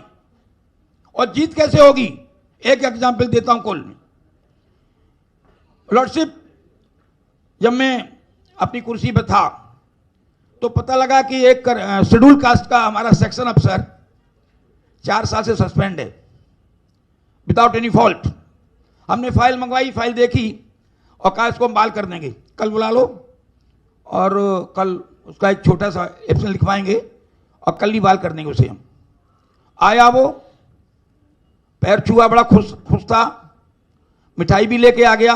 हम मिठाई तेरा दोस्त हुआ नहीं, मिठाई ले आया कि साहब मुझे पता लग गया, आपने कह दिया करूंगा तो साहब मिठाई लेके आ गया हूं, बहुत अच्छी बात कर देंगे। हमने एक एप्लीकेशन ड्राफ्ट खुद ही कहा, ये एप्लीकेशन लिख और मैं कर दूंगा। अभी उसका ऑर्डर मैं कर भी नहीं पाया था। उसने कहा साहब एक कृपा और कर दीजिए मेरे ऊपर, आप 1 हफ्ते की छुट्टी और दे दीजिए, मुझे ज्वाइन आज ही करा लीजिएगा और छुट्टी 1 हफ्ते ही दे दो मुझे। हमने क्यों भाई, या 1 हफ्ते बाद ज्वाइन करूंगा। हमने क्यों भाई, बोले मैंने वैष्णो मैया से मांगा था देवी से कि मुझे बहाल हो जाएंगे तो तुम्हारे दर्शन करने आएंगे हम। हमने वाह वाह, वेरी गुड वेरी गुड। हमने कहा इसकी फाइल वापस कर दो और ये मैया दर्शन करा के आएगा तब मैया करेंगे, सब मैं नहीं कर पाऊंगा। डाटा स्वार्थ में और भय में माना मेरी बात, वो उन्हें मना नहीं, कौन सा काम कर रहे हैं हम लोग। पढ़ा लिखा था, सेक्शन अफसर था, उसके दिमाग में मैया भरी हुई, हम नहीं भरे हुए थे। तो आप मंडल साहब नहीं भरे हो बोलोगे दिमाग में, कितने लोग मंडल साहब को जानते हैं। मैं आपसे अध्यक्ष मैं प्रार्थना करूं, मैं पद पे ही था तो आजमगढ़ वाले ने बुलाया मुझे, मंडल अच्छा कार्यक्रम करते, अच्छे यूपी में आजमगढ़ जगह एक है, बहुत अच्छे लोग हैं। मैं जा रहा था, रास्ते में एक मंत्री जी मिल गए मुझे, वो बाय द वे मेरे जिले के थे। कहां जा रहे, मैंने कहा आजमगढ़ जा रहा हूं, मंडल की जयंती है। बोले ये मंडल कौन थे, तो अपने खिलाफ न बोलूं, क्या करूं भाई साहब। हमें लड़ना पड़ेगा अपने से और देखना पड़ेगा कि हम क्या कर रहे हैं, कैसे कर पाएंगे। हम उन लोगों तो कैसे पहुंचेंगे जिनको पता ही नहीं है। यहां हम सब विद्वानों भाषण दे रहे हैं, हम सब वो बातें बता रहे हैं जो ज्यादा लोगों को मालूम है। अभी मंडल जी बोलूं मैं, जितना पढ़ा मैं थोड़ा पढ़ा है, मैंने थोड़ा बहुत, यदि मेरा ज्ञान इस ज्ञान के सागर में एक बूंद भर है, लेकिन एक बूंद भर भी इतना कि बोल सकता हूं मंडल जी में। नहीं बोला क्यों, सभी जानते हैं। क्या तुमको बताएंगे, कितने मिनट रह गए, 1 मिनट, आध मिनट, 1 मिनट पूरी करता हूं मैं। कड़वी बात थोड़ी अच्छी नहीं लगती, किसी को नहीं लगती, आपको क्यों लगेगी, एक सच्ची है। तो एक बात खत्म करता हूं, ये सब क्यों है उस पर कोई नहीं बोला, मैं बोल रहा हूं, 2 मिनट पूरी कर दूंगा। जब ब्रिटिश एम्परर के सरकार बनने पर, उससे पहले ईस्ट इंडिया कंपनी सरकार में तमाम आपको सुविधाएं देना शुरू किया, तमाम कानून आपके एक्ट में बनाए, शिक्षा का, रोजगार का, संपत्ति रखने का, एक्सेट्रा बहुत सारे, शुद्धिकरण का, और वो कौन सी बनती थी, देवदासियों का। तो कुछ लोगों को बेचैनी हो गई। तमाम संगठन बनाते बनाते 1925 में, शॉर्ट में कर रहा हूं, 2 मिनट पूरे हो जाएंगे, बना 27 सितंबर 1925 को राष्ट्रीय स्वयंसेवक संघ। उन्होंने कहा ऐसा नाम रखो जिसमें राष्ट्र हो और सेवा भी हो, रख लिया। उसके केशव बलराम हेगड़ेवार अध्यक्ष बने और कसम खाई उन्होंने 100 साल में हमको फिर मनुवाद लाना है, ऊंच नीच का बात लाना है, गैर बराबरी का लाना है। शुरू कर दिया काम उन्होंने। दूसरे गुरु वो तो रहे 7 साल रहे, वो बने माधव सदाशिव गोलवरकर जी, गुरु जी, वो बहुत दिनों रहे, 33 साल रहे। उनकी 2 किताबें मशहूर हैं, ये प्रोफेसर लोगों ने पढ़ी होंगी। पहली बंच ऑफ थॉट्स और दूसरी be in our national hood define. जरा सेकंड किताब का सार 1 मिनट, आधी 2 मिनट रह गए ना। सर हाँ, बुराई छोड़ के कानून पे आ गया मैं। निचोड़ यह है, यदि आपको बहुत लंबे समय तक राज्य करना है तो जनता को 95% जनता को 95% को शिक्षा और रोजगार से निचोड़ दो।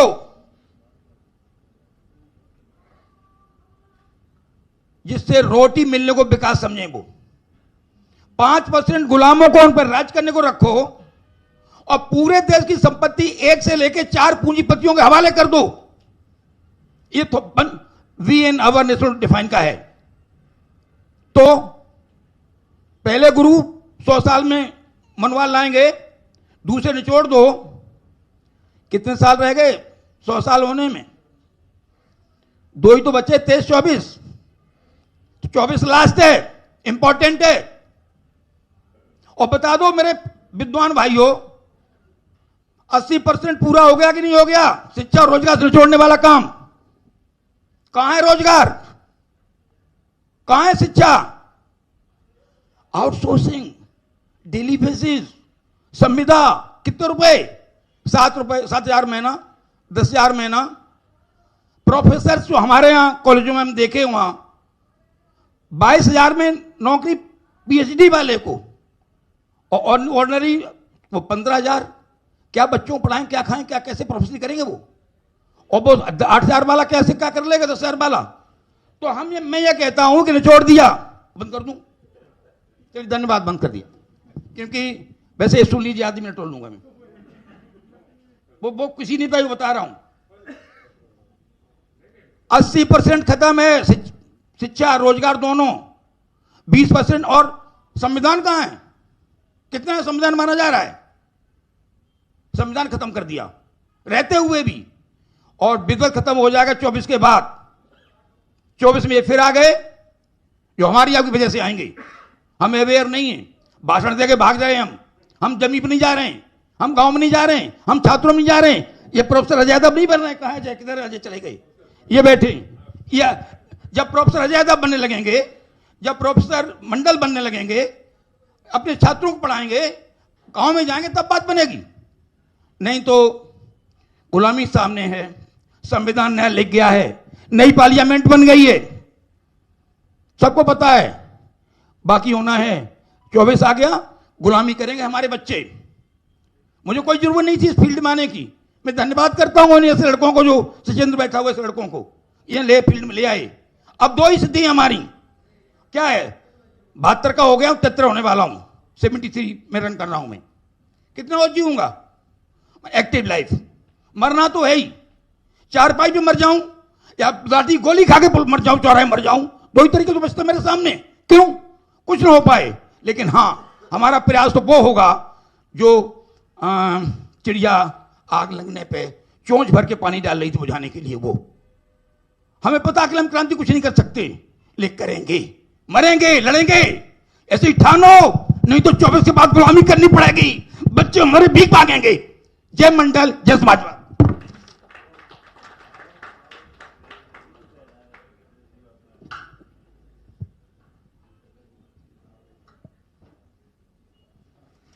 थैंक यू रागित बहादुर साहब। मैं आपको बहुत तकलीफ दिया हूँ बीच बीच में हट के, क्योंकि मैं इतना हार्ड सीट पे पर बैठा हूँ। मैं सुबह से जो भी सेशन चल रहा था उन लोगों को मर्जी से चला। अभी मेरा जो सेशन खत्म होने जा रहा है, मेरे पास जो समय मिला जो बहुत, वो भी खत्म होने जा रहा है। इसीलिए मैं आपको बार बार आपको तकलीफ देना पड़ा। इसीलिए मैं सबसे सामने माफी मांग रहा हूँ। फिर भी being a chairman of this session, That is my bounded duty to control you. Okay, right sir. Thank you so much for your cooperation. आपने 1 मिनट बोल के 4-5 मिनट तो ले लिया कैसे भी. आप तो कैसे भी एडवोकेट जनरल पर काम करके रखा था ना वो. तेलुगु. ओके सर, मैं तो करूँगा, कोई बात नहीं. इससे पहले मैंने एक छोटा, डॉक्टर बाबा साहब ने कभी बहुत बार एक कहते रहता, क्या है, जो भी सेमिनार में वो जाते वो is a prudent person in many areas, but still वो किसी सेमिनार में किसी भाषण देने के वक्त वो जाते हैं ना, एकदम पूरा प्रिपेयर होके एक नोट्स बन के इसके हिसाब से ही बात करते हैं, भाषण देते रहते हैं. इससे message to all of us that whenever you are going to deliver a lecture before any forum or before any this thing, be prepared, whatever the content it is, whatever the small it is, but be prepared, and then only dare enough to deliver before this thing. अब जो भी हमारा दिमाग में जो भी आ रहा है उसको बात करना चाहिए, तो there is no meaning for the purpose, there is no meaning, we are not able to deliver in a proper way. That's why what I feel. Thank you. Sir అన్ని విషయాలు మాట్లాడారు. కొంచెం ఆవేశంగా ఎక్కువ ఏంటంటే ఇప్పుడు ఆయన అనేక అంశాల పట్ల ముఖ్యంగా ఈ ప్రభుత్వాలు ఏం చేస్తూ ఉన్నాయి, మనం ఏం చేయబోతా ఉన్నాం, గ్రామాల్లో జరుగుతుంది ఏంటి, అక్కడ ఎలా జరగబోతా ఉంది, ఇక్కడ ఎందుకు జరగట్లేదు, వీటిని ఆయన యొక్క ఆవేశాన్ని వెళ్ళగక్కుతూ ఆయనకున్న కోర్టులో ఆయన చూసినటువంటి పరిస్థితులు, వాటిలో ఏం జరిగింది అంటే, టు బి ఖచ్చితంగా చెప్పాలి అంటే ఈ సెమినార్కి ఆయన మాట్లాడిన దానికి జనరలైజ్ చేసి మాట్లాడారు తప్ప సంబంధం లేదు. కనుక దాన్ని ఎక్కువగా మనం దాని మీద పోయి చేసి మాట్లాడడం వల్ల కూడా అంత ఉపయోగం లేదని నేను భావిస్తూ ఉన్నాను. అయితే దానికి హిందీలో అర్థం కాదు కాబట్టి తెలుగులో నేను ధైర్యంగా చెప్పాను, తెలుగులో నేను చెప్పాను, ప్రాబ్లం లేదు. కనుక అంటే నేను కూడా ఇంకోటి చెప్పేది, ఏ విషయాల పట్ల అయినా కూడా మనం వెళ్ళేటప్పుడు ఒక సెమినార్ని మనం అడ్రస్ చేసేటప్పుడు, ఇప్పుడు అల్యూమినీ పర్సన్ ఇన్ जुडिशरी మన ముందు हमारे सामने बैठा है sir, justice Eshwaraiah sir, farmer justice, and more over farmer chairman national commission for backward classes, NCBC को भी चेयरमैन था. ऐसा लोग हमारे सामने बैठा है, उन लोग को टाइम बहुत कीमत की बात है, is a valuable time they are spending with us. So ఇట్లాంటి సమయాల్లో ఆయన కొన్ని, now I am welcoming our renowned guest to this valedictory function, Dokka Manikya Varaprasad garu, also to this evening. Sir please, Dokka Manikya Varaprasad గారు, ఆయన కూడా వచ్చారు. అందులో పెద్దగా హిందీలో తెలుగులో చెప్పే అంత ఇష్యూ అయితే లేదు, అది మామూలు జనరలైజ్ చేసి మాట్లాడారు కాబట్టి. Now I'm rolling on to one more, doctor Shri Narayana Yadav, senior leader from Samajwadi party and UP.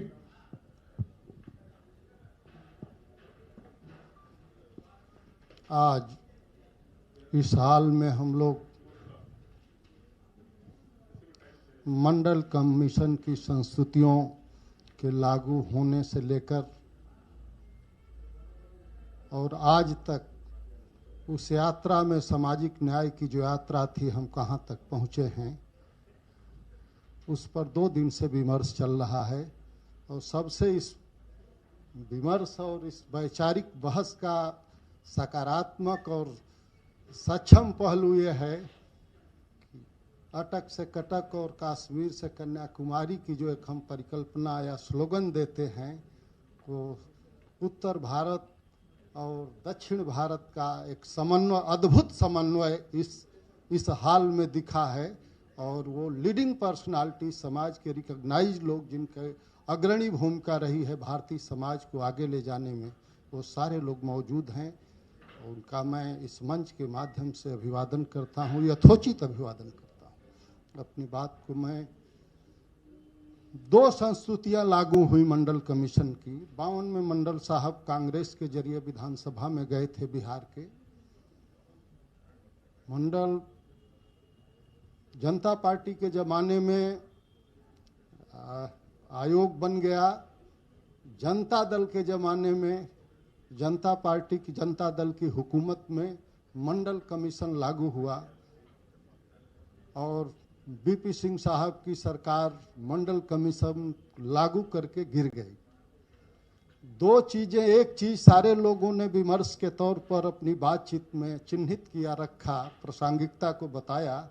दूसरी चीज जो सबसे जो आरक्षण की मूल अवधारणा को ही विफल करती है, एज एंड चांस रिलैक्सेशन, आयु और अवसर की सीमा में छूट, ये चीज थी ही, लागू ही नहीं हुआ था।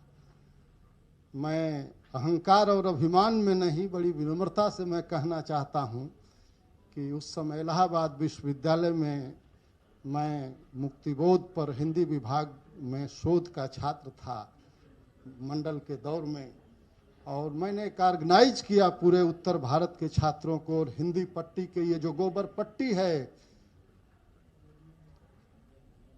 उत्तर प्रदेश, बिहार, राजस्थान, और ये जहाँ सारे गढ़ मठ किले, सारे तरह के अत्याचारों का जो अड्डा है, मैं कहता हूँ वहाँ सारे तरह के, आज भी सामंती सांप्रदायिक ताकतें सबसे ज़्यादा मजबूत आज के दौर में वहीं हैं। उस दौर में हम लोगों ने ऑर्गेनाइज करके दिल्ली में, उस समय पीवी नरसिंह राव साहब वो प्रधानमंत्री थे, और आयु अवसर के बिना chief justice, ex chief justice Visvesvaraya साहब बैठे हैं, वीरेंद्र यादव साहब हमारे ex chief justice high court बैठे हैं, मैं काउंसिल भी रहा हूँ हाई कोर्ट का। मैं कहना चाहता हूँ दोस्तों कि हम लोगों ने 3 बार, कभी मंदिर मार्ग थाने में दिल्ली में, कभी पार्लियामेंट स्ट्रीट पुलिस स्टेशन में, लेकिन उस दौर के नेता भी मौजूद थे। शरद यादव जी थे, रामविलास पासवान साहब थे, वीपी सिंह साहब थे, आदरणीय नेताजी हमारे थे, मुलायम सिंह यादव साहब जाते थे, पहुंचते थे, ढांढस बचाते थे। तीसरी बार में भी हम लोगों को की मांग मानी गई और 2 मांगे पूरी हुई, यानी आरक्षण लागू हुआ तभी जाकर जब आयु अवसर की सीमा का छूट मिल गई। उसके बिना आरक्षण की कोई अवधारणा बनती ही नहीं। दूसरी चीज, जाति जनगणना की बात हो रही है। पहले हम इस दौर में बात करें कि हम किस दौर में खड़े हैं। 21वीं सदी के दूसरे दशक के पूर्वार्ध में, तीसरे दशक में हम खड़े हैं, तीसरे साल में इस विमर्श पर खड़े हैं जहां देश की सारी संवैधानिक संस्थाएं संदेह के घेरे में हैं। देश की सारी संवैधानिक संस्थाएं संदेह के घेरे में हैं। ऐसे समय में उत्तर और दक्षिण भारत के सारे बुद्धिजीवी, सारे जिनका संघर्ष बहुत बड़ा रहा है, प्रोफेसर्स, जजेज और तमाम पत्रकार, समाजसेवी और ग्रास रूट पर काम करने वाले लोग यहाँ इकट्ठा हुए हैं। उनसे मैं कहना चाहता हूँ कि एक लोकतंत्र में, और विशेष करके अपने जय साहिबान जो हमारे बैठे हैं, जुडिशरी की हालत और लोकतंत्र की हालत इसी बात से अंदाजा लगा लीजिए कि मैं मानता हूं, मेरा स्पष्ट मानना है, मैं दुविधा चित्त की राजनीति कभी नहीं करता, न मेरा उसूल रहा है कभी। मैं उसूल ईमान की राजनीति किया हूं और मैं लोहिया की परंपरा का और मुलायम सिंह से होते हुए लोहिया की परंपरा का वारिस हूं। मैं ये बात बड़े गर्व और फक्र के साथ कहना चाहता हूं कि जब तक राजस्थान हाई कोर्ट के सामने मनु स्मृति का और मनु महाराज की मूर्ति नहीं हटेगी, तब तक मैं नहीं मानता कि भारत में हमारा संविधान पूर्णतः लागू हो गया है। इस प्रस्ताव में शामिल किया जाए, मेरा ये पहला प्रस्ताव है। दूसरी चीज मैं कहना चाहता हूं, हिंडनबर्ग की रिपोर्ट आई है,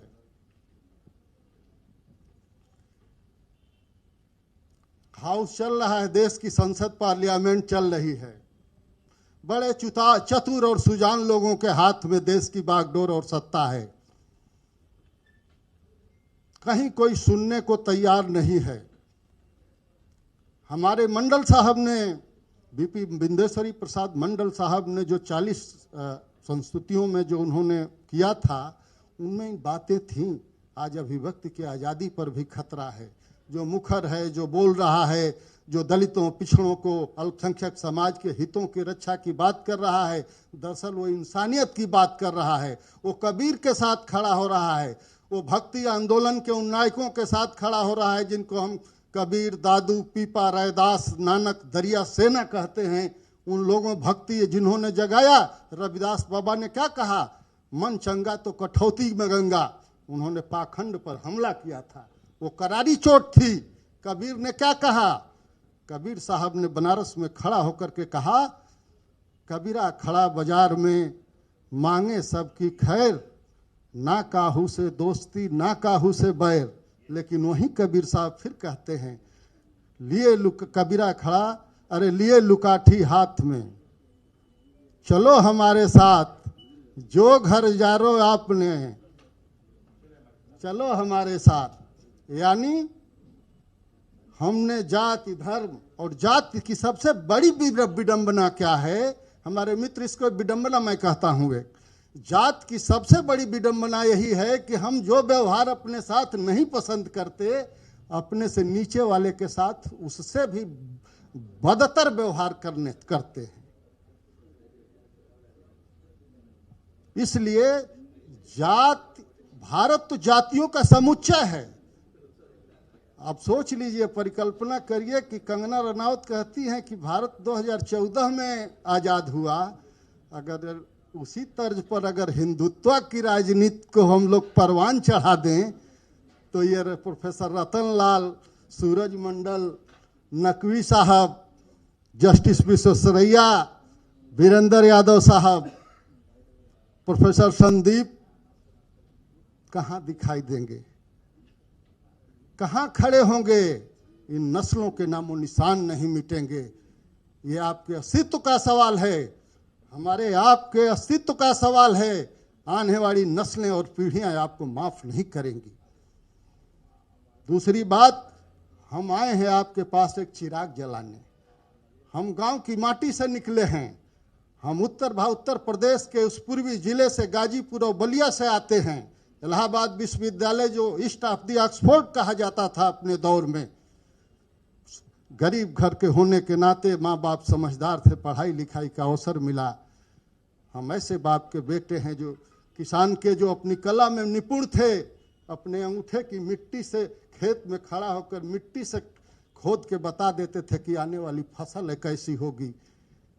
इसलिए मैं आप लोगों से कहना चाहता हूं दोस्तों कि हम भी आपको आगाह करना चाहते हैं कि 2014 में जो हिंदुत्व 2000 आने वाले 24 में अगर ये हुकूमत रिपोर्ट कर गई, जिसको आजकल बोलचाल की भाषा में डबल इंजन की सरकार कही जा रही है, जिसका मुखिया नागपुर मुख्यालय में बैठा हुआ है।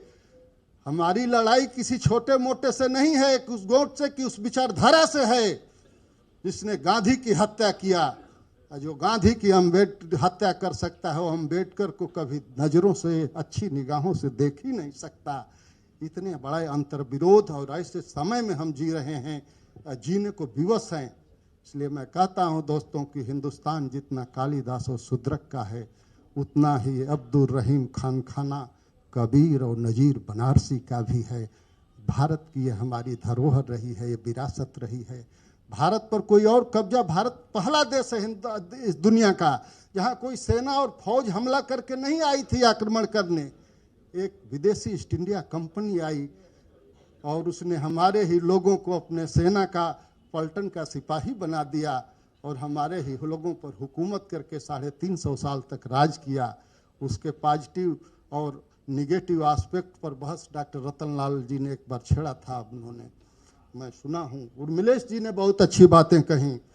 उन्होंने कहा साहब, और मैं कहना चाहता हूं कि 2014 हमारे नेता अखिलेश यादव जी मंदिर दर्शन करने के लिए, आप सोच लीजिए, जिनके पिता 3 बार उत्तर प्रदेश के मुख्यमंत्री रहे हों। डॉक्टर शिवनारायण की क्या हैसियत है? डॉक्टर शिवनारायण यादव डबल एजी राम बाबू जी की। रतनलाल कहाँ खड़े मिलेंगे उसमें? देश के सबसे बड़े सूबे प्रोफेसर कृष्णकांत बेचू कहां मिलेंगे? प्रोफेसर संदीप कहां होंगे? 3 बार चीफ मिनिस्टर रहे और ऐसा बाप जिसने लोकतंत्र और जमहूरियत को बचाने के लिए उन्होंने अयोध्या में गोलियां चलवानी पड़ी। अगर उस दिन न गोली चलती तो हिंदुस्तान में लोकतंत्र का नामो निशान खत्म हो गया होता। जज्बाती तरीके से इन बातों को नहीं सोचना है। आप हमको एक इंस्टीट्यूशन, मैंने कहा ना कि देश की सारी लोकतांत्रिक संस्थाएं संदेह के घेरे में हैं। बाबा साहब ने हमें एक औजार दिया था, सूत्रवाक्य है उनका कि शिक्षा शेरनी की दूध होती है, जो पी लेता है समाज में, सड़क पर, सभा में, संसद में, जज कोर्ट में, जहाँ भी रहेगा सर उठा के सीना तान के अपनी बात को कहता है। मैं बहुत, अगर हमारा समय इंडिकेट करते रहिएगा, हम बहुत, हाँ, मैं बहुत कुछ नहीं कहूँगा। हम एक चिराग लेके निकले हैं और हमारी इस देश की, हमारी माटी की, हमारी गंगा से लेकर कावेरी और कृष्णा तक की ये सांस्कृतिक विरासत रही है कि चिराग को तो बुझाया जा सकता है, लेकिन चिराग से चिराग जलाने की परंपरा को नहीं मिटाया जा सकता। उसी को चिराग लेकर आए हैं कि वो दक्षिण भारत के लोग, ये विंध्य के बाजू का मैदान है, इधर का, यहाँ की माटी बड़ी उड़ा रही है। पेरियार साहब से लेकर के द्रविड़ राजनीति का इतिहास आप लोग जानते हैं, मुझे कुछ नहीं कहना। उड़ीसा का अभी सजीव चित्रण आप कर गए कप्तान साहब। मैं पहलुओं को छू रहा हूं, यहाँ जानने वाले सब समझ रहे हैं।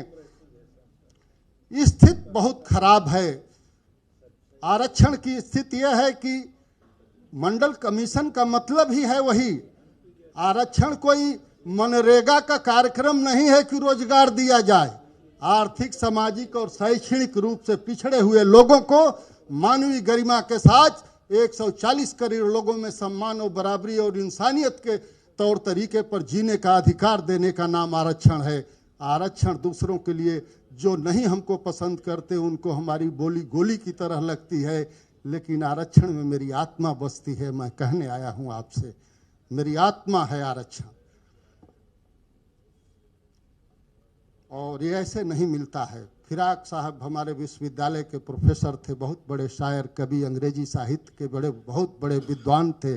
वो कहते थे कि अंग्रेजी दो ही लोग जानते हैं, पंडित नेहरू कुछ जानते हैं, या तो उसके बाद मैं जानता हूं, उसका आधा कुछ पंडित नेहरू जानते हैं। कि बंदगी से कभी नहीं मिलती, इस तरह जिंदगी नहीं मिलती, बंदगी से कभी नहीं मिलती, इस तरह जिंदगी नहीं मिलती, और लेने से ताजो तख्त मिलता है, मांगे से भीख भी नहीं मिलती, मांगे से भीख भी नहीं मिलती। ये बात इसलिए मैं कह रहा हूँ साथियों कि आप लोग एकजुट होना है, हमको भाषाई अंतर मिटाना है, हमें ओबीसी में ओबीसी की जो लड़ाई चल रही है, मैंने कहा कि जातिवाद समाजशास्त्री तथ्य और फैक्ट है ये कि जातिवाद एक आत्मघाती चिंतन है। हम बराक ओबामा अमेरिका की नकल करते हैं, अमेरिका की दुहाई देते हैं, अमेरिका से दोस्ती करते हैं, लेकिन बराक ओबामा को अमेरिका राष्ट्रपति स्वीकार कर लेता है। लेकिन आप याद करिए, मनमोहन सिंह से पहले कोई भी दलित शोषित पिछड़ा रहे, इनसे अटल बिहारी वाजपेयी से कुछ मतलब गैर ब्राह्मण प्रधानमंत्री अपना कार्यकाल पूरा नहीं कर पाया। पिछले जितनी भी सरकारें बनी हैं उस दौर की याद कर लीजिए आप लोग। ये मैं बड़ी बात कह रहा हूँ, और मैं बहुत कुछ न कहते हुए मैं आप लोगों का सब अपना समय अपने आए हुए, और एक बात छोड़ दीजिए, सीए और एनआरसी की पर जोर देने वाले की लागू ही करेंगे, क्यों नहीं? आखिर ये इनको क्या दिक्कत है कि वो जातिगत जातिवार जनगणना करा दें पूरे हिंदुस्तान में? जाति इस देश का सच है, हम इसी में पैदा होते हैं, इसी में शादी होती है, इसी में मर जाते हैं, तो जनगणना करा दो। मेरा कहना है साथियों, मैं कहना चाहता हूं, मैं कहूं आपसे कि बंध जाना चाहिए पलड़ा चौराहे पर, और तुल जाना चाहिए कि देश की थाती माटी में, यहाँ की सभ्यता और संस्कृति में किसकी कितनी शिक्षा में हिस्सेदारी और भागीदारी है, उस मांग के लिए आज हम लोग इकट्ठा हुए हैं। और मुझे उम्मीद है कि ये सारे लोग मिलकर के भारत को एक नए रास्ते पर ले चलेंगे। और 1924 में पहली कंडीशन, एक ही शर्त होनी चाहिए, जो भी दल, क्षेत्रीय दल और राष्ट्रीय दल, सारे मिलकर के आप तय करें, सवाल करें कि जो जाति जनगणना के पक्ष में नहीं होगा उसे दिल्ली का शहंशाह बनने का, आया जनतांत्रिक तरीके से कहूं तो प्रधानमंत्री बनने का अधिकार नहीं होगा, हम जनता नहीं स्वीकार करेगी। इसी के साथ आप लोगों का क्रांतिकारी अभिवादन करते हुए जय मंडल, जय भीम, जय समाजवाद। हमारे नेता डॉक्टर लोहिया जो 100 में पावे पिछड़े 60, का नारा उन्होंने पहली बार, अंबेडकर साहब ने तो बहुत पहले, उनकी टीम तैयार है, मुझे फक्र है, दलित समाज हमसे बहुत आगे है। ओबीसी का न कोई साहित्य है, न तो कोई 100 में पिछड़ा पावे, 60 तक का इम्प्लीमेंटेशन है। और सबसे बड़ी दुख की बात यह है कि आज व्यक्तिगत विचारधारा का अधोपतन इतना हो गया है कि सत्ता के लिए संघ की गोद में बैठने वाली प्रजाति एक हमारे बीच से पैदा हो गई है। उस प्रजाति को नकार कर ही हम एक नए और खुशनुमा भारत की संरचना कर सकते हैं। जय भीम, जय भारत, जय समाजवाद, जय डॉक्टर लोहिया, जय हिंद। सॉरी श्री नारायण साहब, आपको फ्लो को मैंने जबरदस्ती रुकवाया पड़ा है। क्यों बोले तो मेरे ऊपर, मैं पहले से बोल रहा हूँ, मैं 8 सीट पे बैठा हूँ, टाइम बहुत షార్ట్ కమి हो रहा है। కానీ ఇక్కడ శ్రీనారాయణ గారు, డాక్టర్ గారు చాలా మంచి విషయాలు మాట్లాడాడు, చాలా మంచి ఇష్యూస్ని లేవగొట్టాడు ఆయన. అంటే ఈ సమాజంలో బీసీలే కాదు, దళితుల కన్నా బీసీలు ఎంత వెనుకబడి ఉన్నారు, వెనుకబాటుకి కారణాలు ఏంటి అనే విషయాలు మాట్లాడుతూ ఆయన స్టార్టింగ్ చాలా గొప్ప విషయం మాట్లాడాడు. ఆయన ఒక నేపథ్యం చెప్తూ, భూమి మట్టిని కాలుతో ఇలా నులిమి, కాలుతో తట్టి, కాలుతో ఇలా రుద్ది, రేపు ఎటువంటి పంట పోతా ఉంది, ఎటువంటి పంట మనం కోయిపోతా ఉన్నాం, ఎటువంటి పంట మనకు వస్తూ ఉంది అనేటువంటి చెప్పగలిగిన నేపథ్యం ఉన్నటువంటి కుటుంబం నుంచి నేను వచ్చాను అని చెప్పి, అటువంటి నా కుటుంబం నాది అని చెప్పి చాలా గర్వంగా ఆయన మాట్లాడాడు. అంటే we are the scientist of the earth, ఎంత దాన్ని ఏం పోతా ఉంది, దీని పంట ఎట్లా వస్తుంది అనేటువంటి చెప్పగలిగిన మేధావి కుటుంబం అనేది వచ్చాను. కానీ ఈ యొక్క రాజకీయ సంక్షోభంలో నా కుటుంబం అధికారాలు కోల్పోయింది, అన్నీ కోల్పోతా ఉంది, దాని నేపథ్యం అని చెప్తూ ఆయన అన్ని విషయాలు చాలా ఆవేశంగా మాట్లాడినా చాలా మంచి బ్యూటిఫుల్ లిటరరీ బ్యూటీతో మాట్లాడాడు ఆయన. అయితే ఒక 4-5 అంశాల పట్ల ఆయన చాలా బాధను వ్యక్తపరుస్తూ ఉన్నాడు. ఏంటంటే రాజస్థాన్ హైకోర్టు ముందు ఏదైతే మనువు యొక్క విగ్రహం ఉందో, ఆ విగ్రహం తీసేసిన నాడే అది నాకు నిజమైన ఊరట కలిగిస్తుంది. ఆ తీసేయడానికి మనందరం కొట్లాడాలి, ఫైట్ చేయాలి, మనం రోడ్ల మీదకి రావాల్సిన అవసరం ఉందని చెప్పి మాట్లాడుతూ ఉన్నాడు ఆయన. అట్లాగే ఈరోజు రాజ్యాంగ వ్యవస్థల మీద రాజ్యాంగ సంక్షోభం ఏర్పడబోతూ ఉంది, రాజ్యాంగ వ్యవస్థల మీద భయంకరమైనటువంటి దాడి జరుగుతూ ఉంది. ఆ దాడిని ఈ ప్రభుత్వాలు మనం కూడా ఏమి చేయనంత కాలం మన యొక్క జీవితాల్లో కూడా దాడి జరుగుతూ ఉంది, కనుక దాడిని మనం ఎదుర్కోవాల్సినటువంటి అవసరం ఉందని చెప్పి మాట్లాడుతూ ఉంటున్నాడు ఆయన. అట్లాగే కంగనా రనౌత్, మనకి ఈ దేశంలో 2014 మనకు స్వతంత్రం వచ్చిందని చెప్పి మనం మాట్లాడుతుందంటే, మనందరం ఏ స్థాయిలో మనం ఆమెను ఖండించలేని స్థితిలో మనం ఉన్నామంటే, ఏ స్థాయిలో మనం ఉన్నాము, మన యొక్క పరిస్థితులు ఏంటి, మనం అనేటువంటి పరిస్థితి ఉంది అనేది మనల్ని ప్రశ్నిస్తూ ఉన్నాడు ఆయన సూటిగా. అట్లాగే ఈ సమాజంలో ఐడెంటిటీ అంటే మన యొక్క అస్తిత్వ యొక్క సమస్య మన ముందు ఉంది. మన యొక్క అస్తిత్వ యొక్క సమస్య వచ్చినప్పుడల్లా మన మీద దాడి చేస్తూ ఉన్నారని మాట్లాడుతూ ఉన్నాడు. వాటిని భక్తి మూవ్మెంట్తో రిలేట్ చేసుకుంటూ కబీర్ కావచ్చు, సంత్ రవిదాస్ కావచ్చు, వాళ్ళందరూ ఏం చెప్పారు, మనం ఈరోజు ఏం చేస్తా ఉన్నటువంటి విషయాలను కూడా ఆయన లింక్ చేస్తూ చాలా చక్కటి విషయాలు చెప్పుకుంటూ మనకు వచ్చింది. అట్లాగే ఈ విషయాల పట్ల కానీ మనం బాధ్యత తీసుకోకపోతే రేపటి సమాజం మనల్ని క్షమించదు, రేపటి సమాజం మనల్ని వదిలిపెట్టదని చెప్పి మనకు వార్నింగ్ ఇస్తూ ఉన్నాడు ఆయన.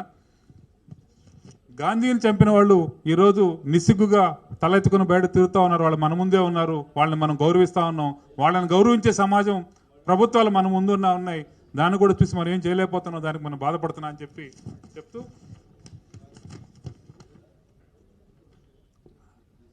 కంక్లూడింగ్ సెషన్, వ్యాలిడరీ మీటింగ్ సంబంధించిన సెషన్కి సంబంధించిన గెస్టులు అందరూ వచ్చేసారు కాబట్టి ఇంకొక లాస్ట్ స్పీకర్ ఒకరే ఉన్నారు.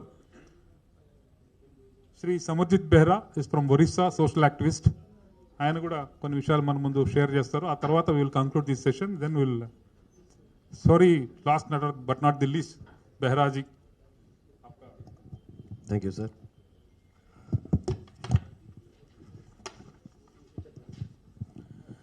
जय ओबीसी, जय मंडल, जय भीम। आज मैं समरजीत बेहरा उड़ीसा से, ओबीसी का एक कार्यकर्ता, आप सभी लोगों को नमन करता हूं। मैं सर्वप्रथम नमन करता हूं वो व्यक्तित्व जिनके लिए आज का ये समागम संभव हो सका है, जिनके लिए हम अभिभाषण रख रहे हैं। डॉक्टर भीमराव अंबेडकर जी, पेरियार जी, बीपी मंडल जी, साहू जी महाराज, वही है, उसे किसी हद तक शुरू कर पाए हैं और कुछ पाने में भी सक्षम हुए हैं। आज के इस सभा के परिचालक सत्यनारायण जी, मंच पर आसीन सारे अतिथि वृंद, मंच के सम्मुख बैठे बुद्धिजीवी वृंद एवं सारे ओबीसी भाई और बहन,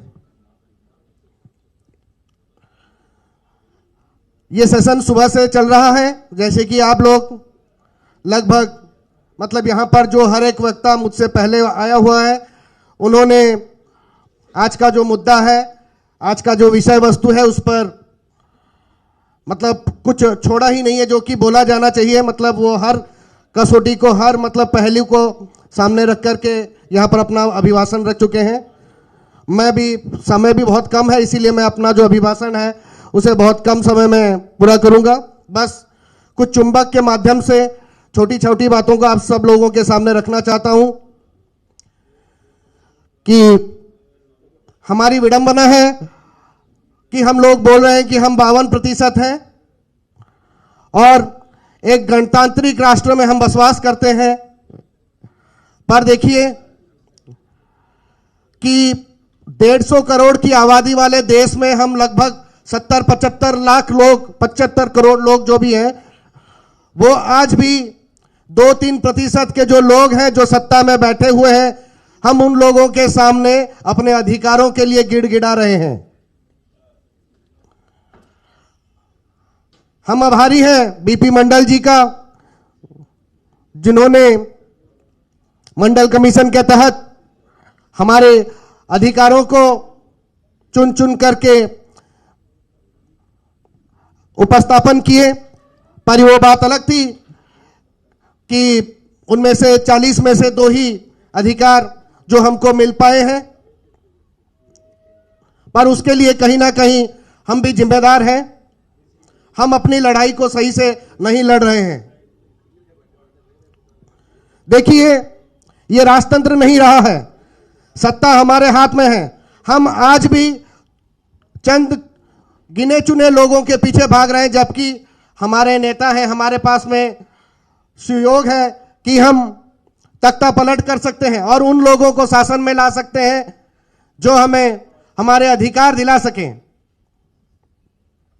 1990 से लेकर के आज 2023 आ चुका है, हम अपनी लड़ाई के लिए लड़ रहे हैं।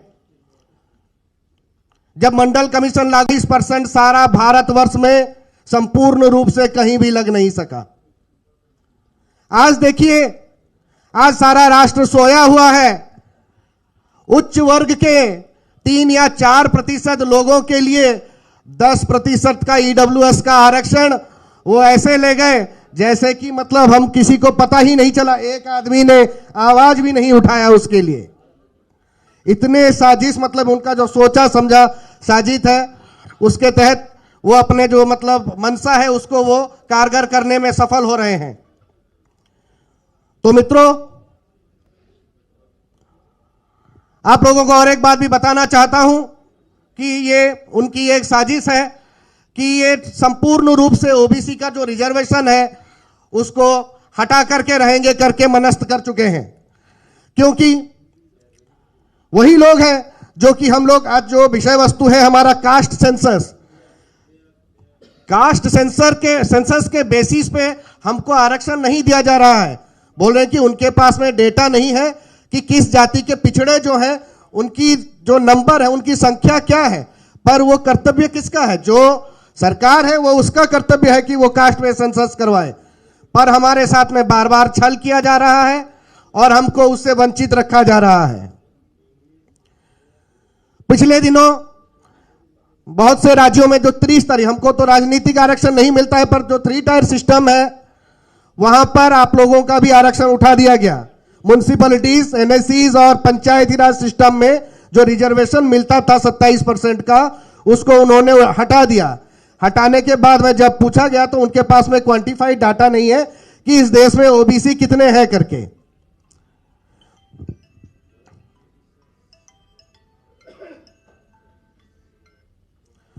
देखिए, इस देश में शेर चीतों की गिनती होती है, पक्षियों की गिनती हो सकती है, छिपकलियों की गिनती हो सकती है, पर ओबीसी एक ऐसा मतलब क्लास है जिनकी गिनती करने के लिए हर कोई सरकार, जब भी वो कांग्रेस की सरकार हो, भाजपा की सरकार हो, वो परहेज कर रही है, क्योंकि ये जितने भी सरकारें हैं, जितनी भी पार्टियां हैं, उन पर सभी उच्च वर्ग के लोगों का दबदबा है, जो नहीं चाहते हैं कि ओबीसी अपनी ताकत को जाने।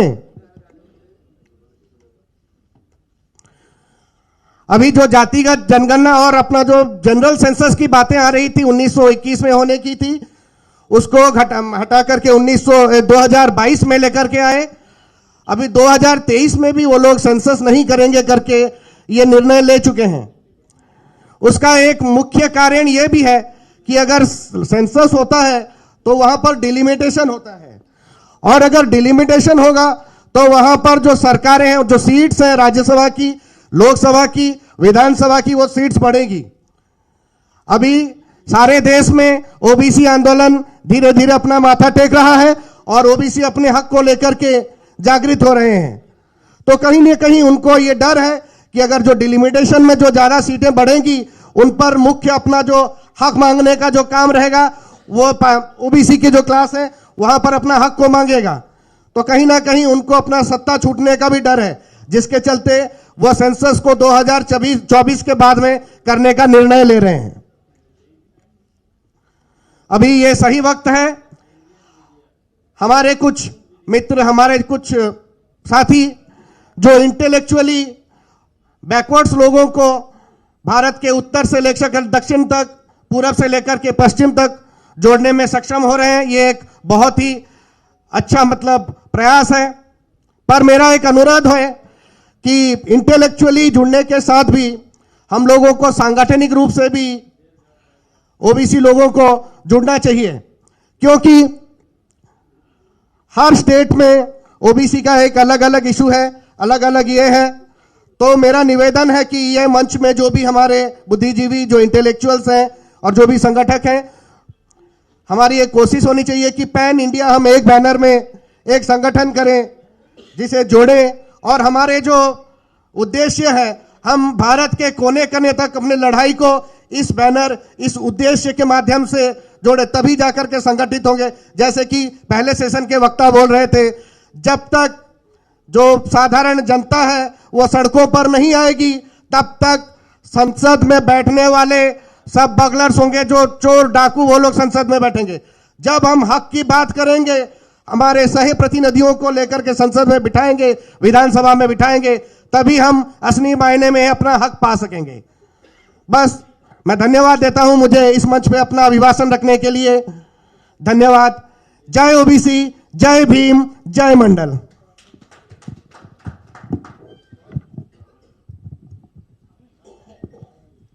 थैंक यू समरजीत बेहरा जी। मैंने आपको तोड़ा, भगाया, इसीलिए मैं माफी चाहता हूँ। फिर भी आपके जो वक्तृत्व जो भी है आपने बता दिया।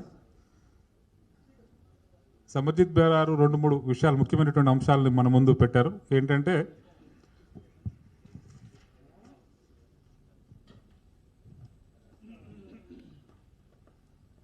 %27 రిజర్వేషన్స్ని ప్రాపర్గా ఇంప్లిమెంట్ చేయడంలో, చేయించుకోవడంలో మనం ఫెయిల్ అవుతా ఉన్నాం. దానికి రాజకీయ ఎత్తుగడల పరంగా కూడా మనం సీరియస్గా చేయాల్సినటువంటి అవసరం ఉంది అని మాట్లాడుతూ, క్యాస్ట్ సెన్సస్ మీద జనరల్గా అందరూ మాట్లాడిన ఇష్యూస్ని ఆయన కూడా మాట్లాడుకొచ్చాడు. కాకపోతే చివరిలో ఆయన అనే మాట ఏంటంటే, దీన్ని మనం ఏదో ఏ రాష్ట్రంలో వాళ్ళో, లేకపోతే ఏ ప్రదేశంలో వాళ్ళో, ఏ ప్రాంతం వాళ్ళో కాకుండా, మనం ఇప్పుడు ఒక సౌత్ని నార్త్ని కలిపేటువంటి ప్రయత్నం ఏ విధంగా చేస్తూ ఉన్నామో, అదే రకంగా అన్ని స్టేట్స్ నుంచి కూడా ఈ యొక్క క్యాస్ట్ సెన్సస్ సంబంధించినటువంటి విషయాల్ని, రిజర్వేషన్ సంబంధించినటువంటి అనేక అంశాలని కలుపుకుని మనం ఒక ప్రోగ్రామ్ చేస్తూ, ఇంట్లో ఉన్నటువంటి రోడ్ల మీద మనటువంటి సామాన్య ప్రజారైక్యం కూడా ఇది నా సమస్యని కాకుండా, వాళ్ళు రోడ్ల మీదకి వచ్చినప్పుడు పార్లమెంట్లో బాధ్యత కలిగిన వ్యక్తులు ఉండాలి. కానీ దురదృష్టవశాత్తు దొంగలు, ఆయన భాషలో చెప్పాలంటే దొంగలు, ముఠాకౌర్లు, స్మగ్లర్స్, వీళ్ళందరూ అక్కడ నిండిపోయి ఉన్నారు.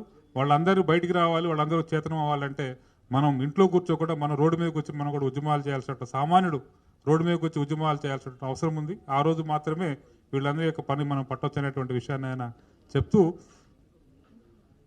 ఇంకా అనేక నిమిషాలు మాట్లాడాడు. కానీ ఇప్పుడు already Sandeep Yadav is warning me already. 2 minutes.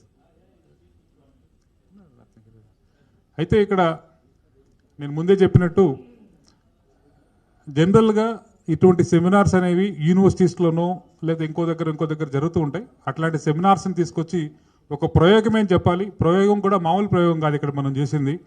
ఒక రకమైనటువంటి అనేక విమర్శలు ఇంకో రకం వచ్చినా కూడా అంటే మన యొక్క మైండ్ సెట్ బేసిక్గా బీసీస్లో నాకున్న అవగాహన మేరకు అధ్యయనం తక్కువ, బీసీస్ ఎక్కువ అధ్యయనం చేయం మనం. అసలు సామాజిక అంశాలను అసలు పూర్తిగా అధ్యయనం చేయం మనం. మనకి ఆ ఇన్పుట్స్ తీసుకోవటంలో కానీ ఆ ఇన్ఫర్మేషన్ తీసుకోవటంలో కానీ బీసీస్ చాలా వెనుకబడి ఉన్నాము. ఆ వెనుకబాటుకు సంబంధించినటువంటి విషయాన్ని ఇక్కడ ఇటువంటి కొంతమంది ప్రొఫెసర్ రతన్లాల్ కావచ్చు, ప్రొఫెసర్ సూరజ్ మండల్ కావచ్చు, ప్రొఫెసర్ సందీప్ కావచ్చు, ప్రొఫెసర్ కృష్ణకాంత్ కావచ్చు, రిటైర్డ్ జస్టిస్ వీరేంద్ర సింగ్ కావచ్చు, రిటైర్డ్ జస్టిస్ నక్వీ సాబ్ కావచ్చు, రాజ్ బహదూర్ సార్ కావచ్చు, లేకపోతే పాత్రా సార్ కావచ్చు, ఈ మాట్లాడేటువంటి వీళ్ళందరూ కూడా ఈ అనేక సెషన్స్లో ఊర్మిళేష్ గారు, ఊర్మిళేష్ చాలా గిగాంటిక్ పర్సనాలిటీ మీడియా రంగంలో, దట్టు ఒక ఓబీసీ అయ్యుండి అట్లా ఎటువంటి ఇబ్బందులు పడుతూ అంటే ఇటువంటి పెద్ద పెద్ద మేధావుల్ని అనేక రకాల ఈ అంశాల పట్ల అనేక అవగాహన అనేక వ్యక్తుల్ని ఒక స్టేజ్ మీద తీసుకొస్తూ, అట్లాగే నా ముందు మాట్లాడిన డాక్టర్ శ్రీనారాయణ ఫ్రమ్ ఉత్తరప్రదేశ్, వీళ్ళందరూ కూడా అనేక అంశాల పట్ల మాట్లాడుతూ అంటే వాళ్ళు మన సమాజంలో ముఖ్యంగా బీసీ సమాజం నుంచి కూడా మాట్లాడేటప్పుడు మనం మండల్ గురించి మాట్లాడతాం తప్ప మిగతా కొన్ని ఇష్యూస్ మనం మాట్లాడడం. ఎక్కువగా అంబేద్కర్ని మనం ఓన్ చేసుకున్నట్టు కానీ వాళ్ళు ప్రతి సందర్భంలో చూడండి వాళ్ళందరూ మాట్లాడినా కూడా జై భీమ్, జై మండల్ అని మొదలు పెడతా ఉన్నారు. అంటే మండల్ని మనం ఎలా ఓన్ చేసుకోవాలనుకుంటున్నామో అదే రకంగా అంబేద్కర్ని కూడా ఓన్ చేసుకుని ప్రయాణం చేసే అవసరం ఉంది అనేది వీళ్ళందరి యొక్క భాషన మాట్లాడేదాన్ని బట్టి మనకు స్పష్టంగా అర్థమవుతా ఉంది. ఆ అంబేద్కర్ని ఓన్ చేసుకోవటంలో బీసీ సమాజం చాలా వెనుకబడి ఉంది. ఎందుకు వెనుకబడి ఉందంటే ఎంత వెనుకబడి ఉందంటే అంబేద్కర్ మనం ఎంత ఓన్ చేసుకోవటంలో ఎంత విఫలమవుతున్నామో అదే మన పొలిటికల్ ఫెయిల్యూర్ కూడా కారణం. అంబేద్కర్ని మిగతా దళిత సమాజం తొందరగా ఓన్ చేసుకుంది కాబట్టి రాజకీయాల్లో అన్ని రంగాల్లో కూడా మనకన్నా దళితులు ముందున్నారు, బీసీస్ వెనుకబడి ఉన్నారు. కనుక ఇటువంటి విషయాల్ని ఈ యొక్క అవుట్పుట్ నుంచి తీసుకోవాల్సిన అవసరం ఉంది. ఇదే కాకుండా ముఖ్యంగా గుంటూరు డిక్లరేషన్ అనేటువంటి పేరు మీద, గుంటూరు డిక్లరేషన్ అంటే ఈ 2 రోజులు జరిగేటువంటి డెలిబరేషన్స్ని ఒక గుంటూరు డిక్లరేషన్ ఏ ఛాలెంజ్ బిఫోర్ ఇండియన్ పాలిటీ అంటే రాజకీయాల ముందు, భారత రాజకీయాల ముందు మనం ఒక సమస్య పెట్టాలనేటువంటి ప్రయత్నం చేశాం. దాంట్లో ఒక ముఖ్యంగా 5-6 అంశాలను తీసుకొని అంటే క్యాస్ట్ సెన్సస్ కావచ్చు, మండలి యొక్క రికమెండేషన్స్ కేవలం 2 రికమెండేషన్స్ మాత్రమే పార్షియల్గా ఇంప్లిమెంట్ అయింది. అది కాకుండా మిగతా 38 అంశాలను కూడా మనం చేయాలనేటువంటి విషయం కావచ్చు. అట్లాగే ఈరోజు ఇంకొకటి ముఖ్యంగా మన యొక్క కాన్స్టిట్యూషనల్ బాడీస్ మీద అంటే ఎటువంటి దాడి జరుగుతూ ఉంది, ఆ దాడిని నివారించకపోతే మనం ఏమి కోల్పోతాం అన్నటువంటి అంశం మీద కూడా చర్చ జరుగుతోంది. అట్లాగే కాన్స్టిట్యూషన్ కాపాడుకుందాం, దేశాన్ని రక్షించుకుందాం అనేటువంటి అంశం మీద కావచ్చు, డెమోక్రసీని కూడా మనం కాపాడుకోవాల్సిన అవసరం ఉన్నటువంటి అలాగే అనేక అంశాల మీద జరిగింది. కాబట్టి 5-6 అంశాలను తీసుకుని కూడా మనం ఒక గుంటూరు డిక్లరేషన్ ఫామ్లో రేపు జరగబోయేటువంటి బహిరంగ సభలో కూడా వారి యొక్క జనాల యొక్క సామాన్య జనాల యొక్క ఆమోదం కూడా తీసుకునేటువంటి ప్రయత్నం చేస్తూ ఉన్నాం. ఆ డాక్యుమెంట్ మీద ఈ 2 రోజులుగా కూర్చున్నటువంటి పెద్దలందరూ కూడా వాళ్ళు సంతకాలు చేసి మనందరికీ ఒక మెమోరాండం కూడా ఇవ్వబోతా ఉన్నారు. ఆ రకమైనటువంటి చర్చ జరుగుతూ ఉంది. కనుక ఈ యొక్క మొత్తం ప్రయోగాన్ని అంటే మొదటిసారి చేసినా కూడా కొత్త తరహాలో చేసినా కూడా మనకున్నటువంటి సమయాన్ని ఉపయోగించుకుని మనం చేశాం. దాని వెనుక వీళ్ళందరినీ కూడా ఢిల్లీ నుంచి, బీహార్ నుంచి, వారణాసి నుంచి, ఒరిస్సా నుంచి అనేక ప్రాంతాల నుంచి, కొత్త ప్రాంతాల నుంచి తీసుకొచ్చి, మహారాష్ట్ర నుంచి అలాగే ఢిల్లీ నుంచి తీసుకొచ్చి మనందరినీ ఇక్కడ పెట్టి మనకు చాలా విజ్ఞానాన్ని ఇచ్చేటువంటి ప్రయత్నం చేసినటువంటి doctor Sandeep and his team, we are very much thankful to you on behalf of the Guntur civilian society. Thank you one and all. Thank you, Vanada. Thank you. Now we are closing this session. Thank you for giving me this opportunity.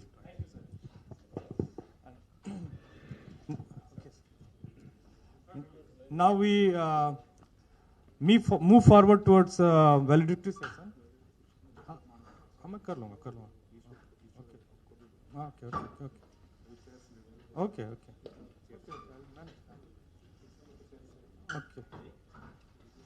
We move forward towards valedictory session. We are already late. I invite Sri Urmilesh, senior journalist from New Delhi, to chair this valedictory session. We have our guest for the valedictory session, Sri Dokka Manikaya Prasad sir, MLC Andhra Pradesh government. Kindly, sir, come on the stage.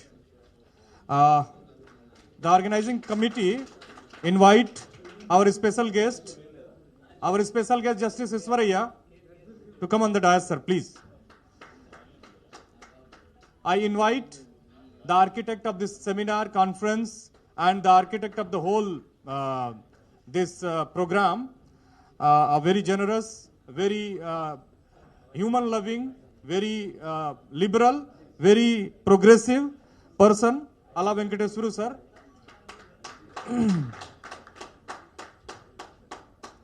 Mahatma Phule, by profession, was a contractor. He used to earn a lot, and he conducted all the activities. Majority of the activities were conducted by his own expenses. Later, he united people.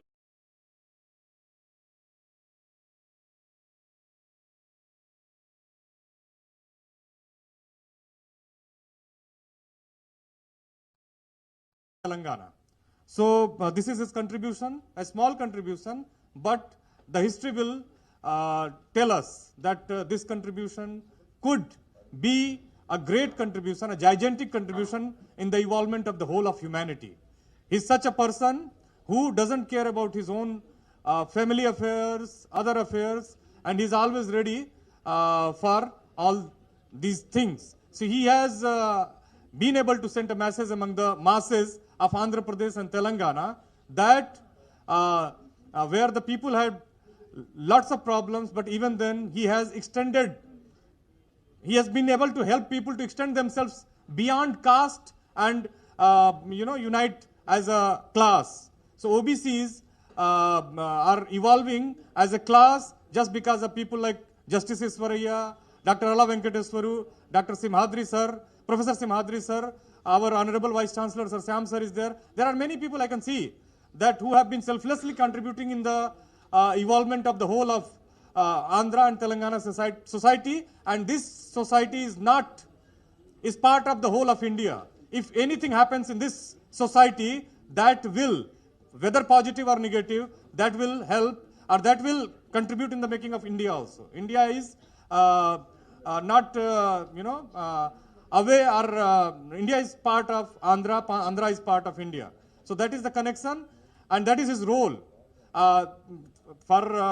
We have many people in this session. I would hand over the mic to the chair of this session, Sri Urmilesil, but before giving, I will introduce him. He comes from a humble background, from an ordinary district of Uttar Pradesh, but he struggled throughout his life as an activist, as a journalist. Studied in one of the top universities of the country, Jawaharlal Nehru University, JNU, and then he rose to the heights which a normal journalist aspires for. He became the director of the Rajya Sabha TV, contributed a lot for the marginalized, and backward classes is a term which was first used by the Britishers in 1870, and backwards means the OBC, SC, STs. Later in 1925, the definition, like SC communities were the depressed communities were made, and then SC, STs were taken away from that backward definition, and backward remained this artisan caste. So basically, Urmile sir's contribution is an immense contribution, not in the journalism only, in activism also, especially OBC, SC, ST activism, Dalit literature, Dalit discourse, tribal literature, tribal discourse. He has been actively writing, speaking, and have been contributing as a being for the making of the literature and for the education of the larger society. As we know, majority of the people of this country come from these castes like OBC, SC, ST. So his contribution is immense. We stay in Delhi and we have the chance to meet Iswaraya sir regularly. His contribution is also a huge contribution. He conducts seminars, organizes meetings, and organizes people at national level. So I welcome you, sir. And we have our chief guest, Dr. Manakya Prasad. We welcome, sir. The organizing committee of the conference. And this conference was the brainchild of mine, but was helped by Allah sir. Allah sir, the maximum work has been done by Allah sir. Then Satyanarayan sir. I have not seen a person, a hard taskmaster, a very hard-working person, Satyanarayan sir. Give a big hand for him. And the third person is Krishnakant. He's always ready. He's always ready by his expertise, by his hard work, by his vision. A selfless person. He has united people, OBC, SC, STs in Banaras Hindu University and has made them a force. So we need people like Krishnakant. We need people like Professor Sivarama Krishna. There were only 5 people instrumental into it. Ala Venkateswaru sir, Satyanarayan sir, Krishnakant ji, Sivarama Krishna ji, and mine. And we did it. So we are happy that it could be successful, and we are looking forward for your papers, and we'll make the proceedings of this conference a great proceeding. We have dearth of literature in backward classes. We have only 4 or 5 books which are quality books. The first book, the best book has been edited by our Honorable Professor Professor Simhadri sir, and the second book has been written by a French professor who teaches in Sciences Po University, is Christophe Jarferlet, and there is regional books written in Tamil and Telugu. The third book we have edited in Hindi. So we have dearth of literature. So this kind of seminars across the country are needed for the development of OBC literature. Unless we develop our literature, our discourse could never be strengthened.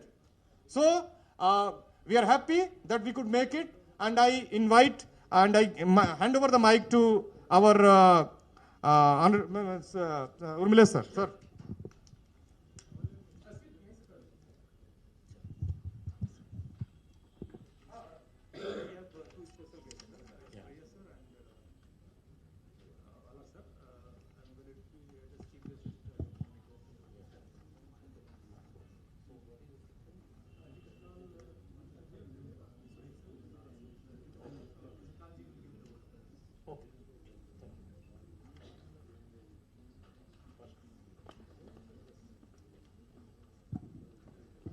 So friends, we are starting the discussion, and for the main address, I invite Shri D. Mani Kaya Prasad ji, MLC Andhra Pradesh. He will address you.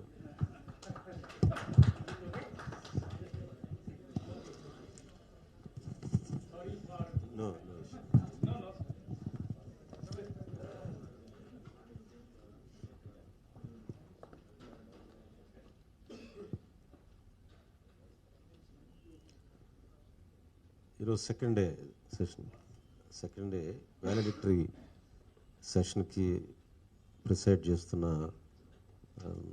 Doctor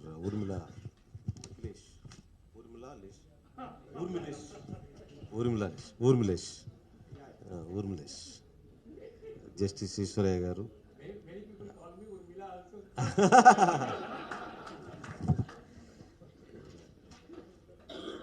మొత్తం ఈ కార్యక్రమాన్ని I will speak in Telugu because I'm well versed Telugu, not in English, because I'm also local public representative. To communicate the local people I want to address in Telugu. ఈ session, ఈ ఎపిసోడ్ని organise చేస్తున్న మిత్రుడు doctor ఆల వెంకటేశ్వర గారు, చాలామంది ప్రొఫెసర్స్, చాలామంది scholars వచ్చారు, చాలామంది ఇంటలెక్చువల్స్ వచ్చారు, బుద్ధజీవులు వచ్చారు. అందరికి కూడా ఇంత గ్రాండ్ ఈవెంట్ని ఆర్గనైజ్ చేస్తున్న ఓబీసీ సంఘాలకి, బీసీ సంఘాలకి, సమాజం పట్ల తపనుండే ప్రతి ఒక్కళ్ళకి కూడా ముందుగా నా హృదయపూర్వక నమస్కారాలు తెలియజేస్తా ఉన్నా. ఒక రకంగా గత 3-4 నెలలుగా ఆంధ్రప్రదేశ్ రాజకీయాల్లో ఆలా వెంకటేశ్వర గారు, వాళ్ళ మిత్ర బృందం ఒక బ్రేకింగ్ న్యూస్ క్రియేట్ చేశారు. ఎట్లాగంటే మండల్ విగ్రహావిష్కరణ చేయాలి అని అంటే కొందరికి నచ్చలేదు. సరే, అది పీస్ఫుల్గా రిజాల్వ్ అయినా, but it created a debate in the society. Mandal విగ్రహావిష్కరణని ఎందుకు అపోజ్ చేస్తారు, ఏంటి దాంట్లో ఉన్న ఇబ్బంది ఏంటి, అసలు మండల విగ్రహావిష్కరణ చేయాలని ఎందుకు అనుకున్నారు? ఈ రెండు విషయాలే సమాజంలో ఉన్నాయి. ఒక ఇష్యూ ఆళ్ళ వెంకటేశ్వర గారు వాళ్ళ ఫ్రెండ్స్ లేకపోతే వాళ్ళ ఆయన సంబంధించిన సంఘాలు ఎందుకు మండల్ విగ్రహావిష్కరణ చేయాలని గుంటూరులో అనుకున్నారు. ఆయన ఎక్కడవాడు, ఎక్కడో బీహార్ సంబంధించిన వ్యక్తి ఇక్కడ ఎందుకు విగ్రహావిష్కరణ చేయాలనుకున్నారు? బహుశా కంట్రీలోనే ఎక్కడా లేదు, ఇక్కడే ఎందుకు చేయాలనుకుంటున్నారు? కొంతమంది పెద్దలు ఎందుకు వద్దంటున్నారు, లేకపోతే తర్వాత దాన్ని రిజాల్వ్ అయిపోయింది, అది వేరే అంశం. ఈ రెండు వ్యూస్ మొత్తం సొసైటీలో ఉన్న టూ థింకింగ్ అనమాట. ఇది రెండు పార్శ్వాలకి ఇది రిప్రజెంటేషన్ అనమాట. సరే, అందరూ ఐక్యంగా ఉంటే ఎట్లా రిజాల్వ్ అవుతుందో కూడా చూసాం మనం ఆ ఇష్యూని. రేపు ఫ్యూచర్లో కూడా దట్ ఈస్ ది వే అనమాట. అలాగా యునైటెడ్గా ఉంటే ఇష్యూ సాల్వ్ అయిపోతుంది. యునైటెడ్గా లేకపోతే ఇష్యూని వాళ్ళు క్యాప్చర్ చేసేస్తారు, దాన్ని డివైడ్ చేస్తారు. That is the whole issue ఇది కంట్రీ. ఎందుకు ఓబీసీ మండల్ విగ్రహావిష్కరణ జరగాలి, ఎందుకు మండల ఆవిష్కరణ జరగటం వల్ల వచ్చే ప్రయోజనాలు ఏంటంటే, మండల్ కమిషన్ రిపోర్ట్ వచ్చింది, వచ్చిన దాని మీద ఇందాక ఎవరో మాట్లాడారు, దాని కోర్టులు కూడా ఒకప్పుడు వద్దన్నాయి, ఒకప్పుడు తర్వాత యాక్సెప్ట్ చేశాయి. మండల్ కమిషన్ వచ్చినప్పుడు నేను స్టూడెంట్గా ఉన్నాను. మేము స్టూడెంట్గా ఇక్కడంతా గుంటూరు అంతా యాజిటేషన్స్లో ఉన్నాము. శంకర్లాజ్ సెంటర్లో అరెస్ట్ అయ్యాము, ఇక్కడ లార్జ్ సెంటర్లో అరెస్ట్ అయ్యాము, ఇంకా రాష్ట్ర వ్యాప్తంగా అనేక ఉద్యమాలు జరిగాయి. మేము యూనివర్సిటీల్లో బంద్లు చాలా జరిగాయి. దాన్ని వ్యతిరేకిస్తూ కూడా పెద్ద పెద్ద స్థాయిలో కార్యక్రమాలు జరిగాయి. ఈ మధ్యనే చనిపోయిన సినీ యాక్ట్రెస్ జమున గారు రాజమండ్రి పార్లమెంట్లో ఉన్నారు. ఆ మండల్ కమిషన్ వచ్చినప్పుడు ఆ పార్లమెంట్లో ఆవిడ ఏడ్చింది. ఆవిడ ఎందుకు ఏడ్చిందంటే, మీరు ఆ రోజు పత్రికలో ఒకసారి రిమైండ్ చేసుకోండి. నేను చాలా బాధపడినప్పుడు స్టూడెంట్గా ఉండి, ఏంది ఆవిడ ఏడ్చింది పార్లమెంట్లో అని చెప్పి, చాలా బోరుని ఏడ్చింది పార్లమెంట్లో. ఏంటంటే, ఏందండి రిజర్వేషన్లు తెచ్చి సమాజాన్ని తీరుస్తున్నారు, ఏందండి పిల్లలు చాలామంది చెప్పులు పాలిష్ చేస్తూ, బాగా ఉన్నతమైన కుటుంబాలు చెప్పులు పాలిష్ చేస్తూ తిరుగుతూ ఉన్నారు, బెగ్గింగ్ చేస్తూ ఉన్నారు బాగా ఉన్నతమైన కుటుంబాల వాళ్ళు. ఇది దేశానికి మంచిది కాదని ఆవిడ ఏడ్చింది, పెద్దగా ఏడ్చింది. అంటే రిజర్వేషన్లు వద్దని ఏడ్చింది ఆవిడ. అప్పుడు రాజమండ్రిలో పార్లమెంట్లో పెద్ద అటెన్షన్. ఆ రోజు పార్లమెంట్ మొత్తం కూడా జమున అప్పటికే పెద్ద స్టార్ ఆవిడ. అప్పటికి చాలా లైవ్గా ఉంది, యాక్ట్రెస్గా చాలా పాపులారిటీ ఉంది ఆవిడకి. ఇక పార్లమెంట్లో అప్పుడు జరిగిన డిబేట్స్ అని మీకు చూసే ఉంటారు, ఎవరెవరు ఎందుకు చేశారు. యూనివర్సిటీస్లో కాలేజీల్లో కొన్ని సంఘాలు రిజర్వేషన్, మండల రిజర్వేషన్ కావాలని కొన్ని సంఘాలు వద్దని చేశాయి. వద్దని చేసిన సంఘాలు ఏంటో మీ అందరికి తెలుసు, కావాలని చేసిన సంఘాలు ఏంటో కూడా మీ అందరికి తెలుసు. తర్వాత లేటర్ ఆన్ 91, 92కి వచ్చేసరికి వద్దన్న సంఘాలు కూడా ఏ విధంగా వేఅవుట్ దీనికి చూపించుకోవాలో ప్రెషర్ ఉంది సమాజంలో. ఇంకా వద్దని క్లోజ్ చేస్తే దేశం బతకదు, రాజకీయ వ్యవస్థ బతకదు, దాన్ని ఏదో విధంగా పరిష్కారం చూపించాలి అని పివి నరసింహరావు గారు అప్పుడు ప్రైమ్ మినిస్టర్ అయ్యాడు. అది దానికి ఒక వెంటిలేట్ చూపించకపోతే సొసైటీ బద్దలైపోతుంది, ఎలాగని చెప్పి కోర్టు వారిని పట్టుకున్నారు. అప్పుడు బీపీ జీవన్ రెడ్డి గారు మండల్ జడ్జిమెంట్ ఆయన డ్రాఫ్ట్ చేశాడు. ఆయన మెజారిటీ జడ్జిమెంట్ ఆయనది డ్రాఫ్టింగ్. ఇది మన ఇందిరా సహాని కేసు. మన జీవన్ రెడ్డి గారు ఇస్ ది మెయిన్ డ్రాఫ్టింగ్, అంటే లీడింగ్ పర్సన్ అన్నమాట. దాంట్లో చాలా విషయాలు ఆయనే సెటిల్ చేశాడు మెజారిటీ ఒపీనియన్ కింద. ఆ విధంగా అది పరిష్కారం అయింది, సమాజం యాక్సెప్ట్ అయింది, మండల్ కమిషన్ ఇంప్లిమెంట్ అవుతూ ఉంది. మండల్ కమిషన్ వచ్చినప్పటికి కూడా, రిజర్వేషన్ ఇంప్లిమెంట్ చేస్తున్నప్పటికి కూడా ఇంకా అన్రిజాల్వ్డ్ ఇష్యూస్ ఉన్నాయి. ఏమన్నా కొత్తగా మనం ఆ రోజు రాకముందు ఎంత ఉత్సాహంగా మండల్ కమిషన్ వస్తే చాలా సమస్యలు పరిష్కారం అయిపోతాయి, దేశంలో బీసీలందరికీ సమస్యలు పోతాయి, దేశంలో అన్నీ బాగుపడతాయి, దేశం అంతా బాగుంటుంది అని మనం ఆశించాం. కానీ మండల్ కమిషన్ ఇంప్లిమెంటేషన్ స్టార్ట్ అయిన తర్వాత కూడా చిన్న గ్రాడ్యువల్ ఒక్కొక్క ఇన్స్టిట్యూషన్స్లో ఇంప్లిమెంట్ చేసుకుంటూ వస్తా. మొన్న ఐఐటీస్లో ఈ మధ్యన ఇంప్లిమెంట్ చేశారు, ఐఐటీస్లో. ఎంత చేసినా అది ఇంకా ఒక మెయిన్ కోర్ ఇష్యూ ఇంకా అన్రిజాల్వ్డ్గానే ఉంది. కోర్ ఇష్యూస్ సమాజంలో ఇంకా పెండింగ్ ఉన్నాయి. ఆ కోర్ ఇష్యూస్ని, ఆ పెండింగ్ కోర్ ఇష్యూస్ని మనం పరిష్కారం చేయాలి. దేశం ఇంకా భద్రంగా ఉండాలి, దేశం ఇంకా స్ట్రెంగ్తెన్ అవ్వాలంటే మనం ఒక కొత్త ఆలోచన చేయాల్సిన అవసరం ఉంది. ఆ మండల్ కమిషన్ రిపోర్ట్లో ఏముంది, ఆ మండల్ కమిషన్ రిపోర్ట్లో ఉన్న అంశాలు ఎంతవరకు వాళ్ళు ఇంప్లిమెంట్ చేశారు. ఆ రోజు విపి సింగ్ గారు చాలా చాకచక్యంగా ధైర్యంగా చేశాడు. ఆ సిచ్యువేషన్లో కాకపోతే అది అయ్యేది కాదు. బహుశా ఆయనకు కంపల్షన్ ఉంటే ఉండవచ్చు కానీ, but is a very committed person. నేను తర్వాత ఆయన కలిశాను, నేను వెరీ కమిట్మెంట్తో ఆయన చేశాడు. ఆయన ఇంకా ఆయన ఇంకొక సంవత్సరం ప్రధానమంత్రిగా ఉంటే ఇంకా 2-3 ఇష్యూస్ అడ్రస్ చేసేవాడని చెప్పి, ఆ ఇష్యూస్ కూడా ఆయనే నాకు చెప్పాడు. ఆయన ఇప్పుడు మనం ఎందుకు ఈ విగ్రహావిష్కరణ చేస్తున్నాం అనేది వెరీ కీలకమైన విషయం.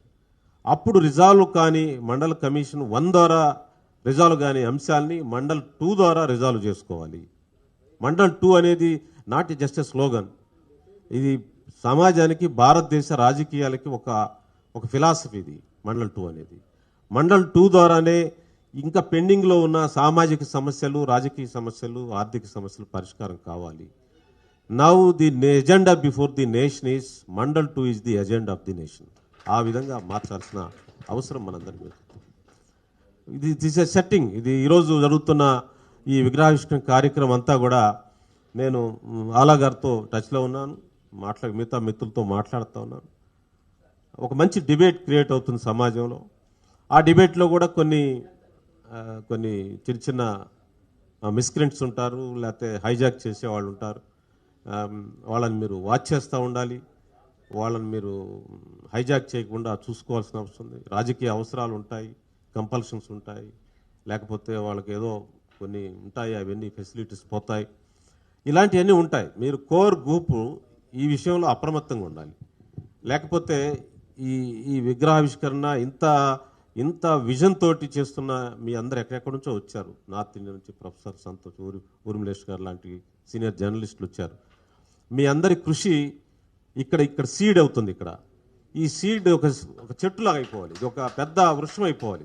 ఈ దేశం మొత్తం వ్యాపించాలి, ఇది కంట్రీ మొత్తం ఆక్యుపై చేయాలి. ఇది ఈ స్పేస్, ఈ ఎక్స్ప్లోజన్ కంట్రీ మొత్తం కొత్త ఆలోచనలు రావాల్సిన అవసరం ఉంది. సో నా అపీల్ ఏంటంటే, from tomorrow onwards, tomorrow session is very important. Tomorrow సెషన్లో విగ్రహావిష్కరణ కార్యక్రమంలో, విగ్రహావిష్కరణ ప్రొసీడింగ్స్లో మీడియా లేకపోతే డయాస్ లేకపోతే ఉన్న సిచ్యువేషన్ని ఆ మండల్ ఐడియాలజీ, మండల్ 2 ఐడియాలజీ చుట్టే ఉండాలి. మండల్ 2 ఐడియాలజీ లేకపోతే ఈ మండలైజేషన్ ఆఫ్ ది సొసైటీ, మొత్తం భారతదేశాన్ని మండలైజేషన్ చేయాల్సిన అవసరం ఉంది. మండలైజేషన్ కావాలంటే చాలా చాలా కేర్ఫుల్గా ఉండండి.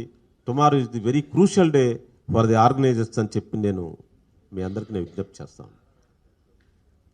చాలా జాగ్రత్తగా ఉండాలి, లేకపోతే మీడియా ఎటు తీసుకెళ్తుందో, లేకపోతే దాని అర్థాలు ఎటు తీసుకెళ్తాయో, దాని ఉద్దేశాలు ఎటు తీసుకెళ్తుందో చాలా జాగ్రత్త వహించాలి. ఎందుకంటే వీఆర్ ఆల్ పొలిటీషియన్స్, మాకు ఏవో ఇంట్రెస్ట్లు ఉంటాయి, మా ఆలోచనలు మాకు ఉంటాయి, మేము మా వైపు లాక్కెళ్ళడానికి ప్రయత్నం చేస్తాం. కానీ మీరు మీ దగ్గర ఉంచుకోండి, మీ ఆలోచన దగ్గర ఉంచండి దాన్ని అని చెప్పేది నా మనవిగా విజ్ఞప్తి చేస్తాను. అందువల్ల now the challenge is how to Mandalise the nation అనేది challenge. we should think the entire political class, entire nation should mandalize అనేది మన కాన్సెప్ట్గా ఉండాలి. ఆ ఆలోచన తీసుకెళ్ళాలి. విద్యారంగంలో, వైద్య రంగంలో కాదు, సాంస్కృతిక రంగంలో కాదు, ఆధ్యాత్మిక రంగంలో, ప్రతి రంగంలో మండలైజేషన్ జరగాలి. ప్రతి రంగంలో కూడా బీసీలు, మిగతా వెనుకబడిన సమాజం, ఎస్సీలు, వీళ్ళందరూ ప్రాతినిధ్యం పెరగాలి. అందరం కలిసి చేస్తేనే దానికి ఒక దేశానికి ఒక శక్తివంతమైన దేశం అవుతుంది. ఎవరో కష్టపడతాం, మేము తింటామంటే దేశం ఎలా బాగుపడుతుంది, దేశం ఎలా శక్తివంతుంది? నిజమైన దేశభక్తి ఏంటంటే ఈక్వాలిటీ ఇస్ ది దేశభక్తి. ఈక్వాలిటీ సమాజాన్ని, ఈక్వల్ రైట్స్ని, ఈక్వల్ సమాజాన్ని కోరుకోకుండా పేట్రియాటిజం ఏంటి? What is patriotism? Patriotism is to achieve the equality. Inequality is patriotism. How it is? How dare they are? Inequality వలన దేశభక్తి ఉంటుందని చెప్పడం అనేది అది ఎంత ధైర్యం ఉండాలి ఈరోజు 75 సంవత్సరాలు వచ్చిన తర్వాత. So the Mandalisation, the Mandal 2 agenda should be equality is the patriotism అనేది మనం చెప్పాలి. Equality in the production, equality in the enjoyment, equality in the ఆధ్యాత్మిక రంగం, అంటే all philosophical life, cultural life, everything should be equality. ఆ విధంగా మనం సమాజాన్ని ప్రిపేర్ చేయాల్సిన అవసరం ఉంది. ఇది ఛాలెంజింగ్ టాస్క్. ఇది ఇందాక ఒక Uttar Pradesh representative you mentioned about Gandhi's killing. Why they killed Gandhi? Gandhi is preached about non-violence. Why non-violent preacher was killed? Because he preached equality. Whoever preaches equality, they will kill by gun or somewhere, so politically or somewhere, some means they will be killed. That is the society, in the existing society. So that existing inequality philosophy should be demolished by introducing Mandal 2 or Mandalization. So the big task before the organizers, very careful. ఈ సభ, రేపటి సభ భారతదేశ రాజకీయాల్లో కొత్త ఆలోచన తేబోతుందని చెప్తే నేను భావిస్తా ఉన్నాను. నాట్ ఓన్లీ భారతదేశ రాజకీయాలు, ఆంధ్రప్రదేశ్ రాజకీయాలు అయితే ఒక సంచలనం కాబోతా ఉంది. మీరు జాగ్రత్తగా ఉంటే, మీరు వెరీ కాన్షియస్గా ఉంటే ఆంధ్రప్రదేశ్ రాజకీయాల్లో వెరీ బ్రేకింగ్ న్యూస్ కాబోతా ఉంది. కాబట్టి though I belongs to particular party, I want BC leaders should be developed. Though I belongs to scheduled caste, I want the leadership of the BCs. I want to see in my lifetime a BC should lead the state, lead the nation. A real BC should lead the nation. A real BC should lead the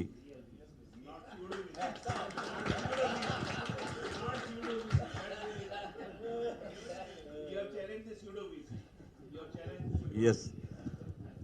My lifetime, I want to see in my lifetime. If anybody comes forward, I will want to work under him. I want to do my services to them. A BC should be a leader of the state. A BC should be a leader of the nation. Because if BC's leader అయితే, BC's real BC's కనుక ముఖ్యమంత్రి అయితే, లేకపోతే ప్రధానమంత్రి అయితే, లేకపోతే chief justice అయితే, లేకపోతే చీఫ్ ఆఫ్ ది ఆర్మీ అయితే, చీఫ్ ఆఫ్ ది నేషన్ అయితే, రకరకాల హోదాల్లో ఉంటే మీ వెనక మేము రావచ్చు. We can follow. ఎస్సీస్ ఆల్సో, మేము కూడా డెవలప్ అవుతాం మీతో పాటు. మా బ్రదర్ ఉన్నాడు, నెక్స్ట్ నాకు అవకాశం ఇస్తాడనే ఫీలింగ్ మాకుంటుంది. మా బ్రదర్ కింద ఎవరికంటే కూడా, ఏ నాయకత్వం కంటే కూడా ఎస్సీస్కి రక్షణ ఉంటుందంటే బీసీల వల్లనే రక్షణ ఉంటుంది. Under the BCs leadership only ఎస్సీస్ విల్ బి ప్రొటెక్టెడ్ అనేది నా బిలీఫ్, నా ఫిలాసఫీ. అందువల్ల రేపు జరగబోయే మీటింగ్లో కేర్ఫుల్గా ఉండండి. నెక్స్ట్ మంచి ఎజెండా తీసుకోండి, మంచి కార్యవర్గాన్ని తీసుకోండి. ఈ రాజకీయాలు విస్తృతం చేయండి. మండల్ 2 ఎజెండాని విస్తృతం చేయండి. రాష్ట్రాన్ని మండలైజ్ చేయండి, దేశాన్ని మండలైజ్ చేయండి. Mandalisation is the only solution for the nation అనేది ఎస్టాబ్లిష్ చేయండి, ప్రచారం చేయండి. ఐడియాలజికల్ హెజుమనీ ఉండాలి. ఐడియాలజికల్ హెజుమనీ లేకపోతే మనం అచీవ్ చేయలేం. మనం చాలామంది స్ప్లింటర్ గ్రూప్స్ లాగా మాట్లాడతాం. ఐడియాస్ ఉంటాయి, అక్కడ గ్రూప్కి ఐడియా, డిఫరెంట్ గ్రూప్స్కి డిఫరెంట్ ఐడియాస్ ఉంటాయి. ఆ ఐడియాస్ అన్ని సింక్రనైజ్ చేసి ప్లాట్ఫామ్ చేసి, ఆ ప్లాట్ఫామ్ ద్వారా ఐడియాలజికల్ హెజమనీ చేస్తే, అంటే ఐడియాలజికల్ అంగీకారం ఉంటే we can achieve the political results. సోషలైజ్డ్గా మనం ఆర్గనైజ్డ్గా ఉంటే, పొలిటికలైజ్డ్గా ఆర్గనైజ్డ్గా ఉంటే we can achieve the political results. Social alignment జరగకుండా పొలిటికల్ రిజల్ట్స్ రావు. పొలిటికల్ రిజల్ట్స్ రావాలంటే, రాజ్యాధికారం రావాలంటే సోషల్ అలైన్మెంట్, రీఅలైన్మెంట్ జరగాలి. That is Mandal 2. A BC should lead the nation అంటే మండల్ 2 జరగాలి. SC should come forward along with the BCs. That is my motive. I want to see as a BC leadership in this nation, in this country, in all respects. Under the BC's leadership only, SCs will be protected, women will be protected, all deprived will be protected. That is my philosophy. So, ఈ సమావేశం ద్వారా, because వేరే వ్యక్తులు ఉన్నారు కాబట్టి, more ఇష్యూస్లోకి వెళ్లకుండా new issues తీసుకుందాం, బాగా ప్రచారం చేద్దాం, ఎస్సీ బీసీ మైనారిటీల ఐక్యతని కాపాడదాం. ఆ లీడర్షిప్ కోసం ఏం చేయాలో మనందరం థింక్ ట్యాంక్ చేద్దాం. ఒక కన్స్ట్రక్టివ్ గ్రూప్ ప్రిపేర్ చేయండి, స్టడీ గ్రూప్ని క్రియేట్ చేయండి. రాబోయే సంవత్సరం అంతా కూడా ఎన్నికల సంవత్సరం. కమింగ్ 1.5 yearలో ఎన్నికలు రాబోతూ ఉన్నాయి. ఎన్నికలు రాగానే దాన్ని ఇంకో రకంగా వెళ్ళిపోతూ ఉంటాయి. లాంగ్ రన్ గోల్స్ పెట్టుకొని, లాంగ్ టర్మ్ అచీవ్మెంట్స్ పెట్టుకొని, ఒక కన్స్ట్రక్టివ్ థింకింగ్ ద్వారా ముందుకెళ్ళండి. తప్పకుండా నా లైఫ్ టైంలోనే బీసీ ప్రధానమంత్రిని చూడటానికి, రియల్ బీసీ ప్రధానమంత్రి చూడటానికి అవకాశం ఉంది అని నేను అంబిషియస్గా నేను ఒక తప్పకుండా రియలైజ్ అవుతాను ఈ సొసైటీ అని చెప్పి భావించడానికి ఈ రేపు జరగబోయే సమావేశం అని నేను భావిస్తూ ఉన్నాను. దానికి ఆ అచీవ్మెంట్ కోసం యాజ్ ఏ వర్కర్, కార్యకర్తగా పనిచేయటానికి, యాజ్ ఏ స్మాల్, నేను సైతం ప్రపంచాగ్నికి సంవిధానం ఒక్కటి ఆహుతినిచ్చాను శ్రీశ్రీ అనలాగా నా చేతనైన విధంగా పనిచేయటానికి, అండర్ బీసీసీ లీడర్షిప్ కింద నేను పనిచేయటానికి నేను సిద్ధంగా ఉన్నాను. I'm willing to work under the BC leadership అని చెప్పి తెలియజేస్తూ, thanks for these organisers for giving this opportunity to me. Thank you very much.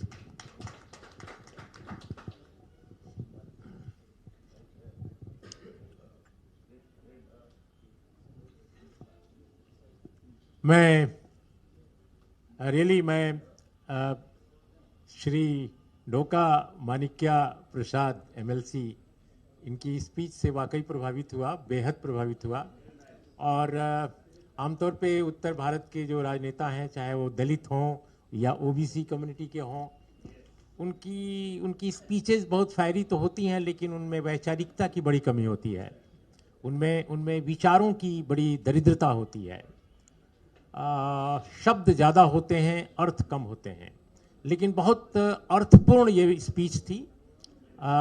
मुझे लगता है मेरी हिंदी समझ रहे होंगे लोग. It's a very meaningful speech, very inspiring. बीच में इनकी स्पीच के किसी साथी ने कहा बैठे हुए कि okay, we accept BC leadership, but that he should not be a feudal BC. A real BC, or feudal, or pseudo.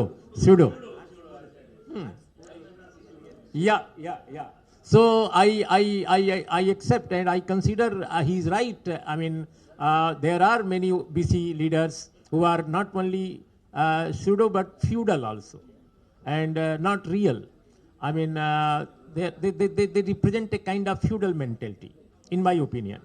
So we need democratic leadership from BC community, and democratic leadership will emerge only when there is a democratic movement among the various communities. What we see today, I'm very sorry to say, I always say in Bihar and UP also, कि we are trying our best, but if you see this assembly, there is only one female present, only one. So I don't understand why ladies are not involved in this seminar or this deliberation.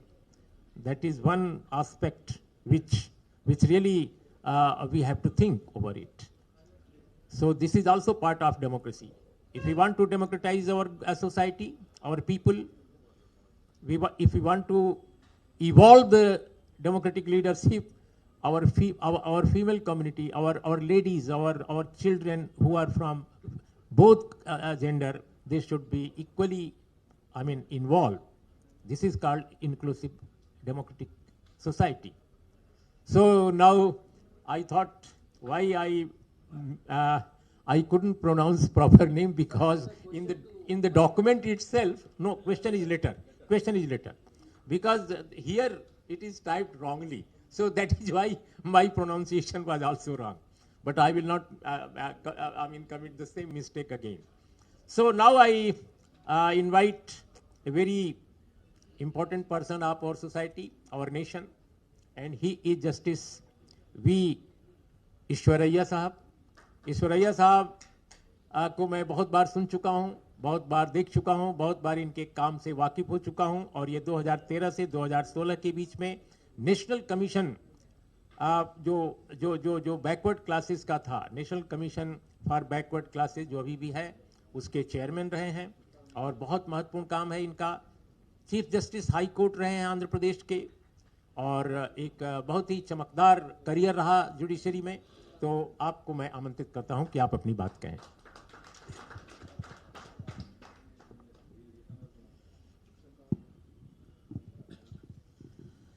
The president of this function, Sri Urmilesh, senior journalist, and the chief guest of this function, Sri Dokka Manikya Prasad, MLC, a former minister and former very veteran political leader, and the Karta Kriya of this very gigantic meeting, my dear brother and friend, philosopher, Dr. Ala Venkateswara Rao.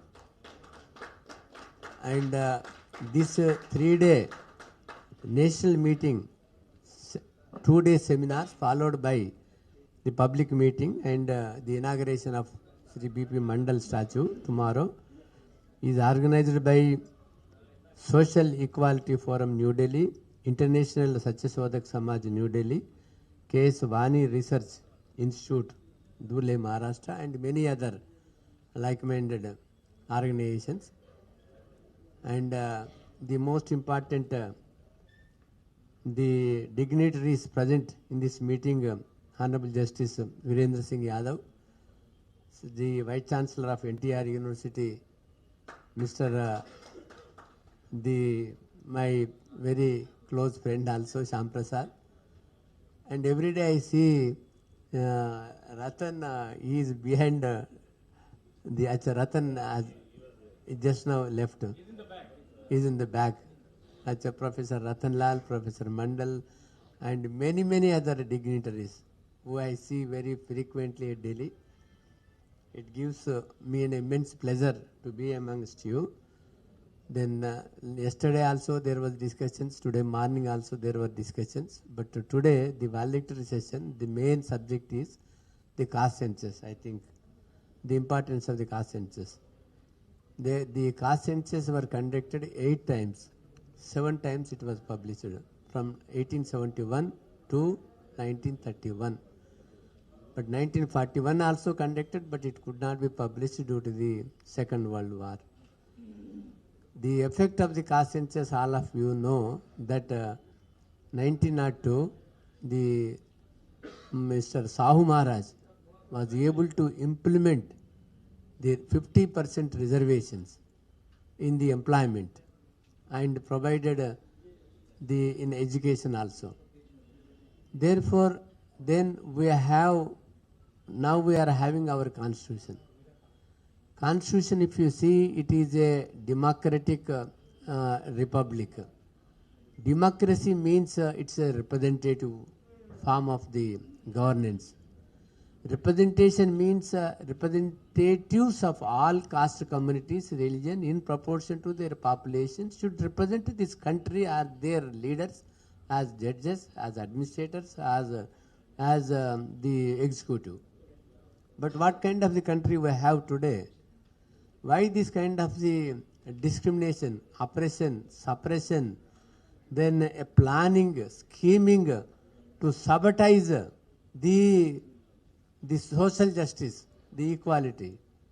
We made we are very fortunate to have the great, the legal luminary at the time. He was #1 educationist, philosopher, Baba Sahib Ambedkar. During his period, there is no one in the whole of the India as intelligent as he was. Therefore, he was able to, though there were several lawyers and several other persons are there, but ultimately Baba Sahib Ambedkar was only competent to write the constitution. In spite of so many negative circumstances, and with forethought and with convincing capacity, he was able to at least get this much of the provisions in the Indian Constitution. If you see the preamble or Article 13, then Article 15, 16, many other articles. Then when insofar as the scheduled caste scheduled tribes are concerned, they were identified under Government of India Act. But the backward classes, sorry, just before before further proceeding this message, I would like to acknowledge Dr. Dokka Manikyavar Prasad. Is a great philosopher. Is very intellectual and very intelligent. He is a person who has come from the society, from the grassroots level. Therefore, he has studied the society, he understood the society, he digested the society, he lived in the society. Therefore, many of you friends may not have understood the message given by him, but it was very thought-provoking and liable to be ameliorated and implemented. Therefore, yes, he has given a great advice for us and to lead, how to lead. And only one thing I will say, Dr. Dokka Prasad, backward classes means, don't think OBC. Backward classes means, as explained by Indrasani versus Union of India, and as contained in Article 16(4), only the word backward classes is there. Not SC, not ST, not OBC. That backward classes has been explained by Indrasani versus Union of India, socially backward. SC is also socially, ST is also socially, and who are the other backward classes? The other backward classes means scheduled castes who have been scheduled under the Constitution. That means untouchables. It was explained because untouchables and because of the extreme social backwardness. Adivasis, and they are also backward, and they are scheduled tribes. And other backward classes as explained under Article 340, socially and educationally backward classes. Therefore, other backward classes could have been identified at the time of the Constitution 1950, but when we have adopted the Indian Constitution, but backward classes have not been identified. Though Article 340 was there, then first Kaka Khalil Commission, all of you know, and that Brahmanical fellow, he himself disagreed with his report, so that was not implemented. Then thereafter, after the large fight, then Mandal then having agreed in the parliament to conduct the caste census, they have played a mischief. The then Congress government, though Mulayam Singh Yadav ji, Sharad Yadav ji, Lalu Prasad ji, many backward classes leaders have fought in the parliament, and parliament has accepted to conduct the caste census, but unfortunately, while implementing to conduct the caste census, there was no column inserted in the conducting the caste census whether he belongs to the socially educational backward classes or OBC or not. Only general information was taken. Unfortunately, the caste census were conducted separately, and the census were conducted separately. Those census were published in 2011, but 2011 socio-economic caste census were never published because they know what will be the repercussions if this caste census are published. On some rules and other, so they never wanted to publish, neither that Congress government nor this followed by the BJP government from 2014 onwards. So both of the government are, all of you know, this is a RSS guided, minded personalities only, whether the Congress, whether the BJP or the AAP. They are all trained at Nagpur only. And their main leaders are from the Brahmanical mentality only. Therefore, as Dr. Manikawar Prasad says, whatever we think, they will plan very ingeniously how to sabotage it, how to suppress it. So when Mandal gave a report, what kind of the agitations were there in all over India, and this is how our backward classes mind has been polluted, diverted. They themselves have led some kind of the agitations. The other day, who was saying one of the Dr. was saying, the former MP, now she recently died. She wept because of some forward classes, poor children also are in a heinous position.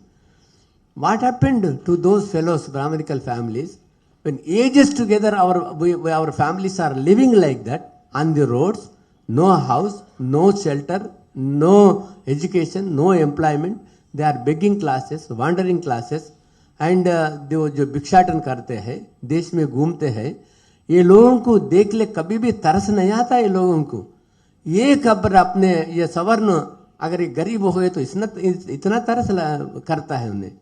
That also has been explained in the Mandal judgment in the Indrasani. Even if a beggar Brahmin in the village, even if he goes as a daily wage worker, his respect is very high. Everybody will respect him because he is a Brahmin. But whereas the backward classes, they will not have any respect in the society. Therefore, socially, educationally backward classes are only the other backward classes.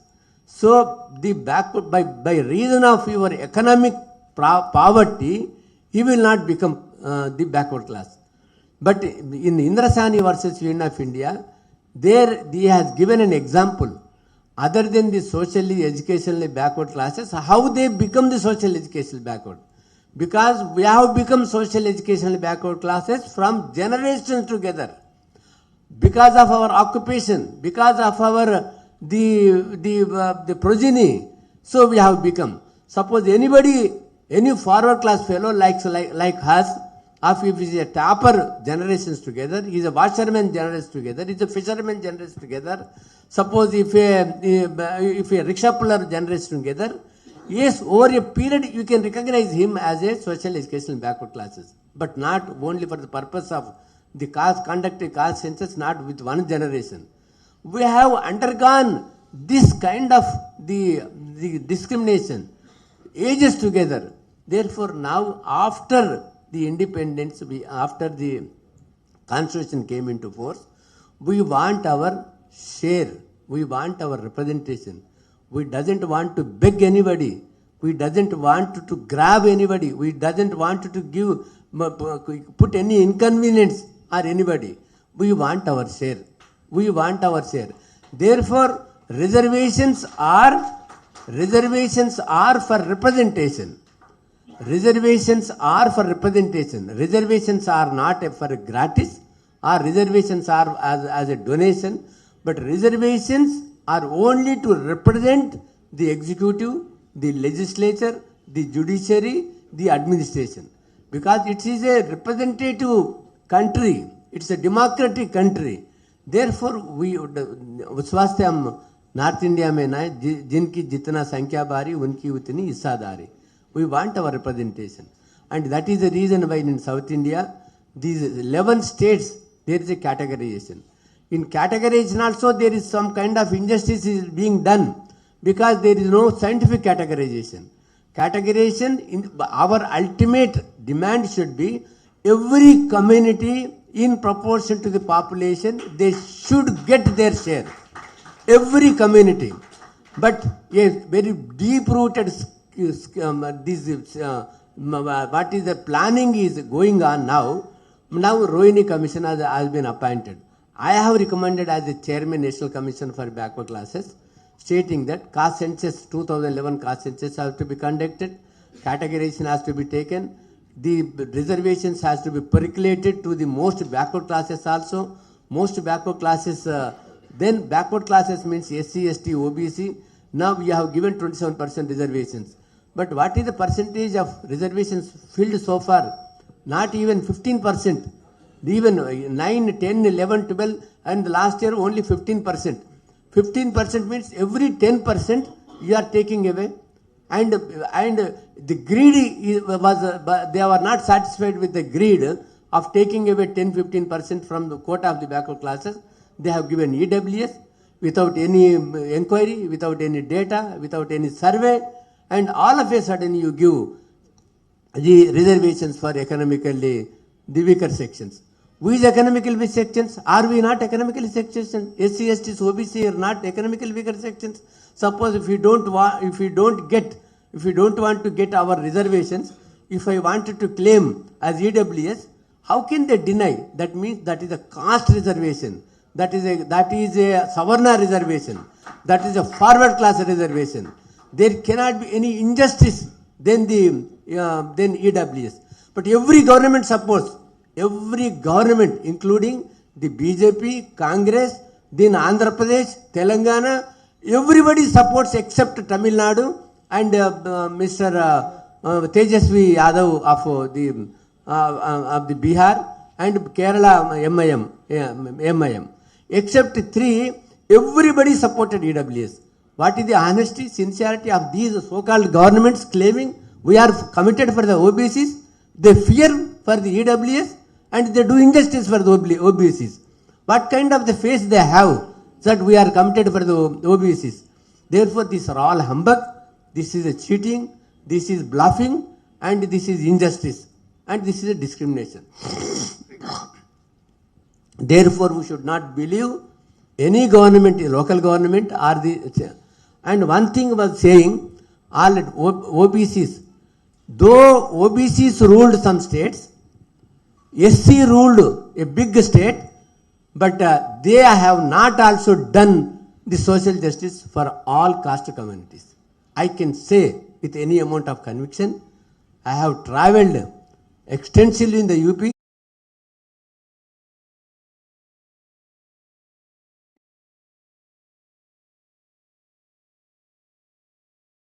Narrative, the agency which narrates the, which controls the narrative of the country is all ruled by the upper caste. Umresh sir is a senior journalist, Robin Jeffries' book, many articles, 90%, more than 90%, no single editor of OBC. Forget about print or electronic, whatever it is. Not a single person from OBCs, SC, STs. So how will we propagate our narrative? We have to conduct more and more conferences. We have to make our people aware. And the fourth thing is, we have to fight for our political reservation also. UNR sir was right. Iswaraya sir was right. It's not charity. That is your right. See, land, sky, rivers, all the natural resources belong to all the people of this country. We are not somebody or we are not the other. We are the Bhumiputras. We are the son of this land. This land belongs to us. This mountain belongs to us. The rivers of this country belong to us. All the natural resources belong to us. We have our share, and that too proportional share, not charity. You have to take a vow. You have to take a resolution. You have to take these resolutions forward. You have to carry it forward. Then only the OBCs will get their dignity in the society. It's the fight for dignity right from the age of Tathagat Buddha up till today.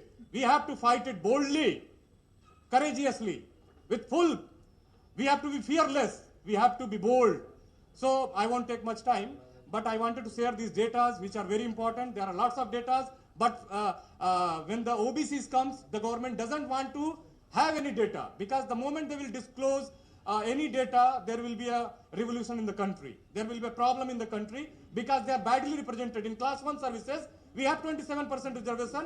The narrative is spread that the Yadavs among the OBCs have eaten up the share of the backwards. That's a false narrative. Still, we have less than 15% class 1 representation in the services. Who has eaten up? See, out of 27% reservation, 27% reservation is still A, B, C, D jobs, only 22% are filled. 5% are still vacant. Creamier was a bogus concept, but nobody is fighting against it. EWS reservation was first brought by P.V. Narasimha Rao in 1993, but turned down by the Supreme Court. So these are the things which I wanted to share. The time is over now, and we have to close this session. But in the last, I would like to invite Dr. Alagaru, and he will speak to you. I think he should speak. Thank you sir.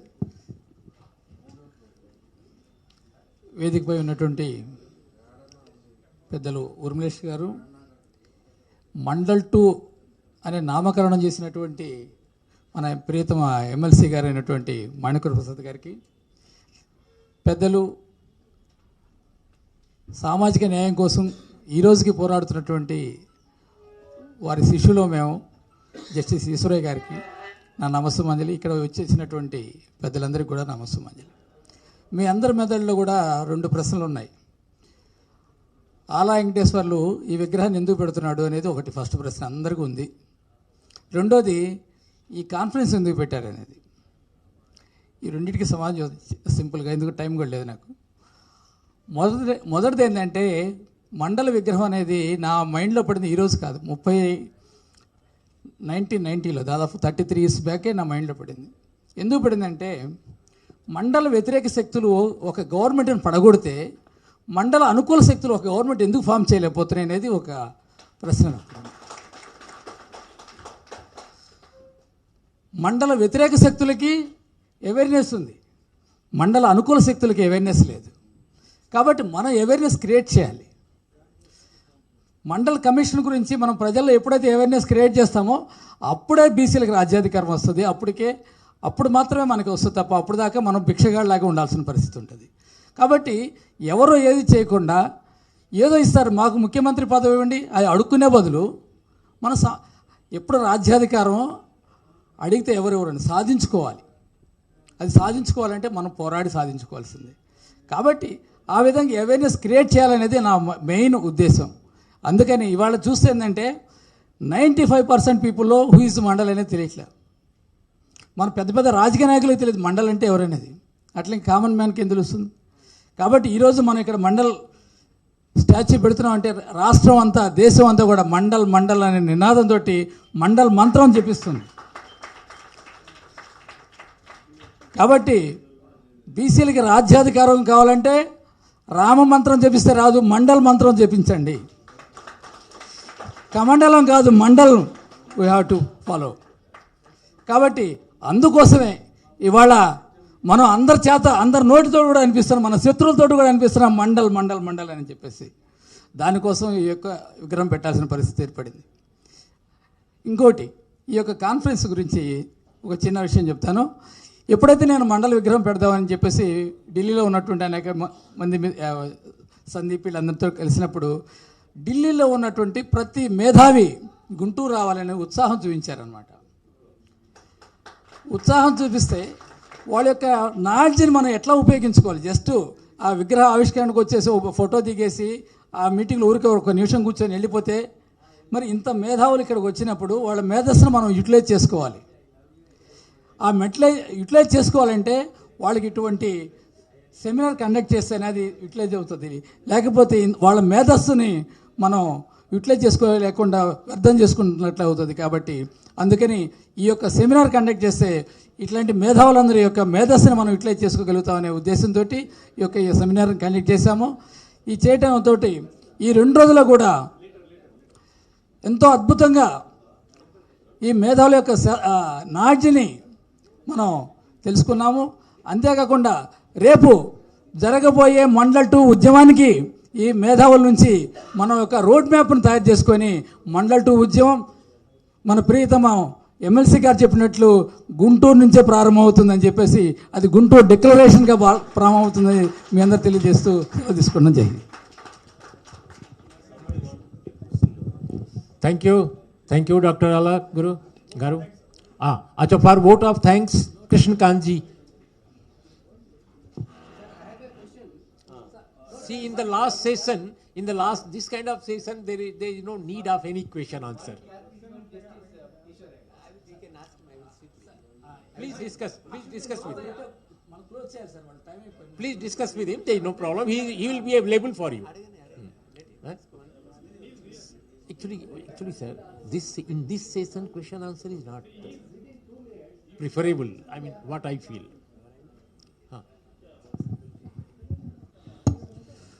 Thank you very much, sir. Good evening to all. I deem it a great honor and privilege to propose the vote of thanks on the memorable occasion. First and foremost, I thank to MLC Dokka Manikya Vara Prasad. Sir is a scholar and politician. He done his PhD on Buddhism and a great admirer of stalwart politician Sri Lalu Prasad Yadav I came to know. Sir has always think to integrate marginalized section of the society. Thank you, sir, for sparing your valuable time to grace this occasion. Sir had declared Mandal 2. Sir, the politicians like you is the need of the hour, and our society needs as much as politicians like you. I am very much thankful to you, sir. I also express my sincere thanks to retired Chief Justice of Andhra Pradesh, Justice V. Israya, sir, to come up for this conference and present his views on the very important subject, the caste census, and he speak in breadth and length about the topic. So thank you very much, sir. I express my heartfelt thanks to chairperson of the validity session, senior journalist Sri Rumlesh, sir, New Delhi, who despite of his busy schedule has found time to grace this occasion. Sir is a very much instrumental in raising the voice and important issues related with the marginalized section of the society. So thank you very much, sir, for your valuable time. We are grateful to all the distinguished speakers and dignitaries who came here for the talk and enlighten us with their valuable thoughts. Justice B.D. Naqvi Sahab, retired judge, Professor Ratan Lal, Professor Naval Kishore, Professor Suraj Mandal ji, Simadri sir, Pravanjan sir, Sankar Patra sir, Samarjit Behra sir, and Raj Bahadur sir, Ajay Kumar Yadav sir, Sachin Pratap Sri Narayan ji, senior leader, research scholar, advocate Dharamveer ji. The presence of you all is a huge encouragement for all of us. Everyone is here very much delighted with the words and gain insight with your talks. A big thanks to you all. Also, I express my thanks to Dr. Allah Venkatesu sir. All the efforts, I can say almost 80% of the efforts to bring this conference and bring all the people all across the country here in this Guntur is taken by the Allah sir only. So I thank you very much, sir. Allah sir. I express my sincere thanks to Sri Janga Krishnamurthy, MLC of Andhra Pradesh, to extend his support for this conference and noble cause. I express my thanks to young and dynamic Professor Sandeep Kumar Yadav, Organizing Secretary of the conference, for organizing such a most important conference on the important topic for all of us. Thank you, sir. I also extend my thanks to Samba Sivarao ji team who take care of the travel and lodging of the entire guest. Without your support, this conference would not be a success. I owe special gratitude to Mr. Abhilash, Veera, Naga, and Umesh for technical team for smoothly and efficiently conducting all the sessions of the conference.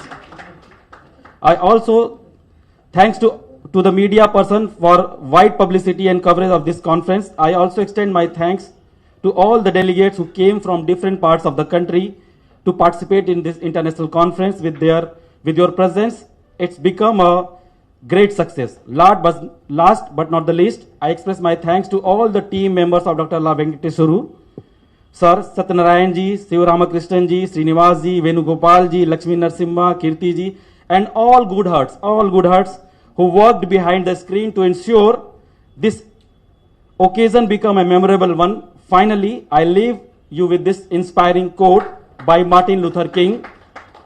An individual has not started living until he rises above the confines of his individualistic concern to the broader concern of the humanity. Once again, I thank you all for your attendance. Thank you very much. Thank you.